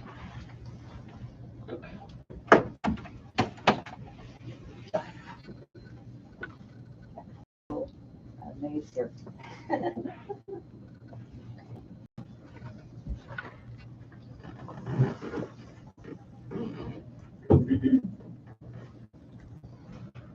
You can't center it completely because of the. Oh, it's zoomed in. Mhm. So now it's not. I think that's good. Right there. Even when people are talking. So I had zoomed it up closer to when the person is up there talking so people could see it better. Okay.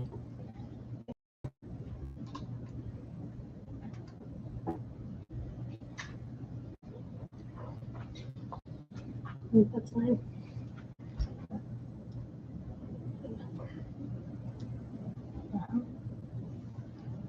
That's too much.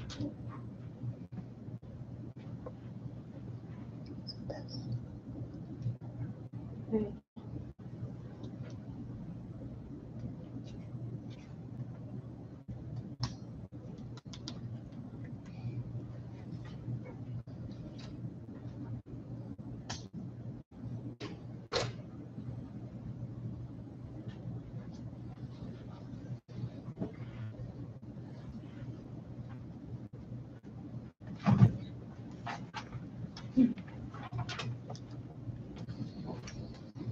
Jeez.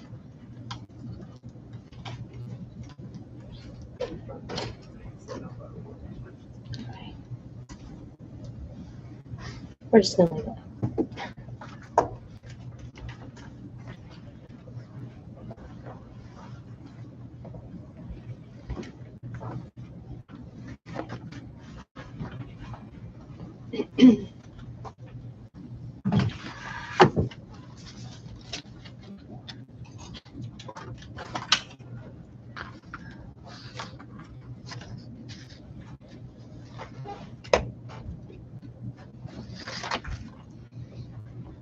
You're good.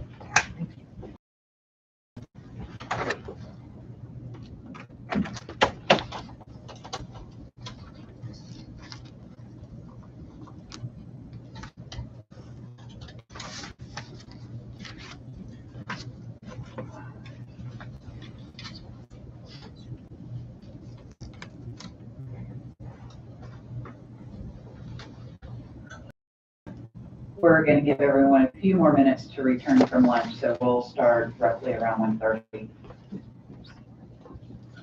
Cool.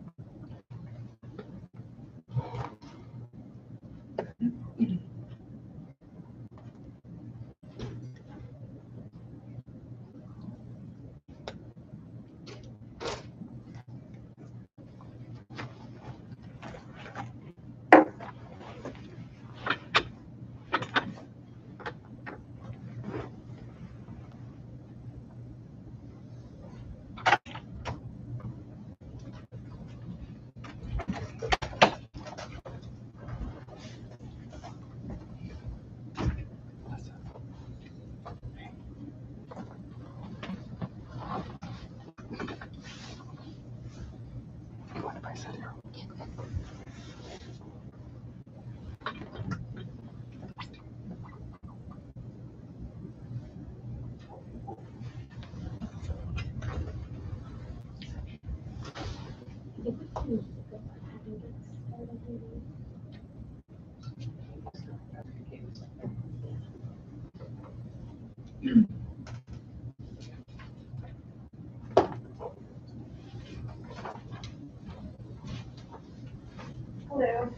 You hear me?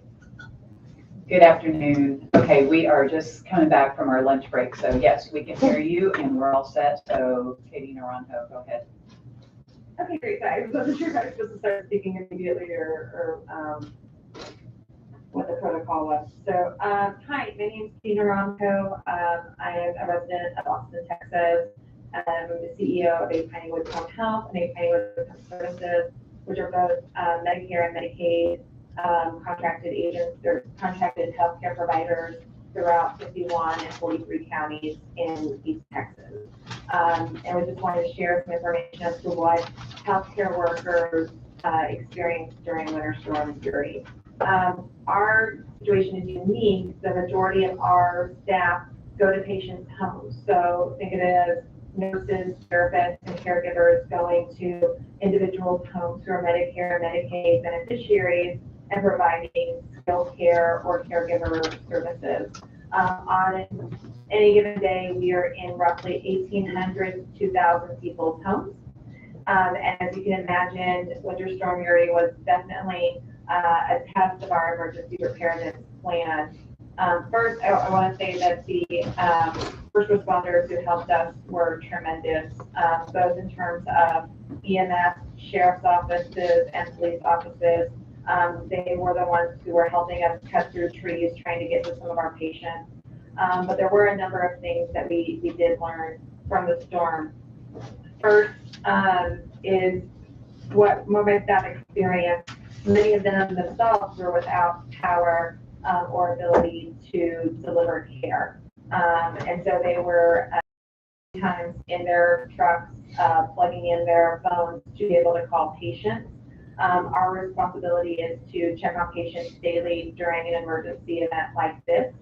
And so if you can imagine nurses sitting in their trucks trying to, one, for more, and then two, to charge their phones to be able to call their patients. That's what we were dealing with on a daily basis. There were anywhere from 5 to 10 staff members a day that we weren't able to get in touch with because various devices had died due to no electricity. And then we were having various check-in methods to try and make sure we could account for 100% of our staff safety as well as 100% of our patient safety. In that, we were calling roughly 1,800 people a day for both of our agencies. And in many cases, we were able to get in touch with the patient or a family member.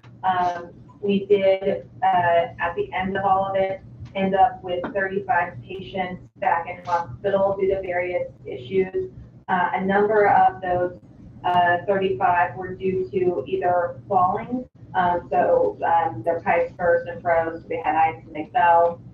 Had a couple of broken hips as a result of those falls. And then also our dialysis patients in particular. We found that the dialysis clinics were in no way prepared with the backup generators and things like that to provide the service to patients. And in some cases, we were able to do in-home dialysis by hand, but obviously that was a very few and far between.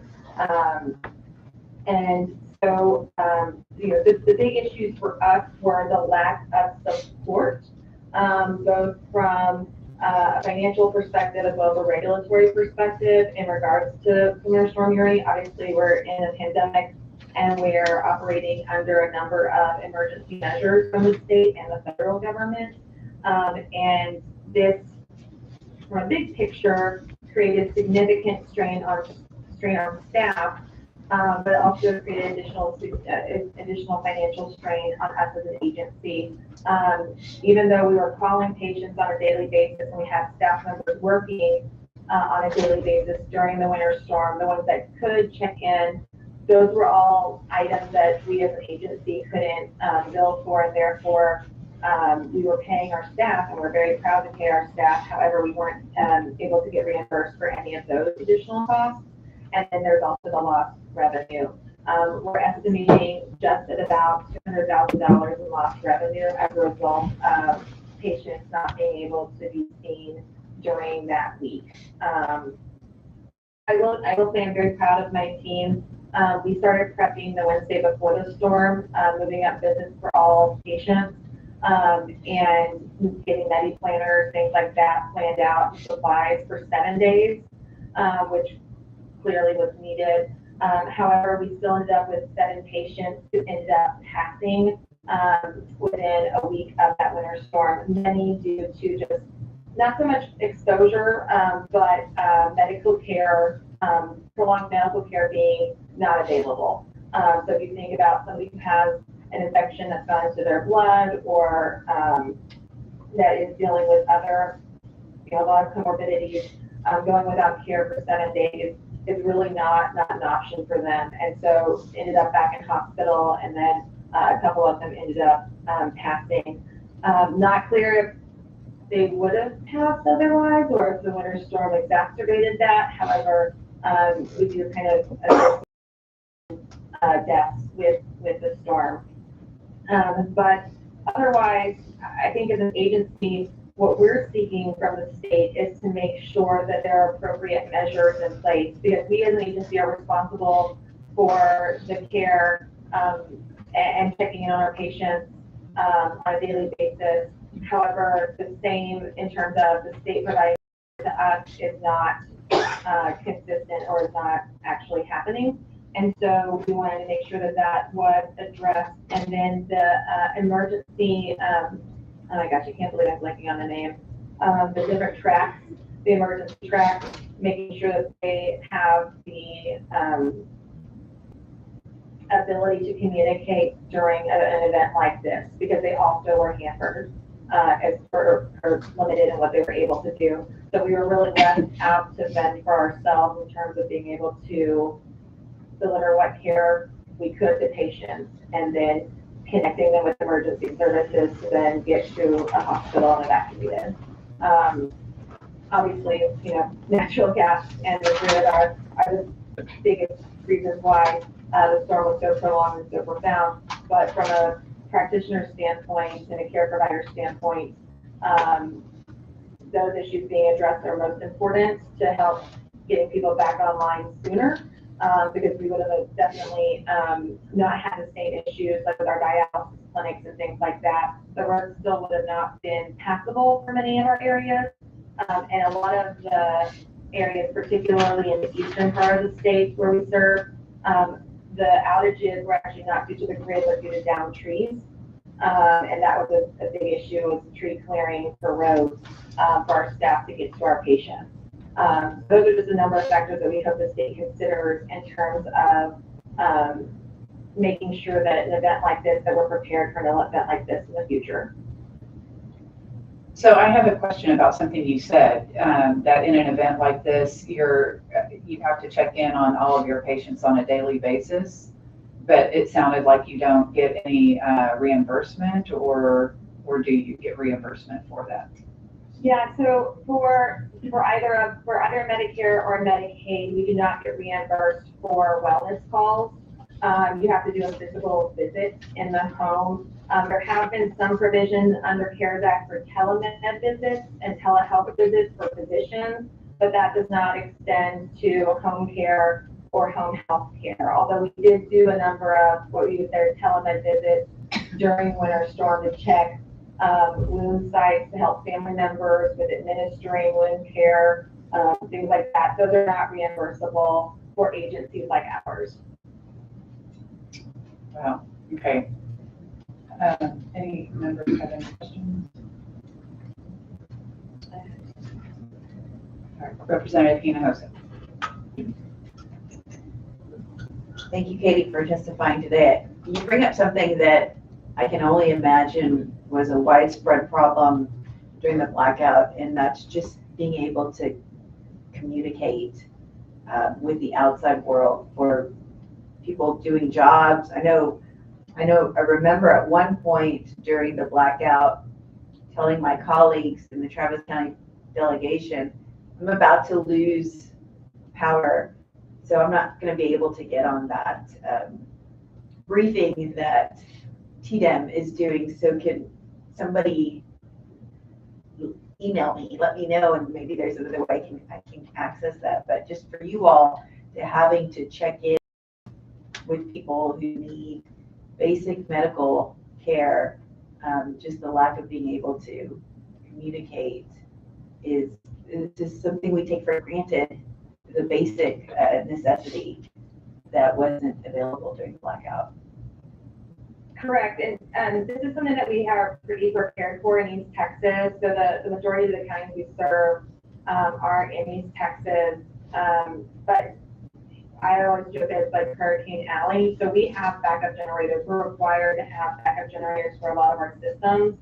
The issue now is we're looking at providing backup generators for senior managers to be able to charge devices and computers at home in case of an emergency like this again. We have those backup generators for hurricane situations for our offices, but not for our employees' homes. And that was the most difficult, as you can imagine. For instance, being in Austin, I was calling patients from various people's homes where they had power. And literally, as power would go out in one house, I'd go to another friend's house and plug in and set up the same and kind of move around each day.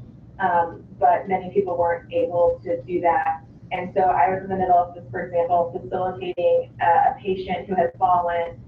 He was 78 years old, and he was telling me everything's fine. And as I was talking with him, he's like, everything's fine except for my hip, it really hurts. And we went into it, and his pipes had burst. He was not able to use the restroom in his home, so he had walked to his barn where there was a working restroom. In the process of walking from his home to his barn, he fell. He had broken his hip.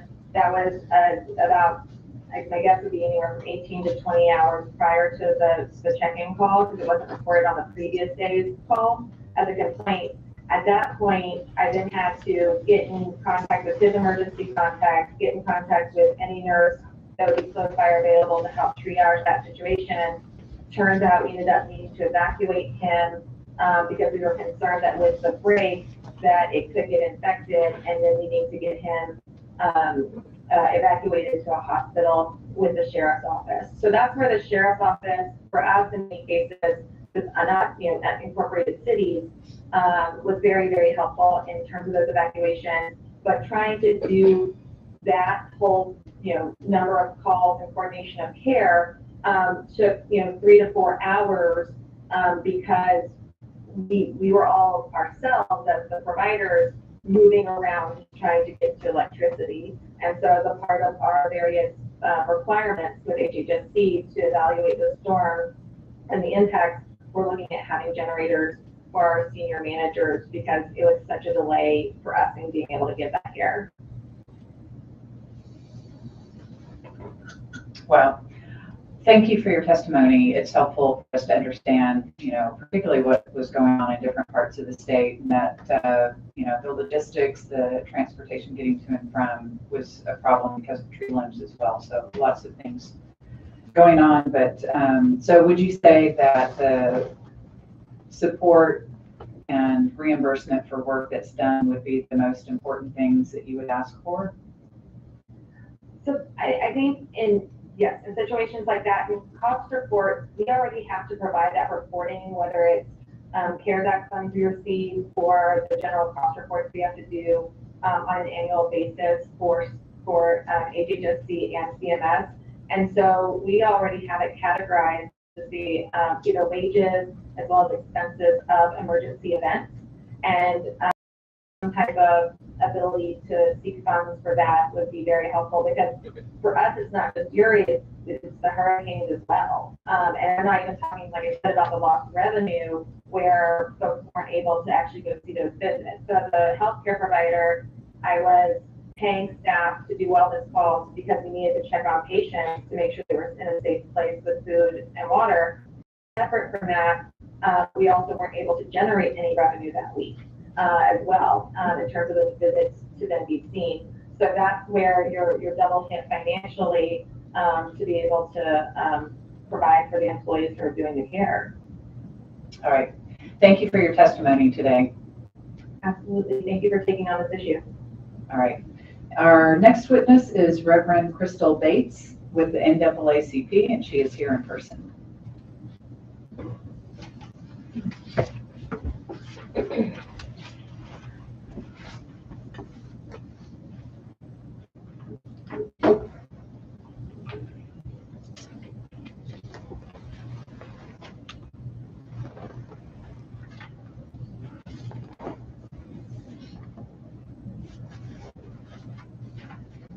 Thank you. I apologize, I'm a little nervous.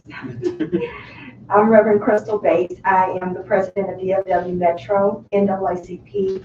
Our cities of jurisdiction are Capel, Carrollton, Louisville, Flower Mound, and Grapevine.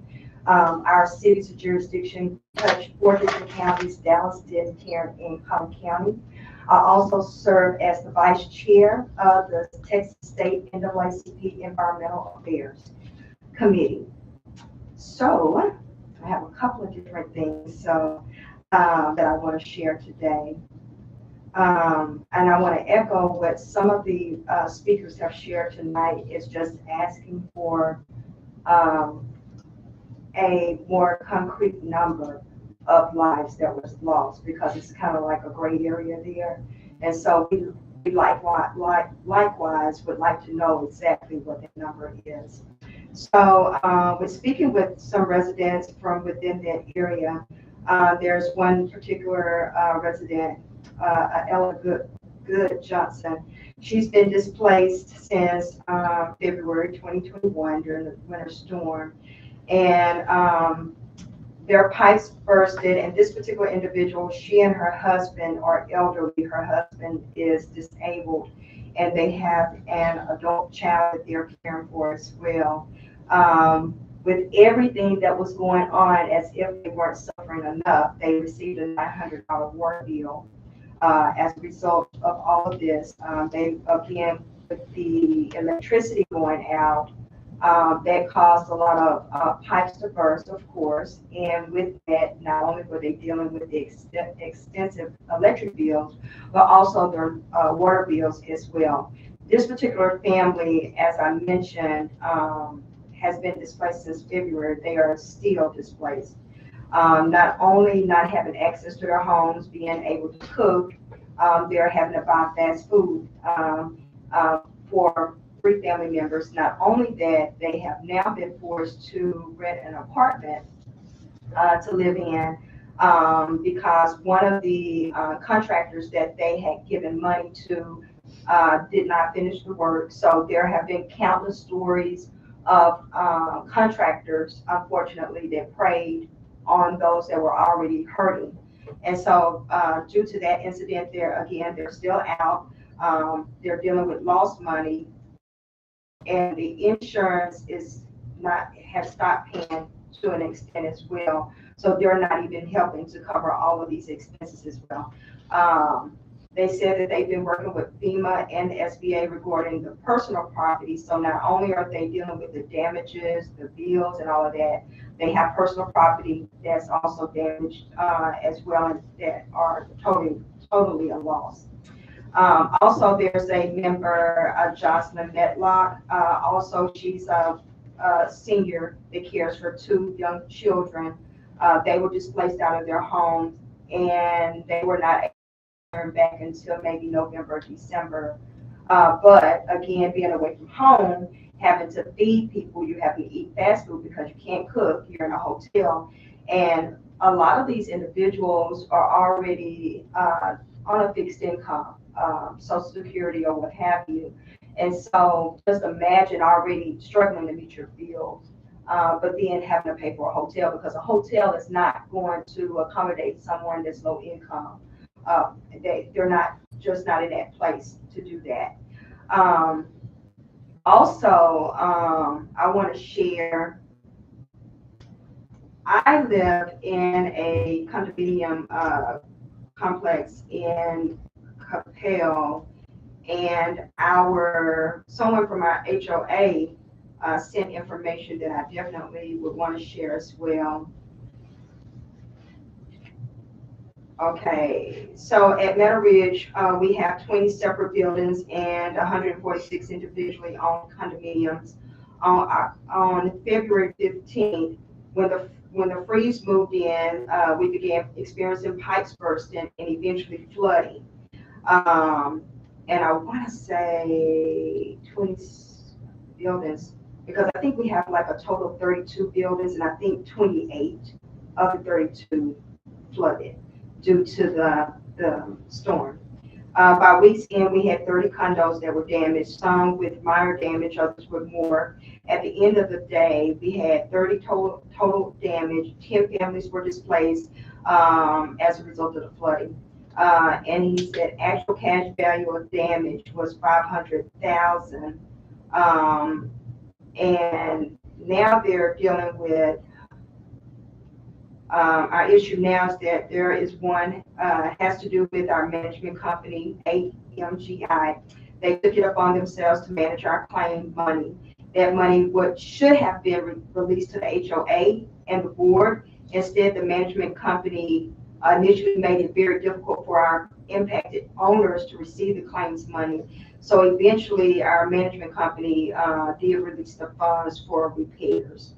Additionally, we had community infrastructure issues as a result of the pipes bursting in common areas, which totaled $20,000 of damage. So that also was from a condominium community in the Dallas County and Denton County area. So in addition to that, there are business owners. Of course, we already know many business owners were already struggling with COVID. Just dealing with the pandemic. Particularly, I've talked to residents and others who have property at Boxer property, just one example.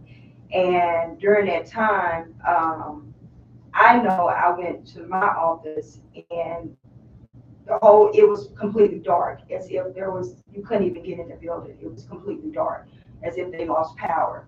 That I know for a week, where no one could go in. I mean, even if they could go in, it looked at it was no power there. Where one particular tenant shared that their electric bill was increased by $400, not only for February, but through the end of the year. So that's 9 months that their electric bill was increased to $400 as a result of the storm. Boxer, when we've called, they are claiming that their power expenses have been increased. So that's their explanation for it, but that has been the case for several residents at that particular apartment. At that particular resident commercial building. I also wanted to share WFAA, which is an ABC affiliate in Dallas. They reported in an article, I think it was on July 29th of 2021, power companies profited millions of dollars while Texas residents became homeless and even lost their lives. To read this article over again is insulting, is gross, negligence. Energy Transfer, I believe it's a company records showing $17 million of profit came from the Electrical Reliability Council of Texas raising wholesale energy rates during the winter storm. Also, WFAA is reporting one of the local residents in the DFW area wrote into the news station and said the social media post by reporter Justin Miller and Texas Congressman Joaquin Castro, and I apologize if I pronounced that name wrong. They show that Energy Transfer made $2.4 billion during the February winter storms. Then the executive chairman of the board of directors, Kelsey Warren, contributed $1 million to Governor Greg Abbott's campaign. And WFAA came back and did the research, and that was true. So at the expense of so many residents in the state of Texas that not only were, before I go ahead with that, so that's insulting. And I would hope that if that's true, that the governor volunteered to give that money back or at least invested within the residents. Because I would, it's just shameful to know that our governor would accept those funds, knowing that so many people were impacted. But I want to add this. There was a gentleman that spoke earlier this morning that talked about the homeless and how they were impacted. It just really baffles me that in the state of Texas, of course, that storm was different. I get it. But between the winter storm and hurricanes that we face every year, it seems that it's always the poor, the least of these, that are impacted. When new developments are made, it seems as if systematically water is allowed to drain levee systems and dams are engineered that they flood out the poor areas. It's not the wealthy that we're hearing that are impacted. That's problematic. That it breaks my heart. Those waters are allowed to flood out poor people that are already struggling. Not only that, during this winter storm in Dallas, there were at least 7 apartment complexes that were without water because when the power situation happened, a lot of people went without water. And there were several communities where people were poor on fixed incomes and public assisted apartments went without water for months. So not only they're already struggling financially, now that they don't have food, they can't live in their own homes, they don't have a way to get a hotel. It's just adding insult to injury. But as I stated, that when I'm assuming, and I know that some planning is always underway to address these type of issues, but when doing so, how much compassion is being shown to the least of these? Because again, it's always the least of these that we find stuck on the freeway on I-20 or somewhere trying to get to Dallas or somewhere else out of somewhere. It's always the poor. And to me, I just feel like it's not by accident. It's a systematic problem that we don't care enough to prevent those communities from being affected. And I'm wondering how much planning is going into these emergency responses to protect those individuals.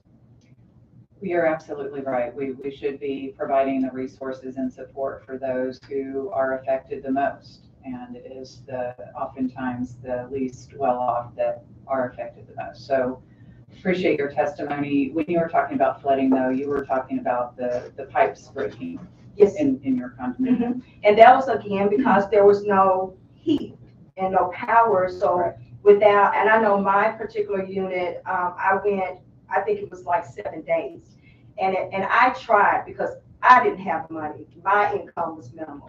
And I did not have the money to go to a hotel. I tried to go to the office, and again, the entire building was dark. I ended up having to go back home personally myself. I had on 7 layers of clothes. I had on at least 10 layers of comforters on top of me. I deal with a chronic illness myself. I'm already a severe anemic as well. I could barely feel my toes. I was freezing. If I had stayed at home, I would have froze to death. When I finally, someone offered to get a hotel for me, my elderly mother was in town as well with my younger nephew, who's only, his birthday's in February, so he had just turned 2, actually, a couple of days before this incident. And by the time I was able to get them from my sister's home and me to find a hotel, because initially when we were trying to find a hotel, the nearest one was in Oklahoma, at the Oklahoma border. That was going to be disastrous just trying to get there, me and my mom. In the middle of the night, 3 or 4 o'clock in the morning, I said, well, let me try one more time. So I ended up finding a hotel, and then someone volunteered to help assist with getting a room. But when we got there, my nephew, his poor cheeks, and we're brown-skinned Black people, his poor cheeks were just red. He was freezing. It was just so cold. And both of his little jaws, his cheeks were just red. And it was just horrifying.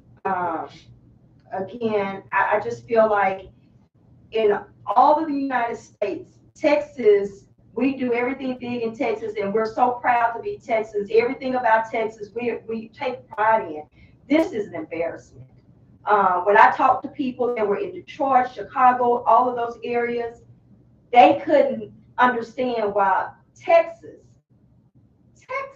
we're our own country, let us tell it, but we failed so, and I'm going to use someone else's word, bigly, in a time when that was so dire, just a horrific time for our state. And again, not just with the winter storm, we see the same thing happen every year when it comes to those hurricanes.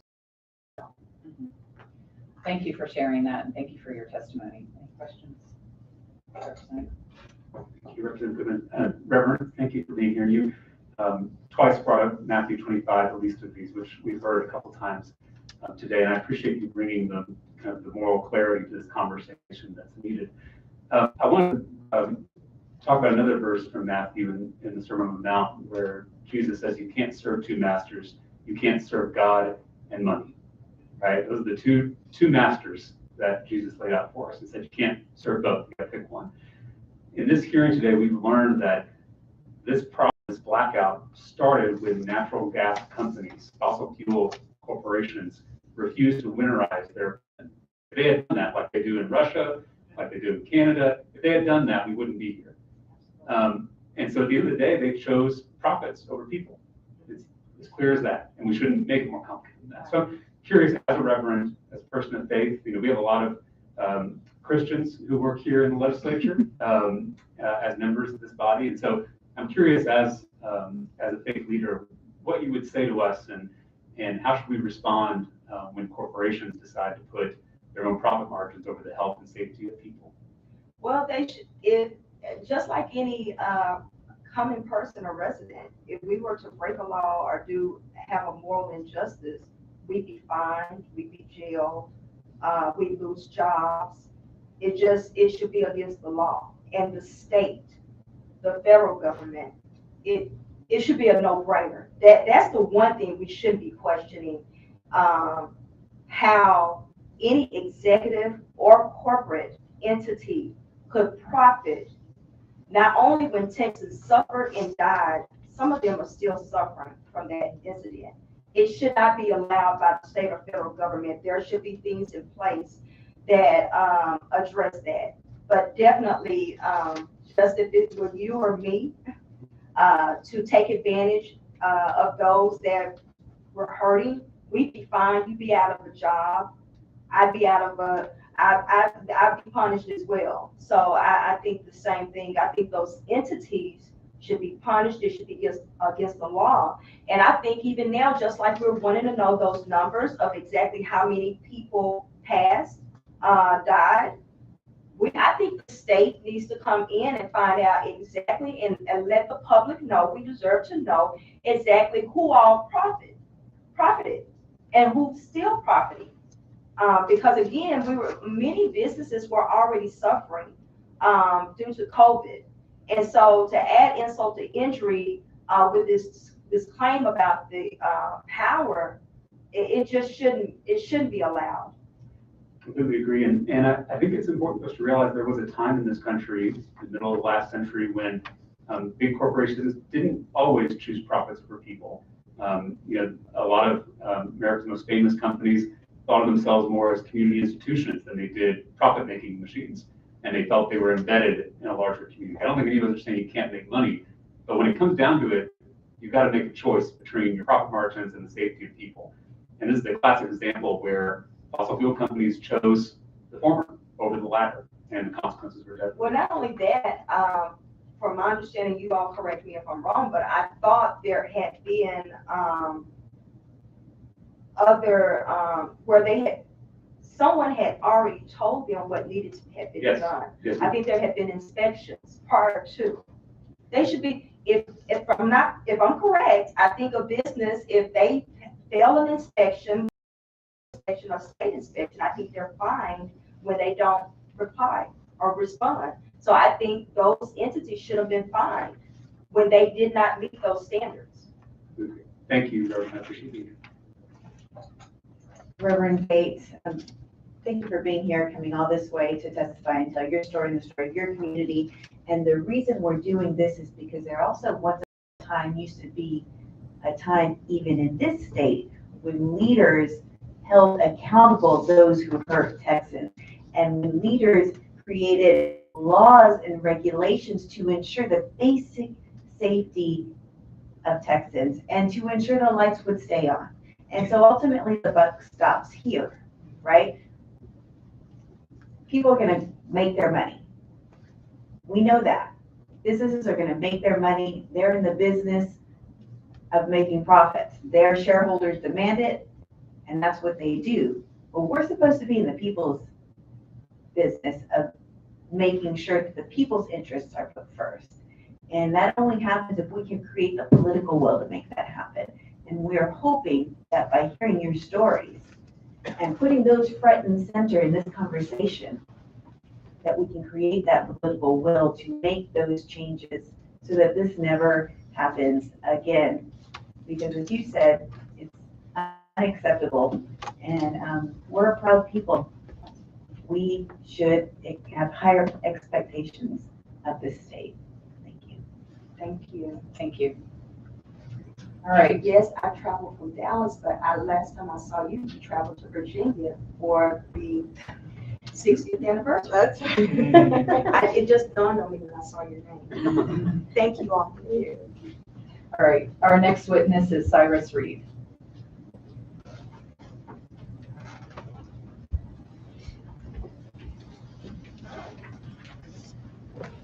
Thank you, Representative. It's a pleasure to be here. My name is Cyrus Reed. I'm here with the Lone Star Chapter of the Sierra Club.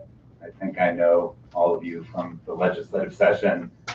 There's so much to talk about. I have some handouts. I'll pass it to you later. But I do want to start with the last witness and what she said, which I think is important, and what Representative Tallarico pointed out, which is we were told repeatedly in the past and other storms that we needed to weatherize both our power plants and, importantly, the gas supply, because a large amount of our electricity at the moment does come from gas.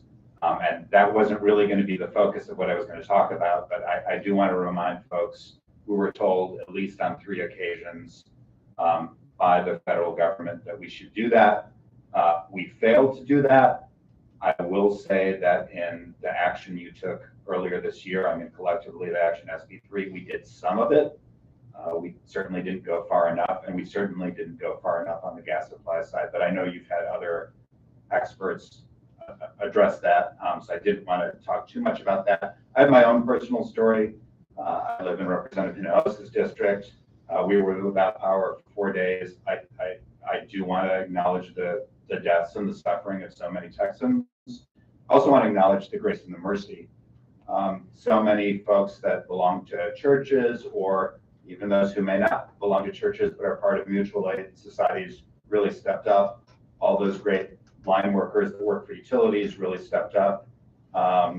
We had, at the church I belong to, we had a lot of people, Representative Hinojosa may know this building, but the RV, which is downtown, right there off Chicano Park in East Austin, they were without power and their backup generation failed. Those are older folks. It's a residential assisted living type place. Some of them have disabilities. They ended up coming to the gym of our church and spending a couple days there. It was unfortunate. At the same time, I think Texans helping Texans is a good story, and we shouldn't forget that. Hopefully we're not there again, but I think we should remember just all the people out, and it's good when you show kindness to others.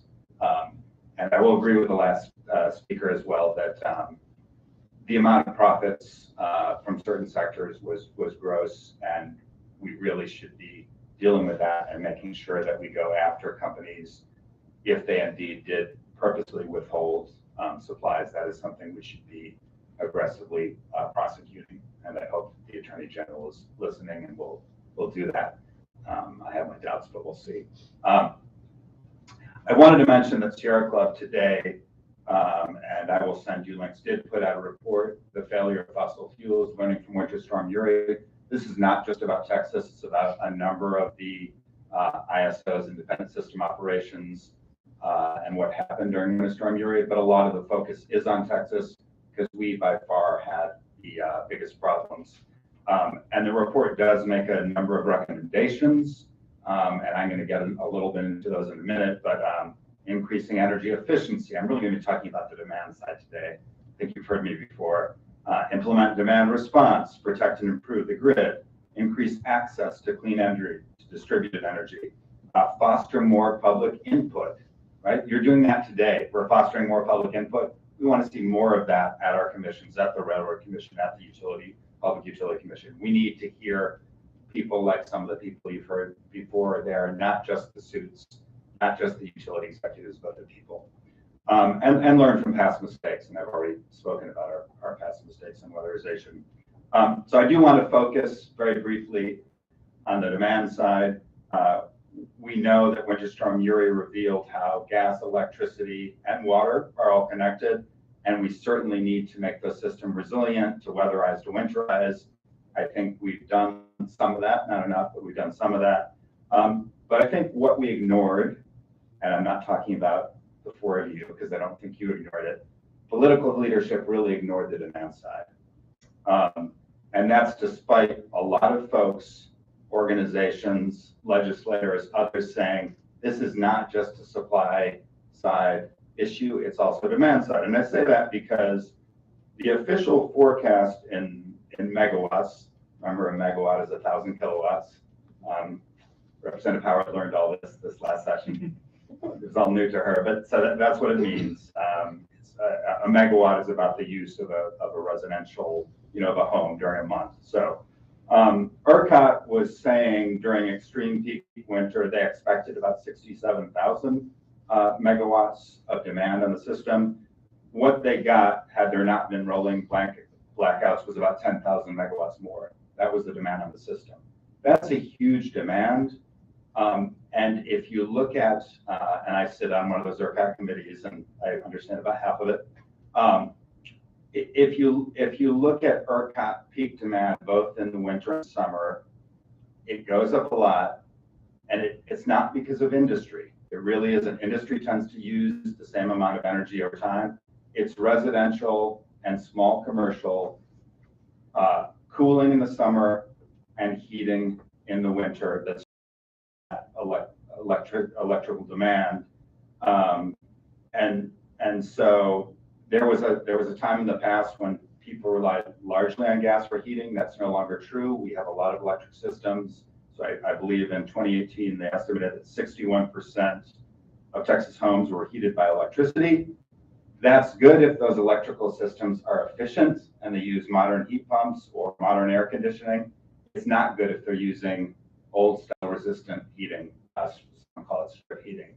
And we, as a state, have not invested in that side. So it means we have a lot of energy burden, particularly people of color, low-income people who live in older housing that have huge energy bills because we as a state have not invested in those buildings.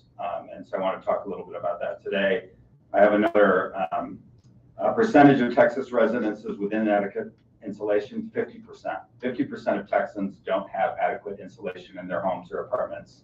That means when it's really cold or really hot, demand goes up and they're uncomfortable. And so we have situations like we had in Winter Storm Uri, and we've had with past brownouts, either in the summer or winter. Here's a little bit of good news. Who was the first state, the very first state that set an energy efficiency goal that our utilities had to meet? Texas. That was back in with the deregulation bill 99-2001. We said investor-owned utilities, you've got to meet some energy efficiency programs. We last raised those goals in 2011, and that was through legislation when we used to do things bipartisanly. That was Corona and CHIA worked together, and we passed energy efficiency standards for the state. But that's 2011. That's a long time ago. So we were the first state. How many other states now have energy efficiency goals? 29. Where do we rank? 29th in terms of our goals and our programs. So the amount of savings we're getting from those programs is dead last among those states who have adopted energy efficiency goals.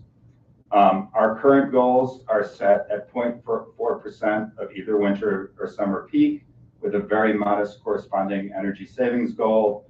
Our utilities, to their credit, easily meet those goals, but we could be doing so much more. And I've said it before, the cheapest, cleanest,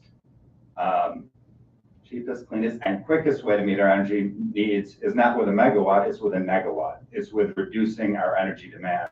And we know they're cheap because you guys, when you passed that, well, some of you may have not been here, but when you passed that legislation in 2011, you told the PUC to hire a third-party evaluator. They evaluate those programs. Those programs, I believe in 2020, and I'll get the exact numbers from memory, I want to say 2.3, or Doug will correct me, 2.3 cents per kilowatt, so demand, so $23 a megawatt. And over the lifetime of those energy savings programs, it's about a penny per kilowatt hour. Compare that to $9,000, which was the previous $9,000 per megawatt hour, or overall what a gas or solar or wind or any other generation source costs, much less. So that is a focus we should have as a state. There was legislation filed. Representative Reynolds filed legislation, Representative Anchia, Senator Eckhart, all had legislation that would have implemented a 1% sales energy efficiency goal for those utilities. That's something Austin Energy, frankly, already meets. CPS Energy is close, but it would have been for the investor-owned transmission utilities. That bill did not pass. We believe we actually don't need legislation, that the Utility Commission has the authority to raise the goals on their own. When they've been speaking the last few months about a blueprint, they talked about they may need to look at the energy efficiency programs, but they've yet to take any action on that. That cost-effective, simple thing we could do as a state would particularly help low-income people, because those programs, some of the requirements are to serve people who don't have a lot of money. And so that would be one thing we could do very easily through PUC rulemaking, and if not, through legislation. The other thing I'll mention is demand response. So energy efficiency is reducing your overall energy use. Demand response is shifting energy use during peak times. We as a state have unlimited potential. I won't say unlimited, a lot of potential to do more with reducing energy use at peak through things like the smart meters that we've already paid for. We've all paid for it, right, through our utilities. But also things like smart thermostats or control of our pools, pool pumps, control of our water heating. And we have some programs. But what we really need to do is make that part of our energy market so that third parties and retail electric providers and others actually have a financial advantage to invest in those programs. And the PUC has taken some modest steps, but there's much more we could do around demand response. The third issue I'd like to mention is building codes. So when I talk about energy efficiency and demand response, I'm mainly talking about existing older buildings, many of which don't have insulation or inefficient. New construction is something that Texas has been largely a leader on. You know, we build more homes than anyone. A lot of them are very energy efficient. But we as a state have not done a lot on updating our building codes. So back in the 2015 session, again, bipartisan, Villalba had a bill that passed that raised our energy codes to the 2015 standards. That was implemented in 2016. That same piece of legislation said, SECO, State Energy Conservation Office, you look at the latest codes. We didn't really do it in 2018. They're now finally looking at it in 21. There's actually a public comment period open right now. Austin, by the way, has already adopted these codes. They adopted them last year. But we as a state could go ahead and raise not only the energy codes, but all the codes, plumbing codes. You had legislation that talked about the wildlife corridors. And in particular, we as a state, we have not given counties the same authority that cities have on codes. And that means a lot of our development, which is outside of cities, do not meet the same sort of standards that they do within the cities, because counties do have some ordinance making authority a little bit, but they can't inspect, they can't enforce, they can't place fees on that type of construction. There has been legislation filed by multiple people. Representative Hinojosa had a bill that would have given counties more authority. Senator Eckhart had a bill as well. Those are things we should be looking at, even as we try to get our state agencies like SECO to adopt the latest codes. We probably need more legislative clarity on those issues. I think I'll end by talking about one more issue, which is just getting back to the customers, right? Customers are starting to put distributed generation, solar, storage, demand response technology on their homes. We need to pull that into our market and make that part of the solution. That will directly benefit customers. And we, by ordering the PUC and ERCOT to allow those types of resources to be able to get into the market, to provide reliability service, to provide energy. Right now, there are some limitations and barriers on that happening. So those are three areas: energy efficiency, building codes, and distributed energy resources, where we could actually help consumers in Texas, and that money wouldn't flow to the largest gas companies. It would help the customers themselves. So I think I'll end it there, and I'll pass you some material later that you can distribute to the representatives, and I'm happy to answer any questions. All right, thank you. That was a lot of information, a lot of bill ideas. I'm curious, just one question for me in that, do people know to reduce demand, people really have to understand what their demand is and how they can reduce it? Do you think people know how to do that? I think it's difficult in Texas. And the next speaker might be able to add some insight into this, but we have a portal known as Smart Meter Texas, where if you're in the competitive energy market, you do have some access to the data. But utilities and companies clearly haven't done enough to make that kind of information accessible to customers, so they know when am I using power, how can I reduce it, and more could be done. Some states do have much greater information that's provided by the state to customers. So remember, when we originally deregulated the market, we said we're going to put money into customer education. That was part of the System Benefit Fund, which no longer exists. But we were going to put money into educating consumers how to make wise choices, both on who to choose for a provider, but also those types of programs. And we don't really have that type of program in Texas. So that would be education about how to reduce demand and what programs actually exist that people can get access to. I think people don't even know about the programs that exist in large part. Okay, Representative. So when the blackout hit, we got notices saying, turn your thermostat down to 68. And I thought, wow, people have their thermostat higher than 68 in the winter.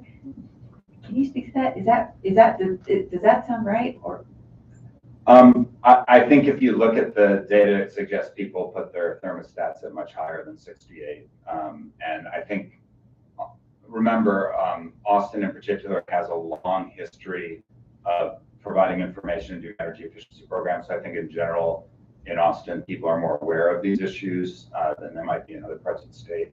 But I will say the recent winter storm we had, 10 days ago or so, when demand was not as great as they expected, may indicate that people did learn some lessons from the storm about being more careful with how they use energy during those peak times. So I do think education awareness is very important. All right, thank you. Appreciate your testimony. Yes. Sorry, one more question about how we as a state could, if we were serious about preparing for climate change, how we could integrate climate science into our planning as a state, especially our disaster readiness. Because it seems like, this is, we're going to look back on this blackout and realize that all of kind of the policy minutiae we talked about was missing the big point, which was that this was, one of many disasters our state has faced over the past decade alone, and is a harbinger for things to come. So just Yeah, thank you, Representative Talarico. As the representative of Sierra Club, I should have started there with climate change.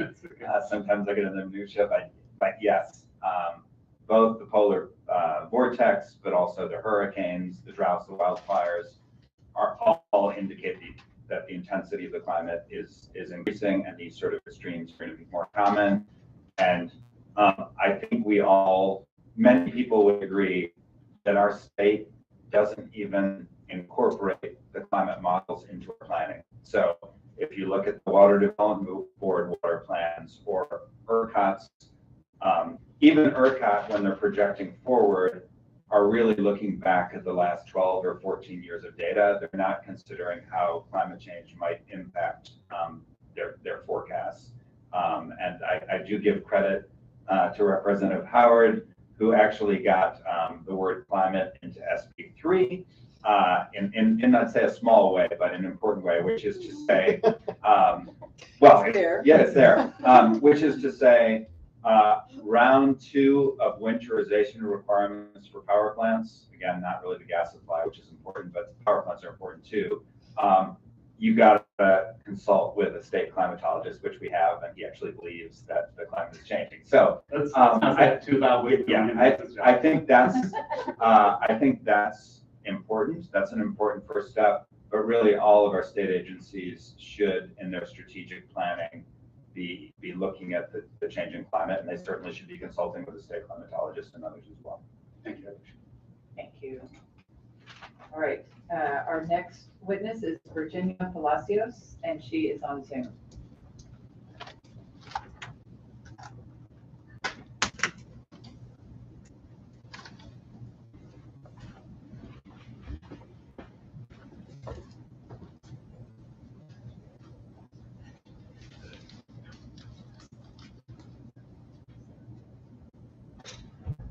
Good afternoon. We're ready for you. You have the floor.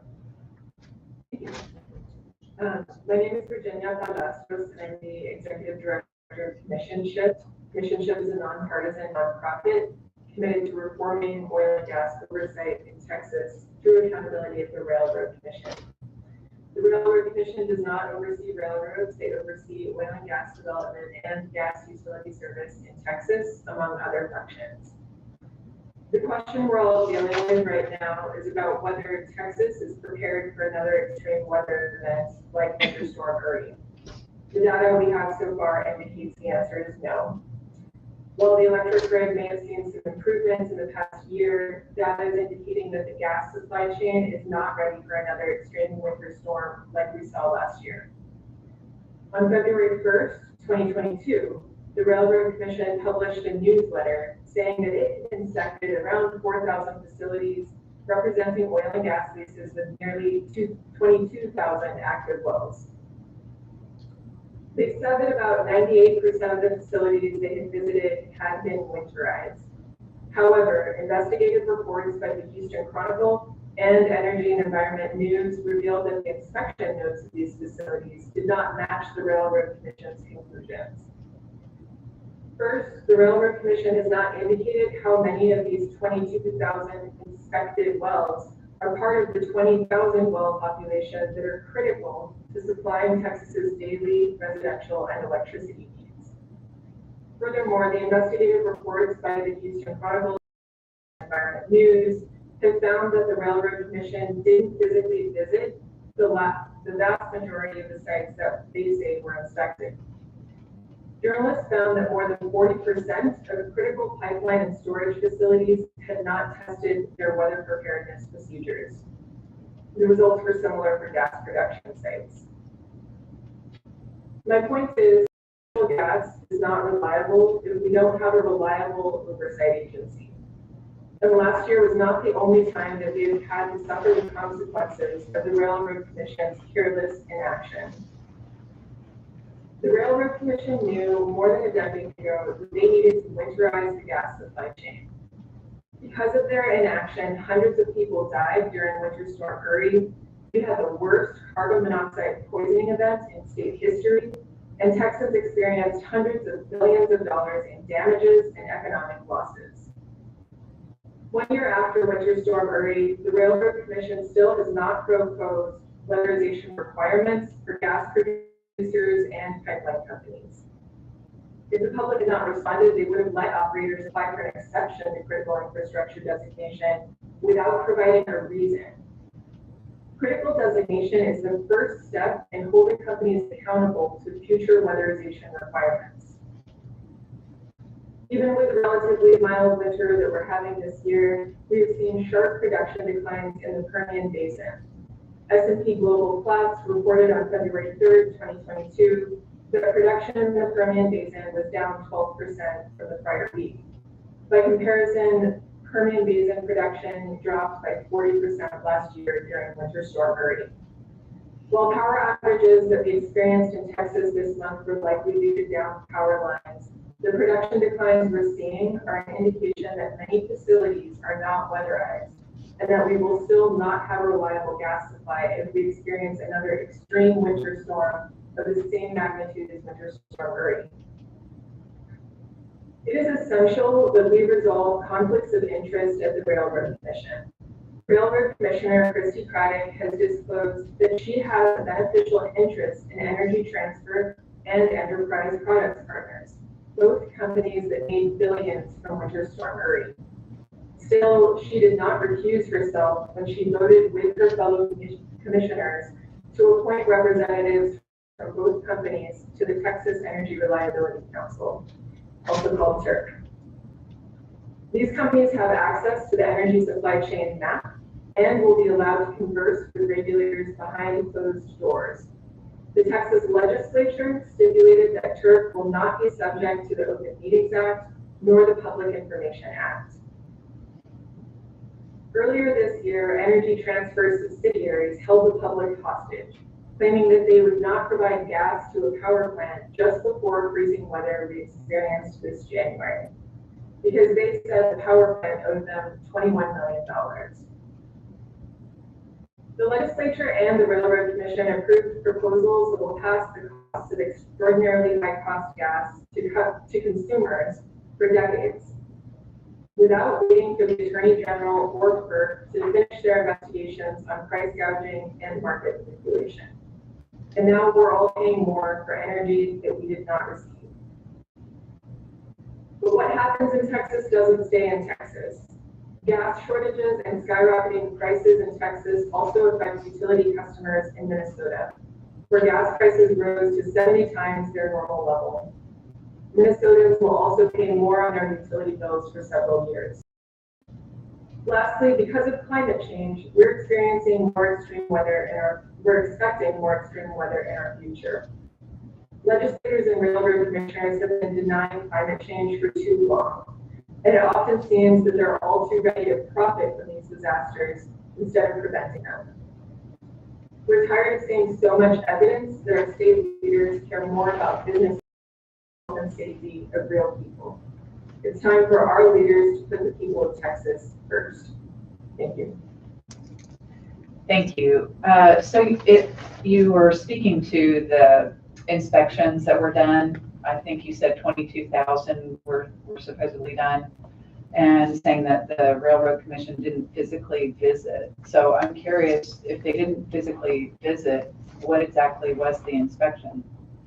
My understanding is that operators submitted a survey to the commission.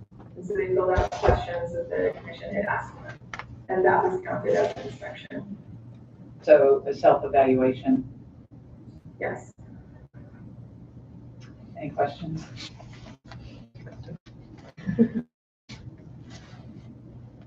All right. Thank you so much for your testimony and the information today.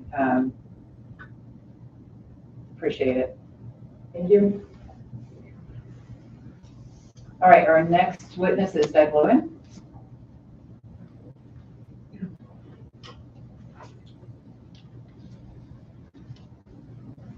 Thank you, representatives. Really appreciate you doing this. My name is Doug Lewin. I'm an energy consultant. The company is called Stoic Energy.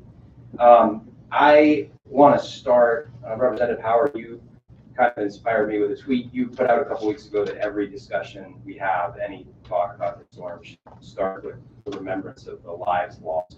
So I'd like to start there, and I appreciate that. I've been doing that.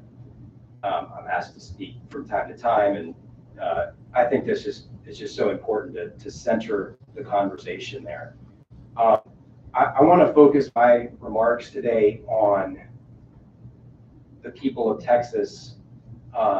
Obviously, I want to think about those that lost their lives, but I also want to think about those that survived and the financial impact of this storm. So I'm going to talk about that some today and address the financial toll of that disastrous, catastrophic week last February, the additional costs that are already hitting customers now, and the additional costs that are coming from some of the market reforms that are being considered, and even some that are already being implemented at the PUC. I don't think this has gotten nearly enough attention yet. And then I want to end with what policymakers like yourselves can do, pick up on a lot of the points other speakers have made. So I want to just mention a few numbers, just a little bit of math here. You hear a lot about the $6.3 billion. That's the two largest of the securitization bills that passed during the session, $3.4 billion in gas, $2.9 billion in electricity. Those are going to be spread out on customers' bills for decades. That, though, is only one of the many ways that costs are going to flow through to customers. And I think a lot of times there's a misperception that like the $6 billion is it. There was $11 billion made by the gas industry in that 1 week. That was reported by Bloomberg. We heard a lot during the session, though not as much since, from the independent market monitor, ERCOT, that there were $16 billion in charges in the ERCOT market after the outages ended. During that 1 week, the week obviously February 15th, 1 year ago today, $50 billion moved through the ERCOT market. On one day, February 16th, it was over $10 billion. To put that in perspective, in 2020, less than $10 billion moved through the ERCOT market in 1 full year. So more in 1 day than the year before.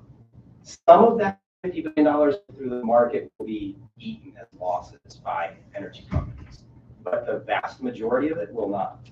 These companies are not in the business of eating losses. They have shareholders and investors and boards that they are accountable to, and they will make that money back. How will they make that money back? In this state, most of it is made back through the competitive market. Customers' prices are already going up. If you go to the Power to Choose website to choose a plan today, it is far more expensive than it was 13 months ago.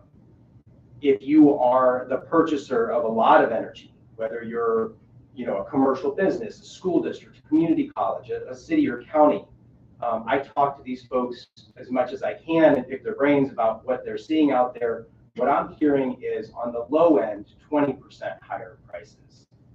At the higher end, more like 30 to 40% higher prices that they're having to negotiate. And worse than that, it is becoming very, very difficult to get any kind of a long-term deal in the ERCOT market.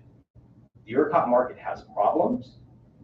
Many of those problems are because of some of the market changes and that are being proposed and the regulatory uncertainty around those. All right, so these costs end up acting like a tax on every Texas family and business. And that's just what's been done so far.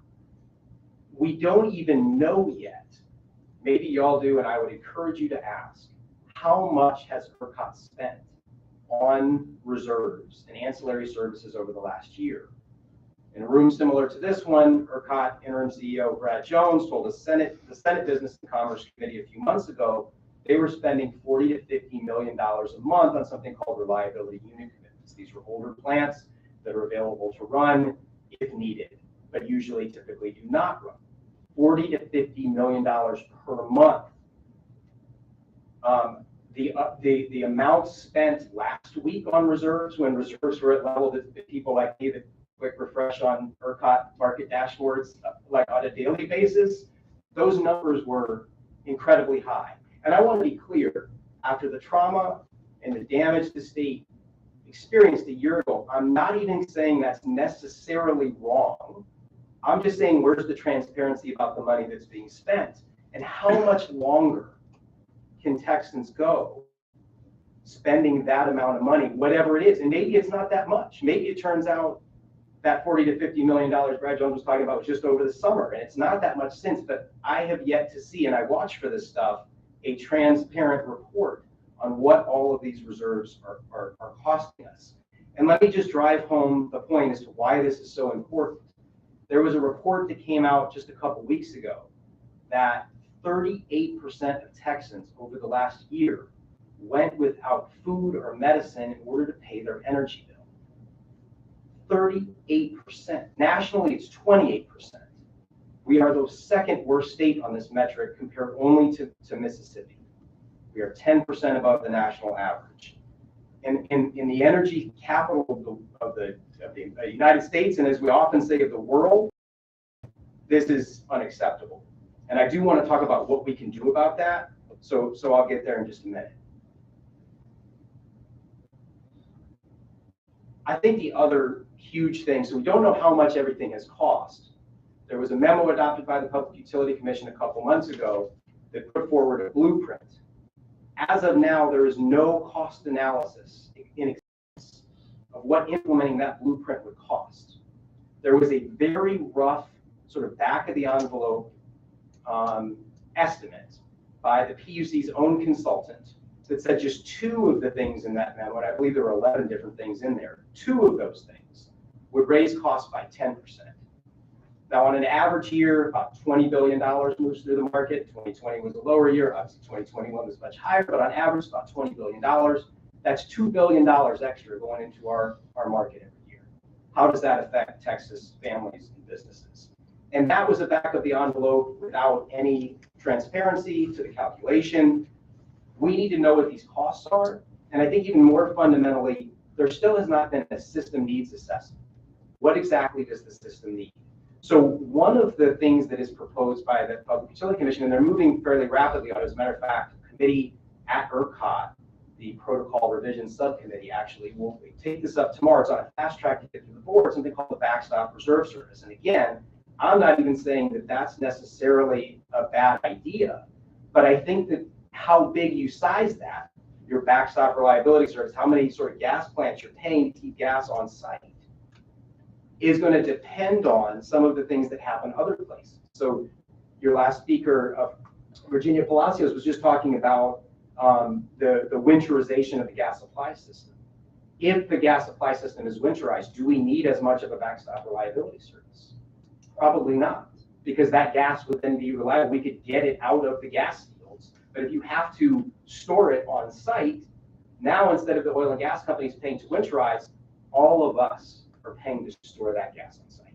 So you need a system need assessment to tell you what does the system actually need and how can we get there at the least cost societally, right? Which is probably, and there's estimates out of the Federal Reserve Board that winterizing gas supply is somewhere in the $100 to $200 billion range.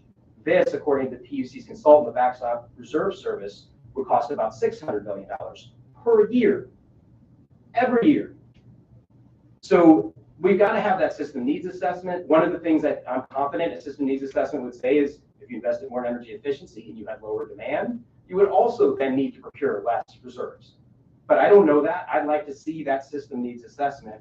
As far as I know, that is not even in the works at this point. Okay, so let's talk about what can be done going forward. What can policymakers do to alleviate the financial burden that so many Texans are feeling and experiencing, and that leaves 4 out of 10 Texas families deciding whether to choose between food, medicine, and energy, and just unimaginable thought. There's a lot that the legislature could do about this. The legislature right now is sitting on $12 billion in the rainy day fund. Legislature recently, during a special session, spent $16 billion in federal money without a dollar going to help Texans pay their energy bills. There is more federal money coming. There's a lot more federal money coming. The state is flush. We should be helping people. Not only that, if you help people, and there's different ways to help people, one would be through energy efficiency. Cyrus talked a lot about that. Dr. Weber talked a lot there's a lot we could do that would directly help people by adding insulation into their attics, by changing out their HVAC systems, by getting thermostats, all these kinds of different things that they could do to actually increase the comfort, the control they have over their energy use, and lower their costs, and would increase the reliability of the grid because you're actually lowering demand. It all through the year, and as Cyrus talked about, you can have demand response or flexible demand that can reduce in times of scarcity and actually use more energy when we have an abundance, which a lot of the time of year we do have an abundance, right? So you think of charging your electric car when there's plenty of solar in the middle of the day, pausing that charging in the evening at 6 or 7 as the sun's going down, and we're on a peaking system. These are the kinds of things we've got to get to in our system, and if we just continue to shovel money towards old fossil plants, instead of actually investing in the grid of the future, which includes a lot of demand side and renewables and things like that, we're going to get a costlier and less reliable grid. So one thing we could do to help customers would be to focus on energy efficiency. There's a report, and Pooja, I sent this to you earlier, if you wouldn't mind distributing it, I'd love for representatives to see it. There was a study out of the American Council for Energy Efficient Economy that showed that we could reduce 8 gigawatts. So remember, we were 20 gigawatts short last February, so nothing you will hear from anybody. If anybody tells you one thing is a panacea, don't believe them. This is not a silver bullet situation, this is silver buckshot. But one of the things we've got to do is energy efficiency, 8 gigawatts for 800 million spread over 5 years. That's through focusing on HVAC and smart thermostats, changing out the inefficient heat that is really driving those peaks in the winter, and inefficient cooling that is driving the peaks in the summertime. Let's put that in perspective. I told you earlier that 2 proposals out of the PUC by their own consultants, math was $2 billion a year. I just said 160 million per year for 5 years, and then that's it. You don't have to keep, I mean, hopefully we would keep doing energy efficiency, but you actually don't have to, as opposed to 2 billion every year in perpetuity. 8 gigawatts. You cannot get 8 gigawatts for 800 million any other way. And it helps people. It puts money back in their pockets. It creates jobs. It has all these ancillary benefits, and yet we don't do it. We spend 80% less in the state of Texas than the average state with energy efficient building. 90% less than the leading states, 80% less than just the average state. I'll just make a couple more points, and then I'll happy to take any questions or just get out of your way and let other people come up here. But just a couple other things I think are worth mentioning. Energy efficiency is great. We should do it. I think we also need to consider some just direct assistance.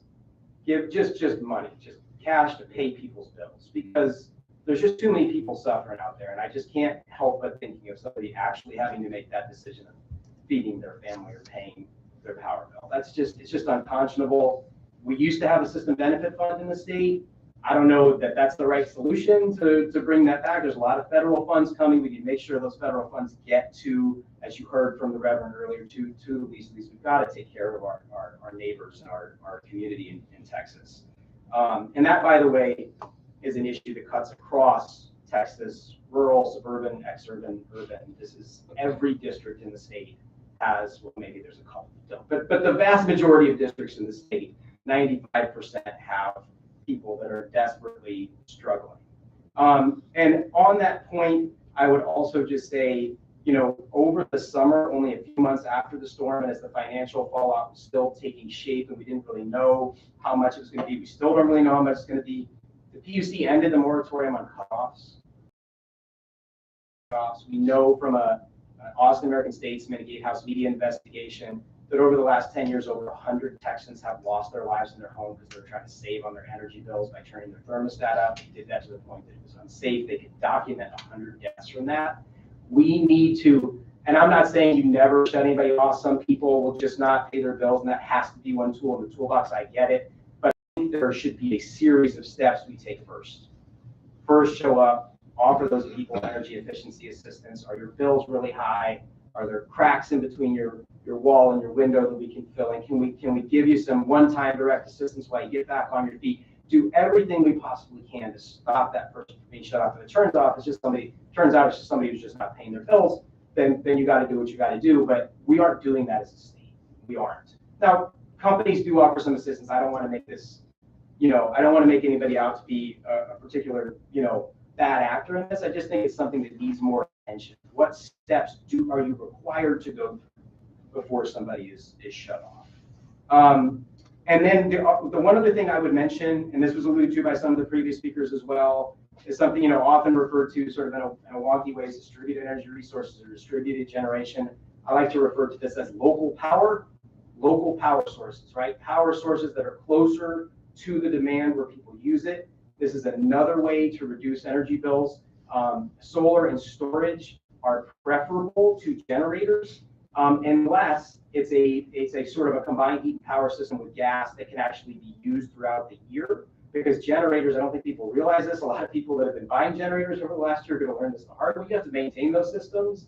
You've got to run them a couple times, at least a couple times every year, if not like once a month, to make sure that they're up to speed. And can, you know, there's a lot of maintenance that goes into these just to use in an emergency. We should be helping people get those local power sources that they can use throughout the year. And we've got to figure out how to integrate those into the system to make our system more resilient and more reliable, because it can't do that. We have a whole gigawatt right now of distributed solar in the state. That's a pretty large amount. I mean, the whole system is what, 85, 90 gigawatts. So it's a percentage-wise small, but growing extremely quickly. And I talked to one of the leading solar installers the other day. They said, you know, their installations are through the roof since last year, and that something on the order used to be like 5 to 10% of homes would ask for battery storage with their solar systems. That's getting closer to like 50% now. Everybody wants storage. So these are assets out there. We're getting electric vehicles soon. These are going to be assets for us too. So we need to think about using those local power sources. Both Buc-ee's and HEB have combined heat and power systems located at their site, which is one of the reasons they were able to remain running. Why is the state not doing everything it possibly can to help more folks, whether it's businesses or individuals, get those kinds of systems? And I will just end by saying there's a lot going on over at the PUC right now. There is nothing yet 1 year later. And of course, the commissioners were all appointed later, and they've got, I do want to give credit. They have moved incredibly quickly on a number of fronts, and I am sympathetic to the crush of work they have and how under-resourced they are, which is another thing probably makes sense for legislators to look at. That agency is chronically and just consistently underfunded. They're doing, I think, the best they can, and yet we have no energy efficiency proposals for increasing it at all. There has not been a single Public Utility Commission town hall. No effort to listen to anybody. I know the ERCOT CEO has been doing a listening tour, and I commend him for doing that. The PUC needs to make themselves available to 3 minutes of testimony if you're willing to travel to Austin to speak to them. There is no cost analysis yet, no system needs analysis. I'll stop there because I could go on and on, but there's a lot of needs right now, and I think at the top of that list needs to be thinking about customers, thinking about who are struggling to pay their bills, and it is a very large amount of Texans at this point. I'll stop there. Thank you. So who do you see doing this needs assessment? I mean, I think it needs to be the Public Utility Commission. And there's certainly been discussions about doing this over there. And I certainly hope that they move forward with that. And I think it needs to be both. It needs to be the system needs assessment and the cost assessment. You've got to look. They've got to, this is always the thing in the utility world. It has been forever, is you have to balance reliability and affordability. You can't just let one go way out of whack. They have to be, and I'm worried actually that we're going to, you know, the talking point has been we favored cheap electricity over reliability, and now we're going the other way. We're going to favor reliability over affordability. The trick is not to favor one over the other. The trick is to keep those things in balance because they're both incredibly important. As is, by the way, reducing emissions and reducing pollution and making sure we're not contributing more to climate change. So that one is definitely a, you know, way down the list for Texas policymakers, but I know y'all are trying to change that. Appreciate that. All right, thank you. Any questions? Representative. Thanks so much for being here. I know you're an expert in the energy market. I am not. I don't know if any of us are. So I think we're all trying to learn. I guess Representative Howard is the closest, given what she had to learn as part of the State Affairs Committee. But yeah, I wanted to ask about, I understand that in a market, scarcity drives up prices, which is good for industry, but in this situation, it seemed really bad for Texans. And I remember reading when the blackout first happened, an energy expert say that the market here in Texas is working exactly as it was designed to work. And that, when demand increases, so does the price of power. I guess what I'm trying to reconcile as a non-market expert is, in the depths of winter, isn't heat a human right that everyone is owed? And so how do you reconcile that belief, which I hopefully we all share, with this market system that treats heat as a commodity? And if that's the wrong way to ask it, let me know. I'm trying to wrap my head around this kind of at a high level before digging into the details. I mean, I think it's fair to say that in the state of Texas right now, with the set of policies and laws we have, we do not treat heat and cooling in the heat in the winter, cooling in the summer as a right. If you're asking me my opinion, yes, I think it should be, but I think as a matter of policy and as a matter of the way things are done, culture, if you will, no, it's not in the state of Texas right now. That's something we should probably talk about a lot. I think that's problematic. I will say, I actually think that the energy-only market that we have at ERCOT, if we have better regulations in other places, including the power plant winterization phase 1 rule that the PUC's implemented, and I think they did a good job with. Again, very quick amount, very, very speedy process, that rule, because they had a looming deadline in the statute. And as Cyrus alluded to, and as Representative Howard got into SB3, that climatology piece is coming. They've got to consider climate change. And by the way, that does apply to the Railroad Commission too. The Railroad Commission will need to consider climate change.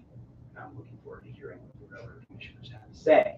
The climatologist, by the way, was appointed by Bush. I know you were talking about him earlier. Now for 26, 27 years. It's probably fairly lonely. I don't think policymakers have called on him very much, but I would encourage you all to call on him. Dr. John Nielsen Gam, he's a great scholar and deserves to be listened to more.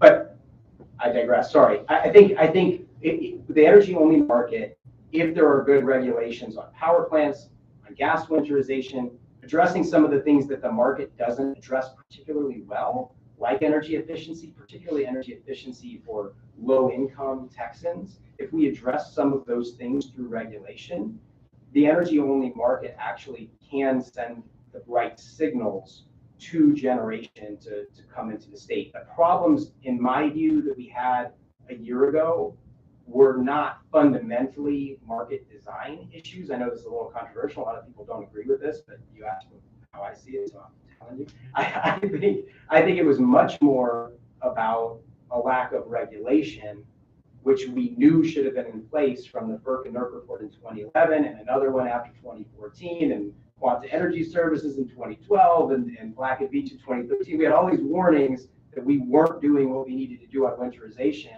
and if we required that, I think actually the energy-only market can continue to deliver power at more affordable prices than a sort of command and control, sort of completely regulated system, a la Duke Energy in North Carolina or wherever else they are, Southern in Georgia, et cetera. Those, I prefer our market design, and I think that it can deliver the benefits. But we need to have a conversation about what regulation is necessary, and is heat a human right? That's the right question to ask. And I think as a matter of policy right now, the answer in Texas is no. Okay. That's helpful to know. It seems like from the experts that we've had here today already, and from everything I've read, it's pretty clear that the natural gas industry is the primary culprit in this blackout on two counts. One being the driver of climate change, global climate change, which is what allowed a storm like this to come to Texas and will allow storms like this, severe storms, to come to Texas more frequently. That's one. But then two, kind of more directly, not preparing for that climate change that they caused, right? They're not winterizing. So on two counts, they seem to be the culprits. And I'm trying to say that dispassionately, just based on the information I have. Every time I say that, some of my colleagues on this side of the aisle will suddenly start pointing fingers at wind turbines and solar panels. And can you tell us about those critiques of renewables in this conversation?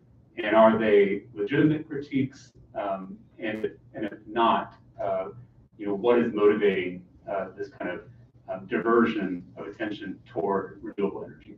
I love that question. I appreciate it very much. And I'd love to have a longer conversation with you about this. I think that one of the problems we have in the state of Texas right now is that it is very much there is a dynamic that sort of the knives are out for renewables. People are at the legislature are constantly attacking renewables. This has been going on. I used to be a staffer over here a long time ago. I didn't have any great going on that, right? I mean, that was 15, 20 years ago. It's been going on a long time. And so it puts people in the renewable industry in a position where they can't talk about sort of, what some of the solutions are to the variability of renewable energy, which of course everybody keeps putting in all their op-eds that sometimes the wind doesn't blow and the sun doesn't shine. Like, you don't need to write those words anymore. I think everybody knows that.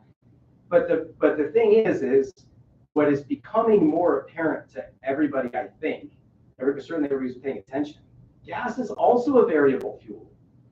We cannot rely on gas right now.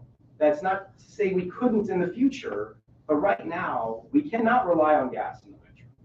Just on January 2nd and on February 3rd, in not very deep freezes, right? I mean, January 2nd was nothing, and February 3rd was the 7th coldest in the last 12 years. So once every 2-year kind of storm, gas production in the Permian dropped 20%.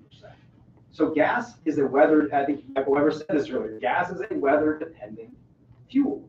So they all have their shortcomings. What we need to do is figure out a way to get as much, what we should be doing, in my view, is bringing as much renewable energy into the system as we possibly can, while keeping a very high standard of reliability. And the way that you do that is a few different ways. One, you get more of it spread out across broader areas. So right now we have solar in planning in something like 140, 150 of Texas' 254 counties.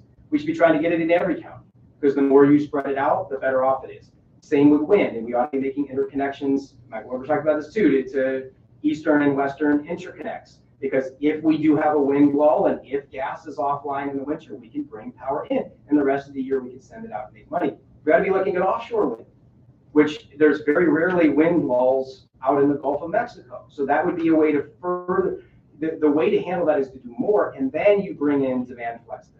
We've got 110,000 electric vehicles in the state of Texas right now. We're probably going to hit 1 million within 3 or 4 years. If you watch the Super Bowl the other night and saw those ads, it might be quicker than 3 or 4 years to get to 1 million.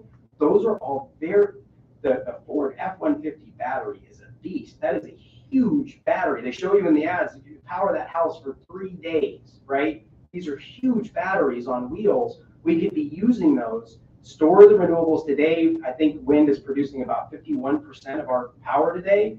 Like, charge everything up, right? And then when you do get a wind lull or it's a cloudy day and you don't have as much sun, you can actually use the demand side, those local power sources, the batteries, whether they're in EVs or in power walls or whatever it might be in somebody's garage or at a commercial building or a hospital or a dialysis center or a nursing home. All of those batteries there to protect us in the worst of times can actually be used on a day-to-day, even minute-by-minute basis just to a signal. And that's where the energy-only market gets really interesting. You can give those signals. Nobody has to sit there and necessarily watch that. It happens automatically. The battery is being charged up when power is cheap. It's discharging when power is expensive. These are the ways we handle additional renewable energy. Renewable energy, we need more of it in the state. It's been a boon for us economically. It's been huge for rural Texas. We could be doing more and exporting it. But that is not to say that renewables are perfect, and I don't think anybody claims that. I just think a lot of the times we can't have these kinds of conversations because a lot of the folks who understand exactly how renewables work are worried that their ox is going to get gored. And so we don't talk about, solutions. People get defensive. I appreciate that. I think the thing that frustrates me is the false equivalency, right? We say, well, no energy source is perfect. They're all flawed, except renewables maybe are more variable, but then fossil fuels are destroying the planet. And so it's like, are those two things on equal footing, right? And I as an 8th generation Texan, I know that we're kind of a company town, right? It's oil and gas is a big part of our heritage. My great grandfather worked in the oil fields of Bishop, Texas, helped support our family on that. And I'm grateful. And I think a lot of us are grateful for what it does for our workers and for our economy. I guess my only point is I want Texas to be number one in renewables going forward in the 21st century, right? Right now it feels a little bit like we're the number one supplier of cassette tapes in 1988, right? It's time to transition because that's not going to last very long. And so I guess I just don't know where the hostility comes from in trying to figure out a safer, cleaner, greener path forward. But I appreciate your comments, and hopefully we can have that more serious conversation with our colleagues next session. And I just one thing on that, just real quick. I'm sorry, Representative Goodwin, I know you're trying to move on. I'm trying to let you do that. But I just want to say, Representative, I think it's really important. We have the opportunity to be the low greenhouse gas, low emission leader in oil and gas development too. We are missing that boat in a major way, and other states are lapping us. Countries around the world are lapping us. Largely because of the climate denial and because of this culture of renewables against oil and gas. Instead of us working together and say, let's get as many renewables as we can, and let's drive as many emissions out of the supply chain of oil and gas as possible. Let's stop flaring and venting. Let's monitor the leaks midstream at the pipes, and let's capture the carbon downstream. And let's tell the rest of the world, if you want low carbon oil and gas, you want the lowest carbon oil and gas in the world. And this isn't like, you should absolutely talk like Occidental is saying this now. The Oxy CEO runs around and says, we are going to be the last barrel of oil taken out of the ground because we're going to be the most sustainable. They're putting direct air capture out in West Texas, big machines that actually suck carbon out of the air to offset whatever emissions they have. They're going to capture the carbon. Why is the state of Texas not doing this? And by the way, there's a lot of federal money right now for hydrogen hubs, direct air capture hubs. You know who's going after that? Louisiana, New Mexico, where's Texas? We should be winning that race. Yes, we should save the world and make money while we're doing it. And there are some businesses, I think, that are going that direction, as you just mentioned, despite what the state of Texas is doing in the legislature about Exxon moving to Houston to be more focused there on diversification of what they're doing. So I think industry sees this as the future. They're not going to wait for us. Some industry. Some, but there are some that are doing it. They're not waiting for us. There's examples all over the place, and so, but I do think for that to succeed, we need state political leadership on it too. So I appreciate all that. Definitely. I'm sorry. But we are we not, the American leader in wind production energy? Texas, the state of Texas is. So we are already a renewable energy company town. We create more jobs in renewables in this state than the oil and gas company does. And so it's just a matter of claiming it. We also are one of the fastest growing states when it comes to solar energy. So this is very much a point of pride, or should be a point of pride for Texans. And so I would just push back against any claim that we are just the oil and gas industry. We are leading in many ways, despite, as Representative Howard said, our state grudgingly coming along. And I just think the only problem with, I agree with that, and we're number 2 in solar now. We're probably going to pass California in the next year or two. We're up to like 10 gigawatts of solar, which is insane to say out loud. I can't even believe we're at that level right now. It's amazing. There's thing as to how high this can go, unless there's real political and policy leadership in the state. And we will start losing out. We'll start to see those rankings diminish. Maybe not a win because the lead is so big, but we need a lot more.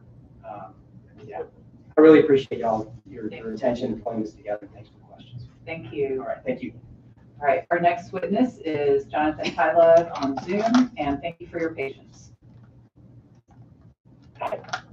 Thanks for inviting me. Hope everyone's doing well.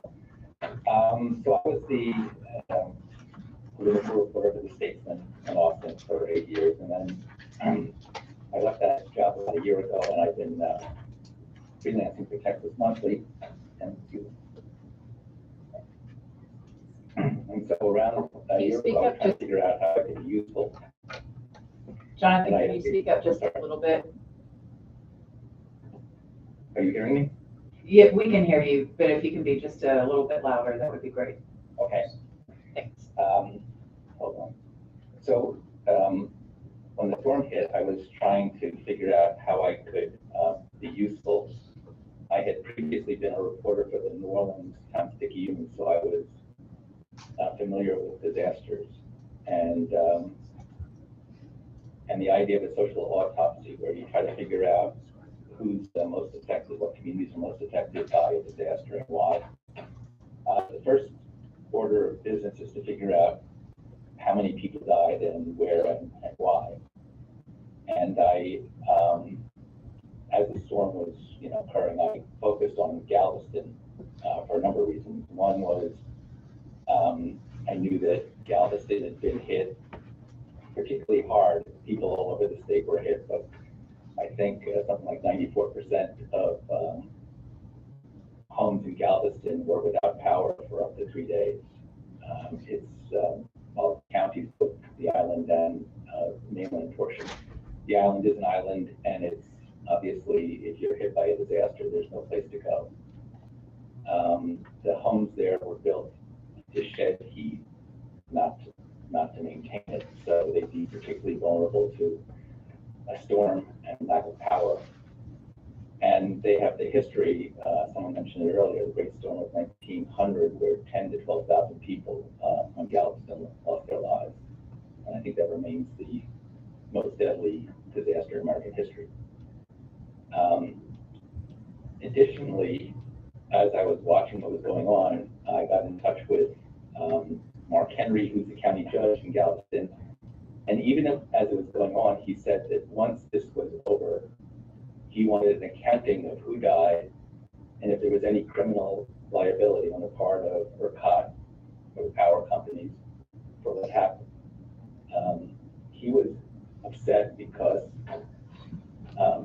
based on what he was told, he told his constituents that it would be a rolling blackout and they wouldn't be without power for more than a couple of hours at a time. That didn't prove to be true. They never rolled. They were without power continuously for that period of time. So, in fact, he felt responsible for the fact that people operate on the basis of what he communicated to them based on what ERCOT and power companies communicated to him. And he felt that there were probably people who died thinking the power was about to go back on based on what he had told them. There were things he could have done, he said, if he had known what was going to happen. He could have created more warming centers. He could have done evacuations. He could have alerted people to what to expect. In any case, when it was over, he in fact did file a complaint with the district attorney in Galveston County asking that he examine the deaths and determine if there was any criminal responsibility on the part of the ERCOT, its individual agents and the power companies, and whether it be murder or manslaughter or involuntary homicide. So what I did is I tried to search out as best I could the people who lost their lives in those few days and see what happened and how their deaths were recorded. There were a couple of cases that I focused on. One was Shirley Napier, who in her late 60s, she lived with her husband in Galveston on the island, And it was Valentine's Day. The storm hit that night. And they had a nice day. They had gone out to dinner. The storm hadn't hit yet. He got her, Stephen, her husband, got a couple of boxes of chocolates, one for him and one for her. He bought her flowers at Kroger's. And they settled in for how they spent their evenings well into the early mornings of the early hours of the morning, watching old Gunsmokes and other old westerns on TV. Around 2, the power went out, and that wasn't something that didn't happen, on occasion. So he wasn't all that worried. It was icy out, but they hadn't received an alert indicating that they should, be particularly concerned. He thought about taking her out to the car, starting it, and to warm her up, but she wasn't that agile, didn't get around that well, and with the ice outside, he was afraid that could lead to a fall, which would make things much worse. He had a generator on his porch, but he hadn't started it up in a while, and was worried about trying to do that on his own in the middle of the night. He has COPD, so he decided to wait till the morning. When the morning came, his wife, Shirley, wearing 2 coats, got up, went to the bathroom, came back to bed. Her breathing was labored, but she seemed okay. He got a phone call in the kitchen from a neighbor wanting to see how he was doing, how they were doing. He answered it. When he came back, his wife wasn't breathing. They went to the hospital. She died, I think, 5 days later. Her death certificate did not mention the storm, probably because the attending physician who was there when she died may not have known any of the particulars of her case or what had happened or how she ended up there. They didn't get in touch with the medical examiner, and they didn't get an autopsy. So at that point, she wasn't recorded as a storm death. Her husband, in the meantime, filed a wrongful death suit against ERCOT and Centerpoint, which is still working its way through the courts. The other case that I looked at was in Hitchcock, which is on the mainland. It was Ulysses Antonetti, who's 89 years old. She was living with her daughter and other family who were taking care of her. She was kind of descending into dementia. Her health wasn't great. She was in hospice. She was on oxygen. The oxygen wasn't, there was no power for the oxygen for a few hours. Her family kept her son. They checked on her every hour during the night. She seemed to be making it through the night okay. The next morning, she seemed okay, but within an hour or two, she was dead. Hospice didn't send anybody out to determine the cause of death because of the conditions were that she couldn't really get out of the house. And eventually the medical director for the hospice care organization said she died of Alzheimer's and heart disease without any mention of the effect of the storm. After I reported on this, Erin Barnhart, who's the medical examiner in Galveston, changed or amended their death certificates for both Shirley and Eula to indicate that they were their deaths were storm related. I was just looking at the end of the year, the State Department of Health Services issued its, I think it was final report, I guess they did it on New Year's Eve, of storm deaths. They put the number at 246. That included 10 in Galveston, which would have included 2 that were added. And, I think they made, I guess, a good faith effort to find every death certificate or research every case that they had heard about. And for Galveston, the 10, it makes it, after the big counties, I guess that's the third, altogether, the third highest rate per capita in the state, behind only Taylor and Nacogdoches counties.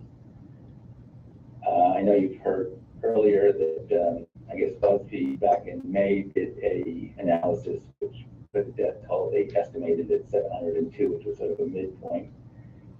based on looking at what would be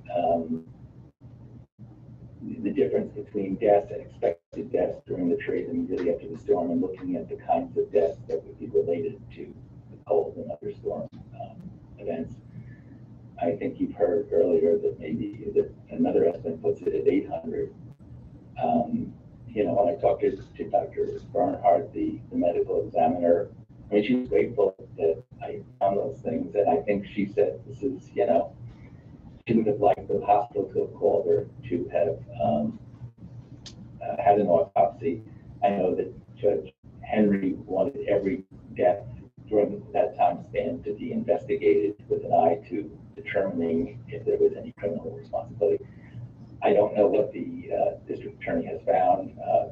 They haven't reported anything. I don't know if that means that they didn't find any reason to proceed or whether they're still looking at it.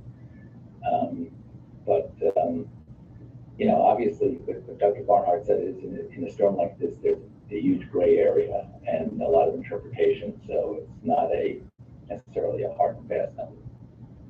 Thanks.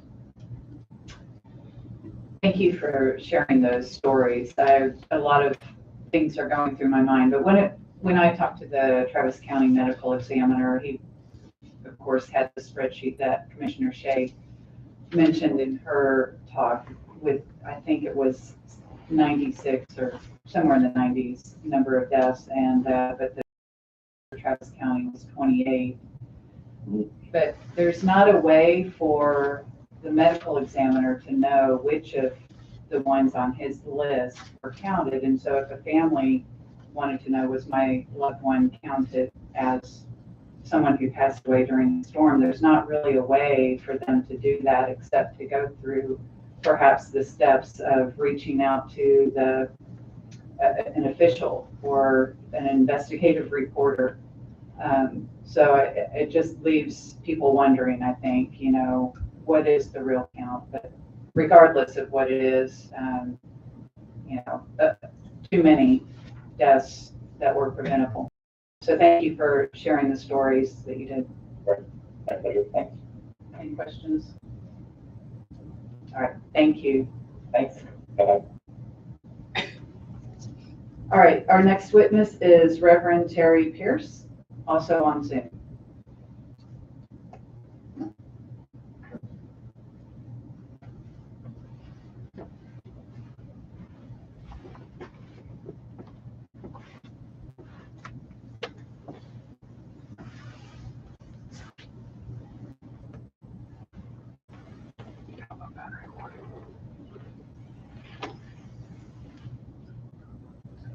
Good afternoon, Reverend. The floor is yours. Good afternoon. Thank you. My name is Terry Pierce, and I'm an Episcopal priest in Taylor, Texas. I am here today not as an expert on anything, simply as a citizen of the state and of this community. My sister died on February 17th last year. She was 72 years old. She was not terribly ill. She was frail, but she lived in an assisted living and essentially took care of herself. When my sister died, I was busy making sure that people in Taylor who didn't have homes or who had lost their heat were housed. My sister lived in an expensive Austin assisted living center, and she died because their generator didn't work, and they weren't required to notify us that she was not in safe circumstances, nor were they required to have a working generator. Cynthia died indoors from hypothermia. She would not have died if the power in Austin had not been turned off to a community of people who are dependent on others for their safety and well-being. I heard the San Antonio representative earlier today talk about having to raise utility rates to cover $1 billion in costs. I also heard that the disaster was an $11 billion windfall for a small handful of politically powerful gas suppliers, traders, and pipeline companies. That, I believe, was per Bloomberg. The biggest winner was a gas pipeline that pocketed $2.4 billion in just 4 days. I am the granddaughter and great-granddaughter of West Texas farmers. I was taught that we don't want a handout from the government, but we want the government to do what's for people, not just politically connected people, for all people in this state. My town of Taylor, Texas was damaged by the storm, but the city government and the churches and the businesses stepped up to care for people. My family was devastated by the unnecessary and incomprehensible loss of my older sister. I think doing what's right means that utility companies and the gas companies are required to have the infrastructure necessarily that to prevent this sort of an event. And I think doing what's right means that care homes must have generators and must be required to notify families of unsafe conditions.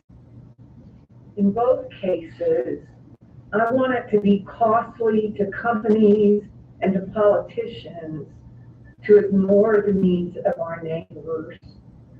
I want this state, the people and the businesses and the politicians in this state to do what's right for people. I thank you for your time today. I appreciate all the experts who have testified, and I appreciate the fact that you have made this space where we can talk with you. Thank you so much, Reverend. I'm so sorry about the loss of your sister. Thank you. Particularly when you're working to help others. So, and the state should be too. I agree with you 100% on your comments. I think the most difficult part of this event for me was the fact that we housed over 30 people in Taylor. I didn't know that my sister was not safe. And I think that's a failing of the community. It's a failing of the system. We do the best we can for one another, but we could do better. We can do better. Thank you. Anyone? Representative Tellerico. Thank you, Representative Goodwin. It's good to see you, Reverend, and proud to be your representative here at the Capitol. I just wanted to ask you one question. What was your sister's name? Her name was Cynthia Pierce. Cynthia Pierce. Well, I thank you for sharing your story and Cynthia's story, and I hope we can do a lot better by Cynthia and the people like her out today. Thank you so much. Thank you all. Thank you for your time. All right, our next witness is Houston Councilmember Letitia Plummer.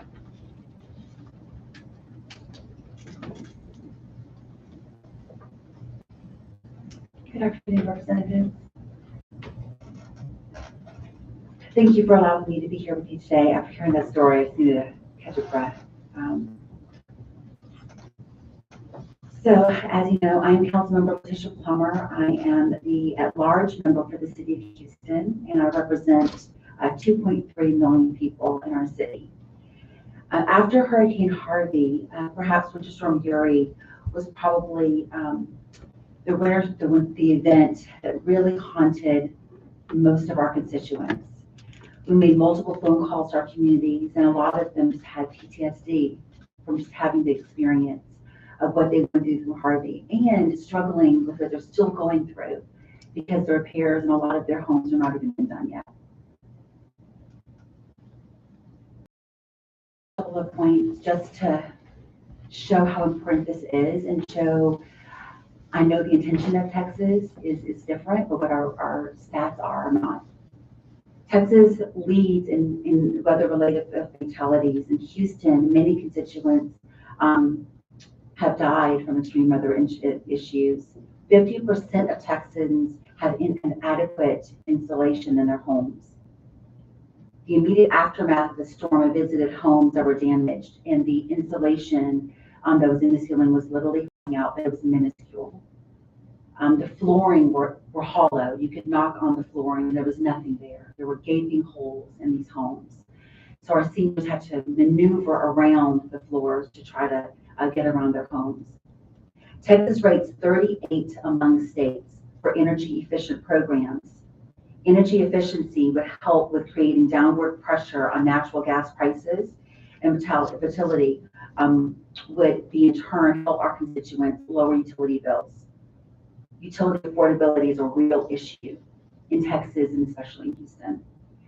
During Winter Storm Uri, 4 million plus Texans lost power without a few minutes or for days on end. And due to the widespread outages, a domino effect happened with infrastructural issues. People couldn't keep their places warm. They were warming in cars. People died of hypothermia. Spoiled food in our communities, especially in the lower income communities, when food is already a rationable item, was lost. A lot of people were sick from food poisoning. Even when the repairs were a possibility, we couldn't get parts. Plumbers couldn't come there, and the plumbers were gouging our seniors to make those repairs. Cell phone services were down, unable to contact their families or other residents or neighbors to let them know how they were doing. We had constituents that were without power for 2 to 3 weeks without food. I was lucky enough to work with ICNA Relief, who helped us delivering groceries to multiple families. 14 million Texans were under a boil notice. And in Houston, some of our constituents didn't have water for weeks after their pipes burst. Water, as we know, is essential for life. And I'm so grateful for a brewery called Senate Brewery that assisted us fill thousands of gallons of water, and we were able to hand deliver to our constituents. This water wasn't only for drinking, it was for them to wash their food and flush their toilets. Basic needs and necessities that people needed. 1,400 Texans seeked medical help from carbon monoxide poisoning during this event. Mothers were trying to keep their babies warm. And as we heard from the Reverend above, it persistently, or from the gentleman that spoke about the father, that husband, he was, figuring out how does he keep his wife warm. Those are basic concerns that we as Americans, or really no one as human beings, shouldn't even have to deal with. The official count of deaths was 250, but that's estimated though at 700, and what we heard earlier, maybe even above that. And every loss of life could have been avoided if this situation was dealt with properly. The cost of Uri in Texas economy was $130 million, something that could have been avoided completely if the money was spent properly, especially with weatherizing our grid. There are delays in insurance claims and payouts, and I want to really bring attention to this. So while the hail bill was intended to curb litigation of using a rise severe hailstorms, Chapter 542A became an issue. Chapter 542A applies to first-party real property claims for damages or loss caused wholly or partially due to the forces of nature. And what our constituents are hearing from their insurance companies is that the pipes burst wasn't a force of nature, it was because our grid failed. And so they're struggling being able to get through to get these insurance companies to pay claims on their homes. The populations that were impacted weren't only the underprivileged, it was also the medically compromised. It was our seniors. It was people that had really poured into the state of Texas in ways that we can only imagine. Affluent communities were affected too, but a lot of them had generators. They had other means of keeping themselves warm with fireplaces and things of that sort. The legislative session after Winter Storm Uri, 0 laws were passed. And I hope that my state colleagues, and I know that's why we're having this forum today, and I'm so grateful for allowing all of us to speak with you. We need to protect Texans. Texas, we represent them. They voted for us. They're the reason why we're in office. And it is unfair for us to not be able to deal with our constituencies in the manner that we should, especially when it comes to a problem that could be prevented. In a lot of ways, we have failed our communities. And it's historic. It's not just from Uri. It's a lack of infrastructure and support that we give low-income communities to be able to be resilient when issues like this arise. A home that's been destroyed during Harvey that has not had any repairs, how are they going to be able to survive a Winter Storm Uri? It's absolutely impossible. And a lot of the communities that I represent, well, I represent the whole entire city, but ones that I really focused on during this time, it's layers upon layers of us failing them.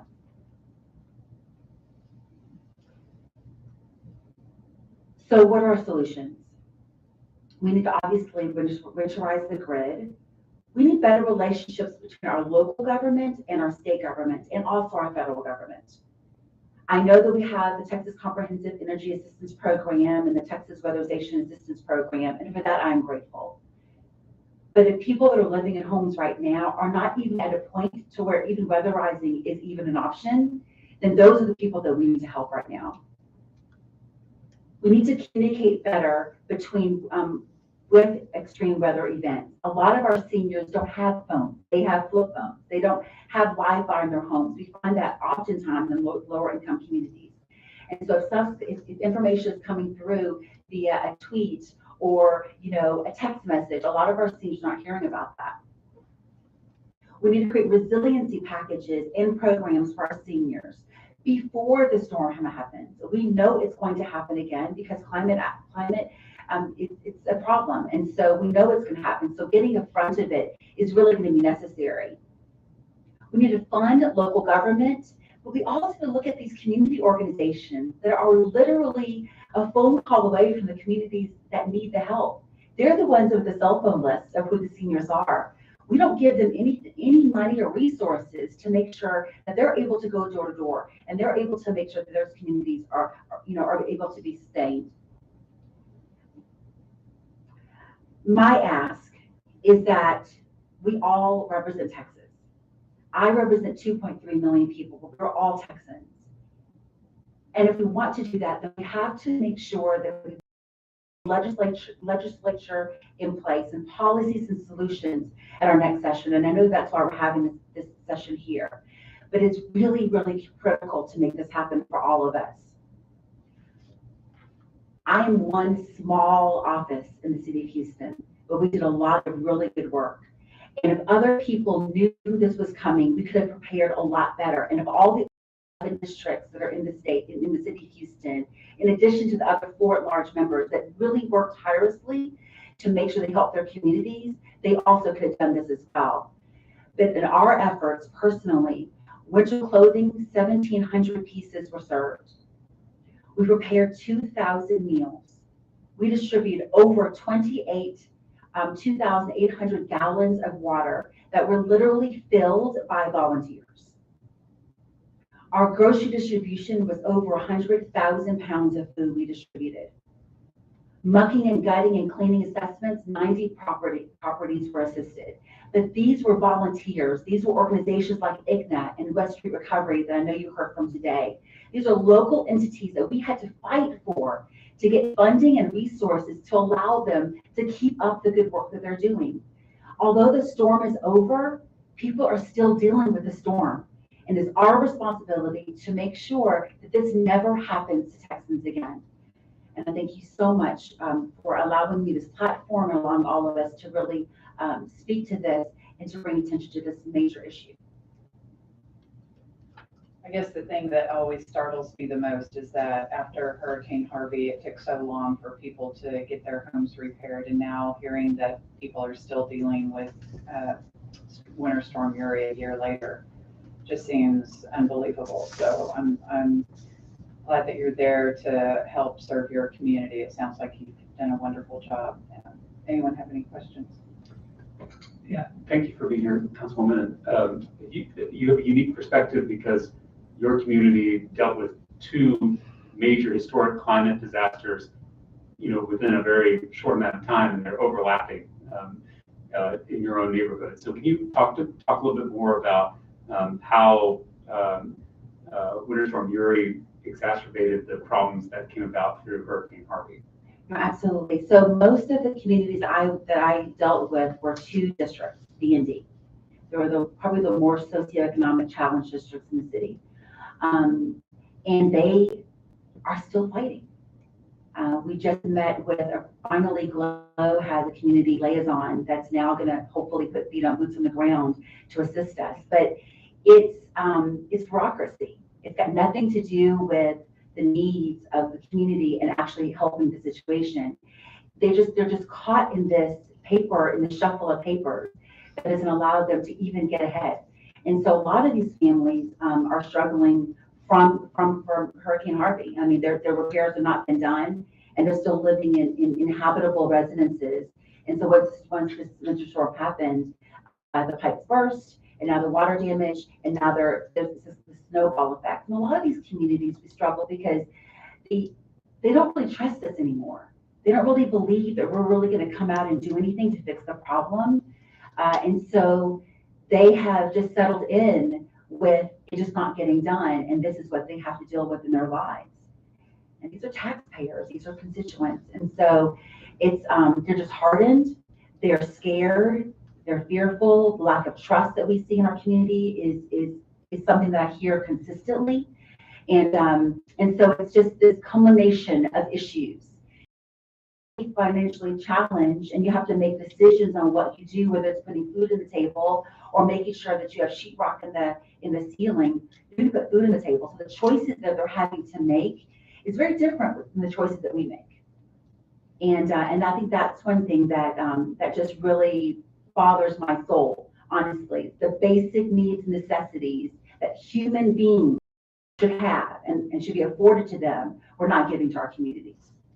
Thank you for sharing that. I think that's why we often talk about environmental justice, because the impacts of climate change aren't felt by every community in the same way. I think obviously climate change will touch all of us and will hurt all of us, but if you live in River Oaks or in Highland Park, you're going to be able to ride out climate change a little better than poor communities across the state. So thank you for highlighting that. No, thank you. And if I could just bring up one more point on top of all of that, we've done cancer clusters in the Fifth Ward, we've done the creosote, air quality is poor, freeways being built in our communities are, decreasing the level of air quality. And so we have in the Black and brown communities, there's so many underlying physical issues that people are dealing with. So when you have an event like Storm Uri, your body isn't even strong enough to even weather you through the next evening or the next day.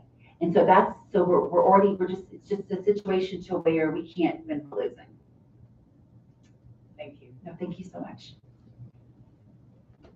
Okay, our next witness is Erin Shank, and she is on Zoom.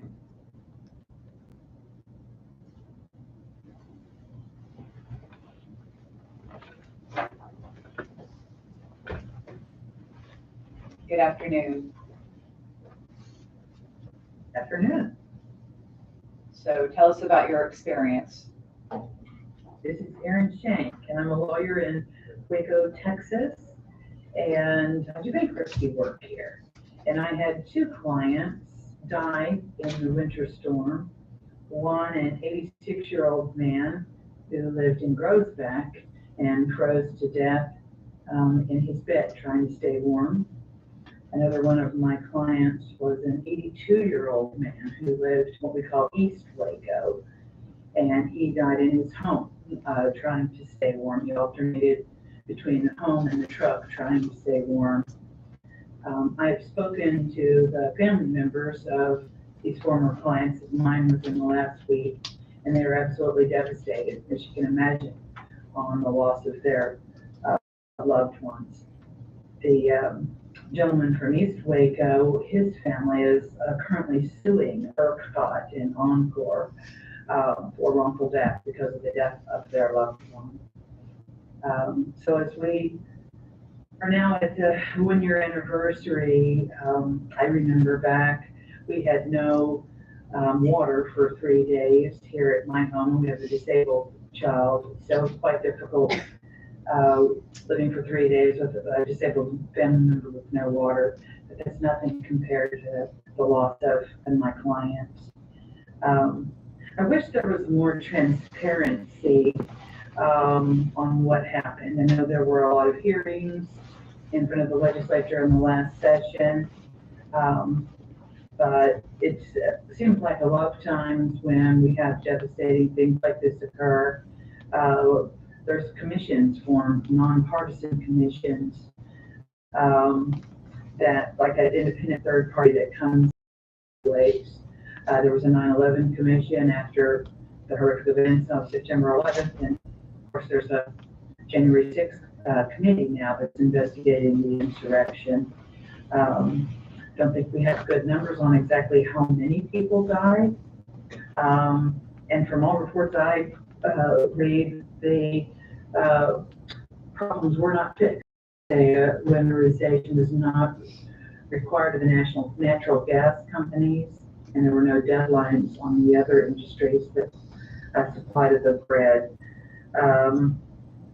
We have a governor that's told us that everything was fine, and I can guarantee there wasn't a problem with our next winter storm. We had a storm, of course it wasn't as bad as the one last year, but it's sad to me as I lived here in Waco and I saw the panic in the grocery stores and how scared the residents in McLennan County were that we would have another catastrophic event.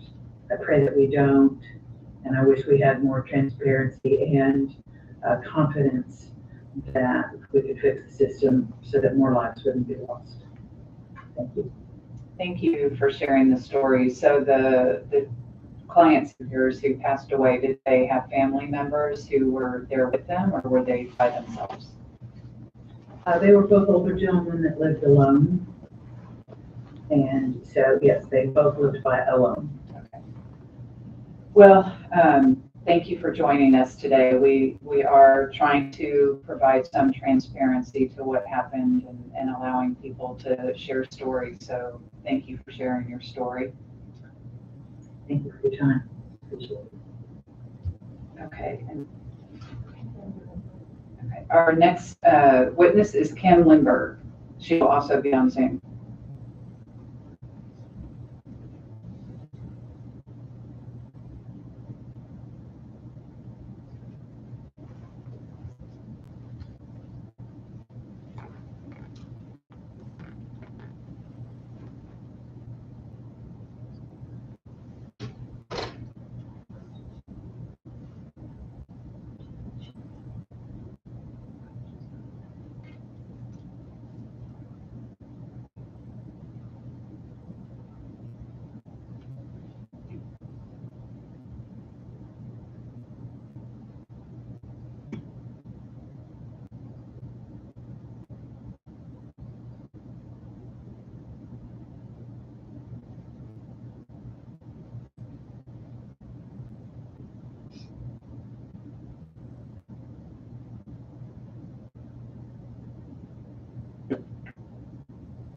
Hello? Good afternoon. Good afternoon. Thank you for the opportunity to speak at the People's Summit. Would you like my video on? That would be great if you could turn it on. Okay, let me see if I can do that.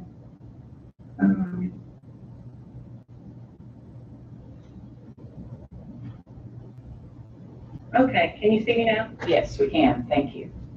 Okay. So thank you for the opportunity. My name is Kim Lindbergh. I live at 1910 Cartwright Street in Irving, Texas. I'm in House District 105. I'll just run through my notes really quickly of my experience. So we had a storm come in February 14th at 6 degrees at 7 a.m. Power outage sometime on Monday, February 15th. 3 degrees temperature at 8:13 a.m. We had snow on the ground Tuesday, Wednesday, and Thursday. Power outage began sometime on Monday and lasted for 3 days and came back on sometime Thursday. During that period, we experienced to 10 plus hours of no power stretches. They were saying you get rolling power every 15 minutes, every couple of hours, but we experienced very long stretches of no power, and sometimes power would come on at 2 in the morning or midnight. One morning, I think it was Wednesday, I noticed power came on at 7 a.m. and I rushed to the kitchen to try to cook a couple meals before it went out. My husband hooked up a small generator to run a space heater and charge our phones. And then we alternated because we had our hens were sheltering in the shed, and we only had one space heater, so we had to heat the shelter for the shed for a few hours and then heat the house. And then we noticed the temperature got as low as 42 degrees in the house, even though it was well insulated, double pane windows, etc. Our potted lemon tree, which I put in the garage, had snow in the pot, and after 3 days, it still had snow in the pot. It melted. My neighbors down the street, which is what I really want to discuss, they didn't fare as well. He died. And we didn't know at the time that he was on oxygen, and it was a plug-in machine only. And they were trying to prepare ahead of the storm. They ordered a portable oxygen machine, but it was not due to arrive until the following Monday. He also had a doctor's appointment that day. He wasn't feeling well, according to his wife, and his son, his adult son who lived in town, came to bring him to that appointment on that Monday. I think he was sitting in the back seat because he didn't feel well. And instead of going to the doctor's appointment, son decided to take him to the emergency room, which was at the same hospital complex they were going to. It was only 5 minutes from the house.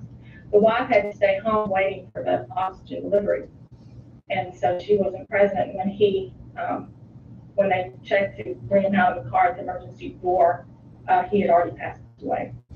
And I believe it was because of the stress of not having oxygen for such a long period of time for those 3 days of power outage. So, his life was cut short, and I think it, may have been preventable had he not had to go through that. And had we known he was on oxygen when he was out of the house, he wasn't on a machine, so we didn't know. And I sure would have rather let him on a generator. So, given that, I just wanted to say that on behalf of my neighbors, they deserve compensation. They're not the ones to complain. They haven't told anyone. And they're certainly not on the list of 200 and something that y'all have said died from this storm. I think there's a lot more who haven't come forward or that you don't know about. Energy providers should be held accountable for negligence and not meeting any regulations that would have prevented this. Regulators should be held accountable for negligence and not enforcing the regulations. And Governor Abbott and the State Attorney General need to hold those people accountable or be accountable themselves and work with legislators to provide justice and compensation for the victims. And a solution to prevent future mass outages by, in my view, transitioning off of a mega grid. Because the bigger it is, the harder we fall. And I think even when we talk about countries being energy independent, we need to think about individual homes and neighborhoods being energy independent, and transitioning to mini grids makes sense to me. You can keep your big emergency grids for hospitals and schools, etc., a universal grid, but we should have mini grids more independent and self-reliant and sustainable, with layers of solar, wind, combo, natural gas, whatever it takes to make it a sustainable and more independent system. Thank you. Thank you for your testimony, and sorry about your neighbor and friend passing away. Thank you for sharing that story. Any questions? Thank you. Our next witness is Matt Gonzalez with LIUNA.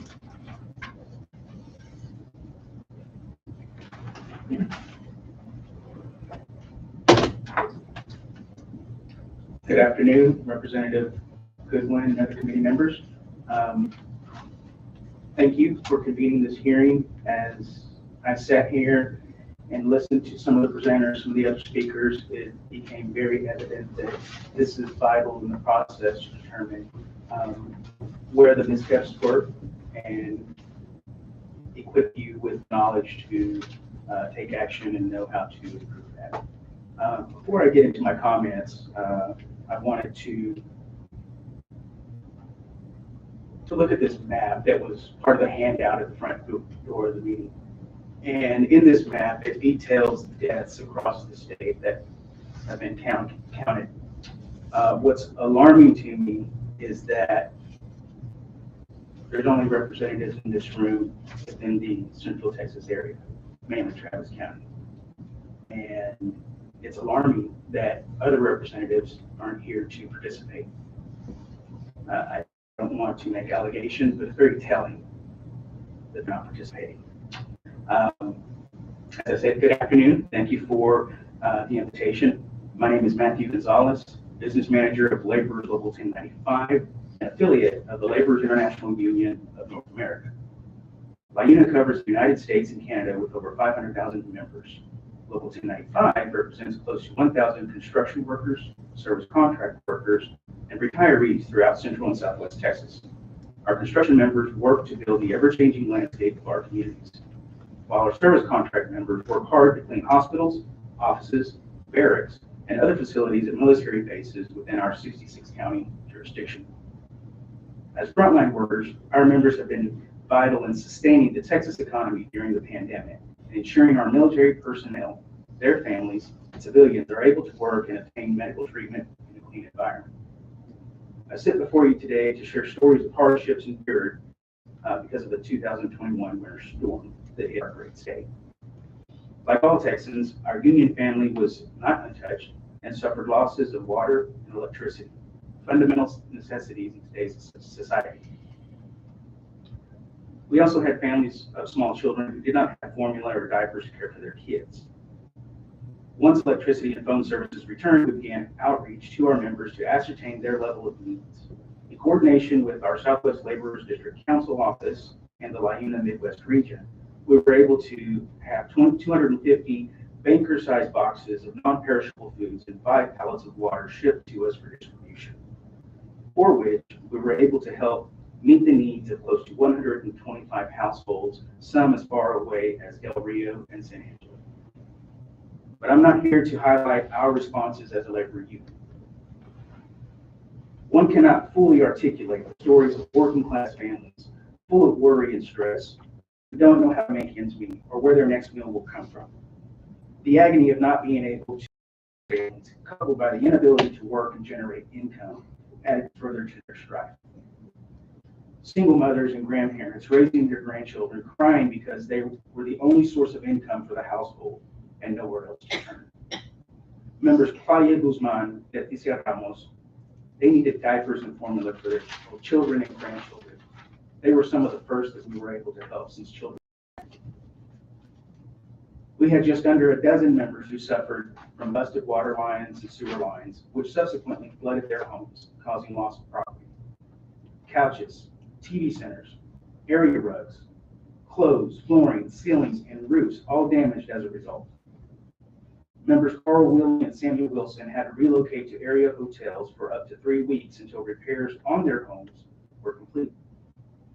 These are hourly employees who had to reach out for outside support from friends and family.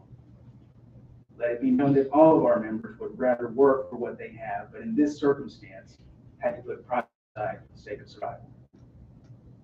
Loss of electricity led to food perishing in homes. Like all Texans suffering from the storm, going to the grocery store, if it was open, created its own challenges as shelves were empty for lack of deliveries and panic buying from other shoppers. Those who could traveled up to 30 miles to find food and water during this weather event. Like most, our folks had to manage with what little they had to make it through. Boiling water was also an issue, as water was still not filtered or clean enough for necessities. For others with electric stoves, boiling water was not an option.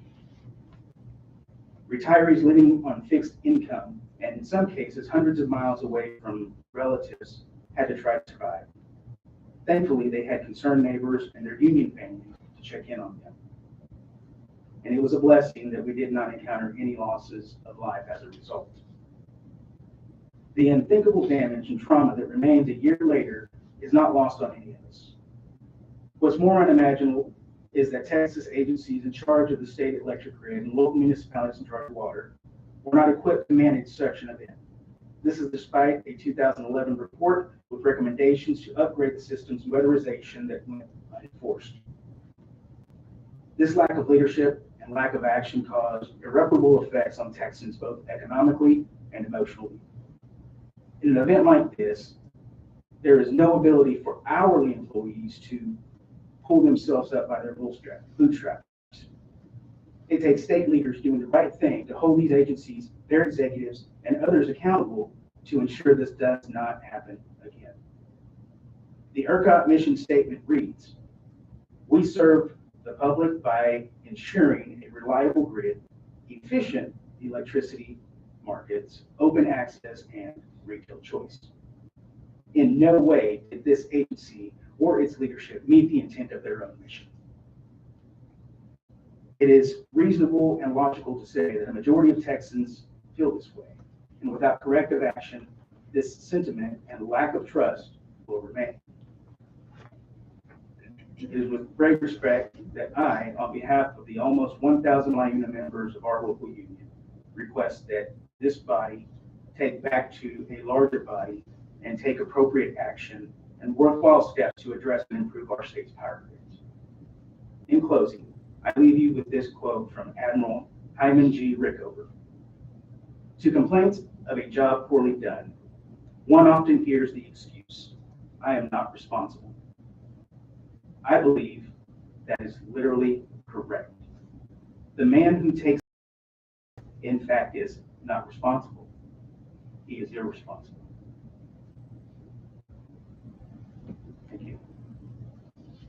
Thank you. And for all of the essential workers that you represent, please tell them that we do care about the work that they do, that they've been doing these last couple of years through the pandemic and then the winter storm. I can't imagine the difficulty and the stress that they've gone through, always having to make it to work in difficult situations. So I'm curious too, during winter storm event, I would imagine they weren't able to work for several days, and that impacted them as well.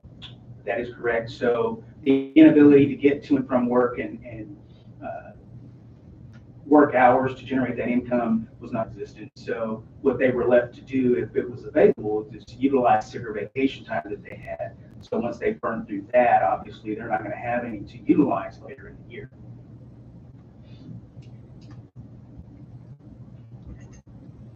Thank you for being here, Mr. Gonzalez.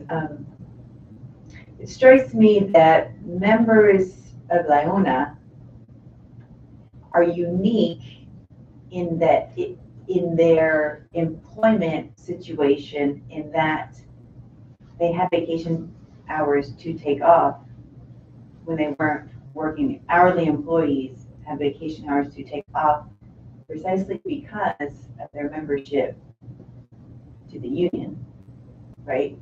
That is correct. Can you kind of explain that benefit or the benefit of being part of a union that puts them in a better situation than had they not been part of a union? So our members who work on military installations work under the Service Contract Act, and there are area wage determinations put forth by the Department of Labor for the classification of work that they do on those facilities. And in that set of guidelines, there are certain things that are required of that employer. Vacation, then it has the wages, as well as health and welfare insurance. And so as a union, when we go to negotiate these contracts, we always use that as the line. And we go to negotiate above and beyond. And so not only do our folks have the vacation and the sick time, but they have jury duty, bereavement leave, and training, which allows them to develop either their skill sets in that occupation or take secondary schooling so that they can then become a registered nurse or a welder or a CDL driver. So there are absolutely some benefits in being a union member, and we are definitely loud and proud about that. Because at that skill level, otherwise, if they didn't belong to a union, what would their situation be generally? So if we're doing a apples to apples comparison, the same type of worker, let's say they're housekeepers, they're not going to see the wages that they encounter under a union contract. They're not at all going to receive any of the extra benefits, sick days or vacation, because typically when that is provided by, or offered by an employer and they agree to it, now it's coming out of their paycheck. Whereas under the union structure, these are things that are provided by the employer, and the employer bears the financial burden of that. Any other questions? All right, thank you so much for your testimony. Our next witness is Jen Ramos with Jolt.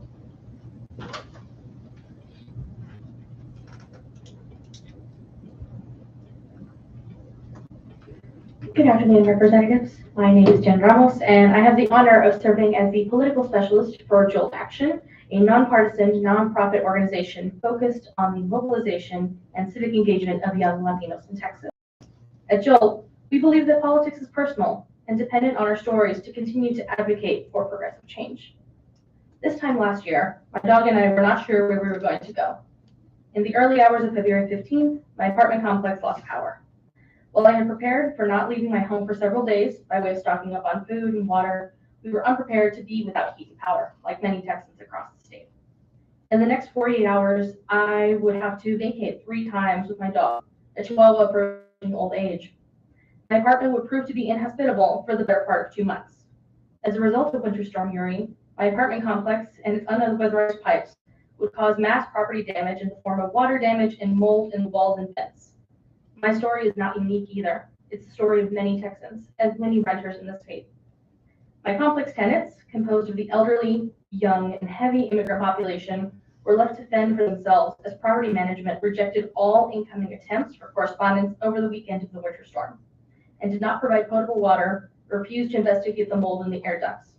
It's thanks to a local fire department and community leaders that we had potable water delivered to the complex. We couldn't rely on property management or statewide leadership to help our communities.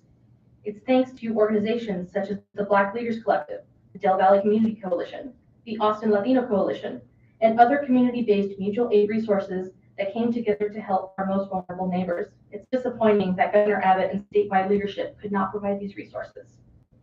It would be weeks before I could shower somewhere besides my gym, and months before I could sleep in my apartment without being at risk for mold-related illness. I consider myself one of the lucky ones. My neighbors and I live in a primarily Latino community in House District 51, which is heavily working class, heavily immigrant, and heavily Latino. Most of us in the district are renters, with 43% of the district being homeowners. Statistically speaking, our community is what Texas looks like. 1 of every 3 people who is eligible to register to vote in Texas is a Latino. We make up the 2nd largest population according to the undercounted 2020 census, which makes you think we might have more Latinos than the state is willing to give us credit for. Even so, our government doesn't look like us. 61% of the members in the 87th Texas legislature were white. 27% of the members in the legislature identify as so. And with respect to the members who are here today, most of the members are not under the age of 30. The goal of Jolt Action is to educate, engage, and mobilize young Latinos in Texas, as I previously mentioned. Winter Storm Uri is a universal experience to our members and a traumatizing experience that has happened to so many people across all ages, races, and classes. It has spurred an interest in the topic of climate change and the way that climate change affects Latinos. It has spurred a conversation on the concept of infrastructure and how statewide leadership has failed us so badly. We're working towards building a Texas that isn't built on platitudes, and one where donors and corporations make profit off natural disaster and the misfortune of Texans.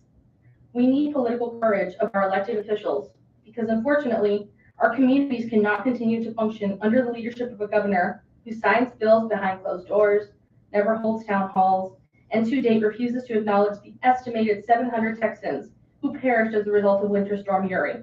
200 is significantly an undercount of the people who suffered as a result of the storm. While I'm grateful to the representatives who are present and listening to testimony today, it is disappointing that more members of the legislature are not. One day of testimony cannot make up for a lifetime of trauma. It cannot bring back our loved ones who perished.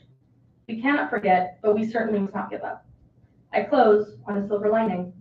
Jolt Action has worked to continue the conversation on climate and infrastructure. Currently, our program has 2 climate fellows who serve in a year-long project to discover some of the connections between Latino communities and climate change. We are doing the research on how we can continue this conversation, how we can actually talk about the ways that we can invest in infrastructure and develop different techniques to talk about the grid and engage our voter base to go out and vote for elections that represent them and their values. The work will continue with the next generation of Texans to hold the torch. I'm thankful for the opportunity this afternoon.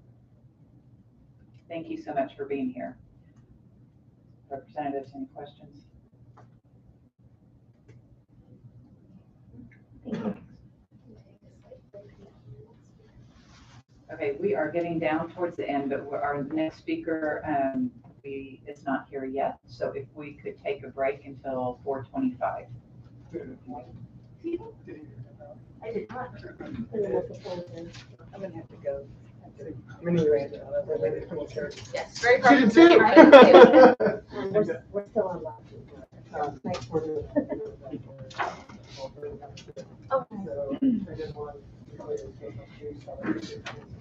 Oh. Yeah, so where else? So I live in 51, which is right off Burton next to the Montopolis area. So I spend a lot of time in Mill Valley. Yeah. Thanks for coming. Good here.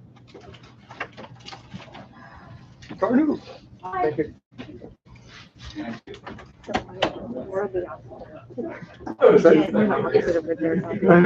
But we went there. Yeah, exactly, right? That's how weird. Yeah.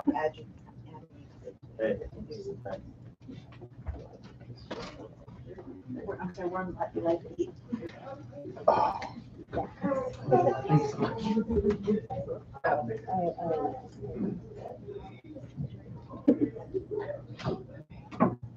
It's just yeah, she.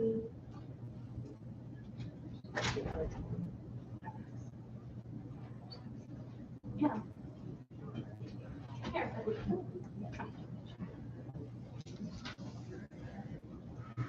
So the fire department helped my complex, but I worked with the other ones to help all around the community. They were all over the place.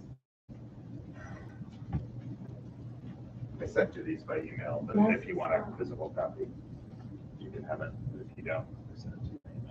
Okay, I was gonna just forward the email to you. Okay, that's fine. Thank you for that.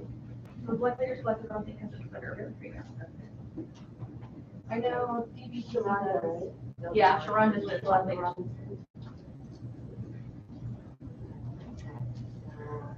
DBC. Deep breath. Can't believe you guys pulled this off. It's a great break. It's a lot of work to.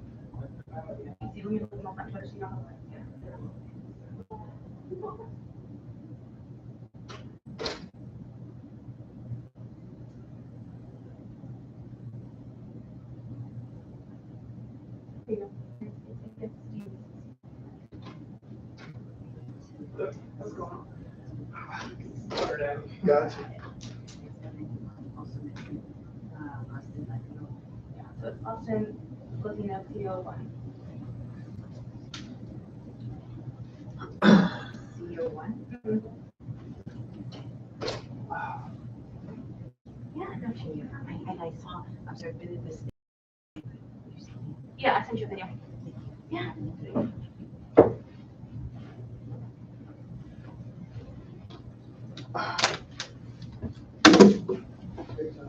Thank you.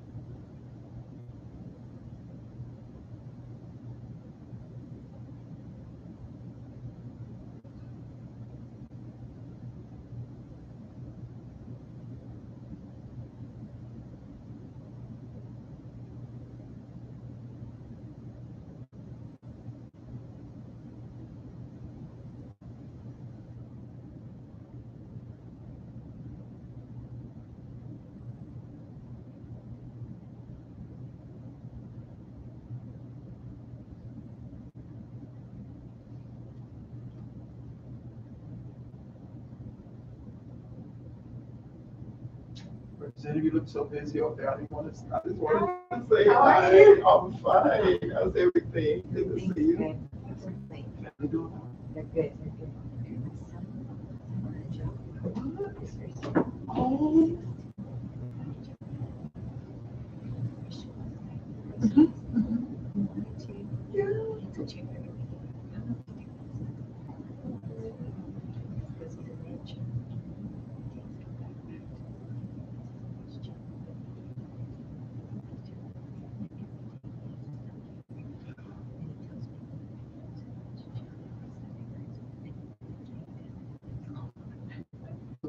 I'm hoping. I'm hoping.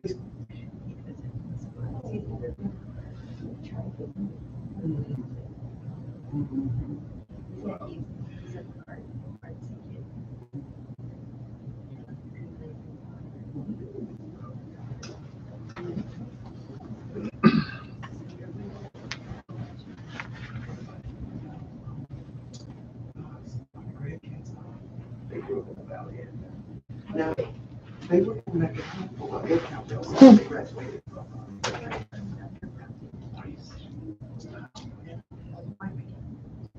they lived in the county for a while, tried back high, but they both played sports. It's kind of like favoritism going on.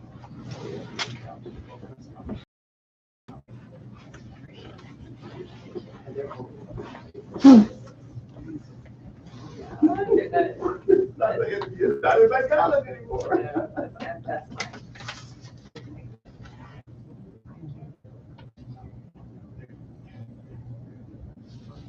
I'm planning on, my youngest daughter, she's a physical therapist now. She's still in real close to that's where she practices. We're going out this weekend. I'm taking my wife down. We're just going to visit and stuff. I'm glad to go around. So I always come send her Lucille.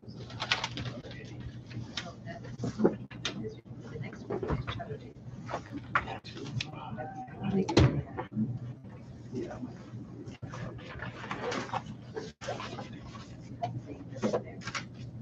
My son-in-law got a job with AT&T, and he progressed down there, so he just moved over. And they went from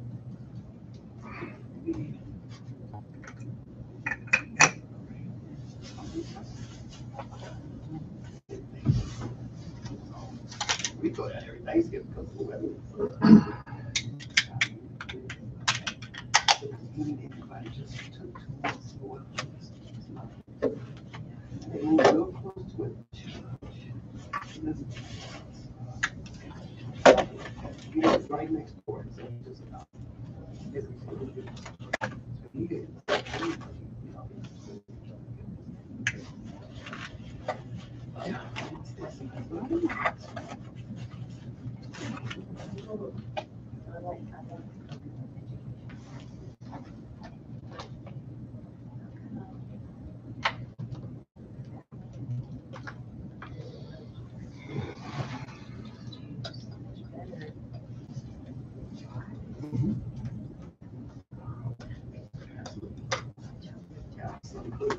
I'm a witness.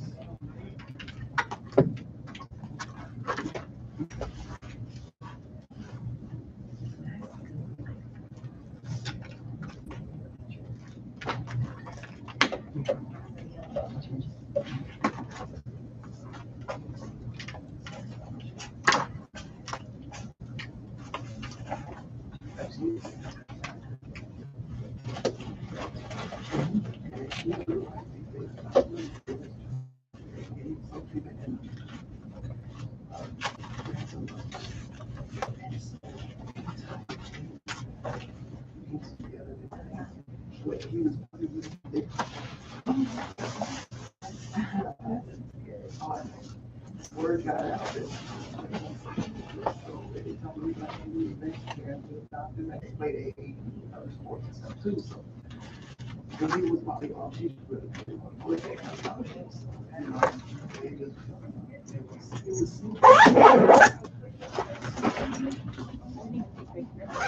Like, don't go that way.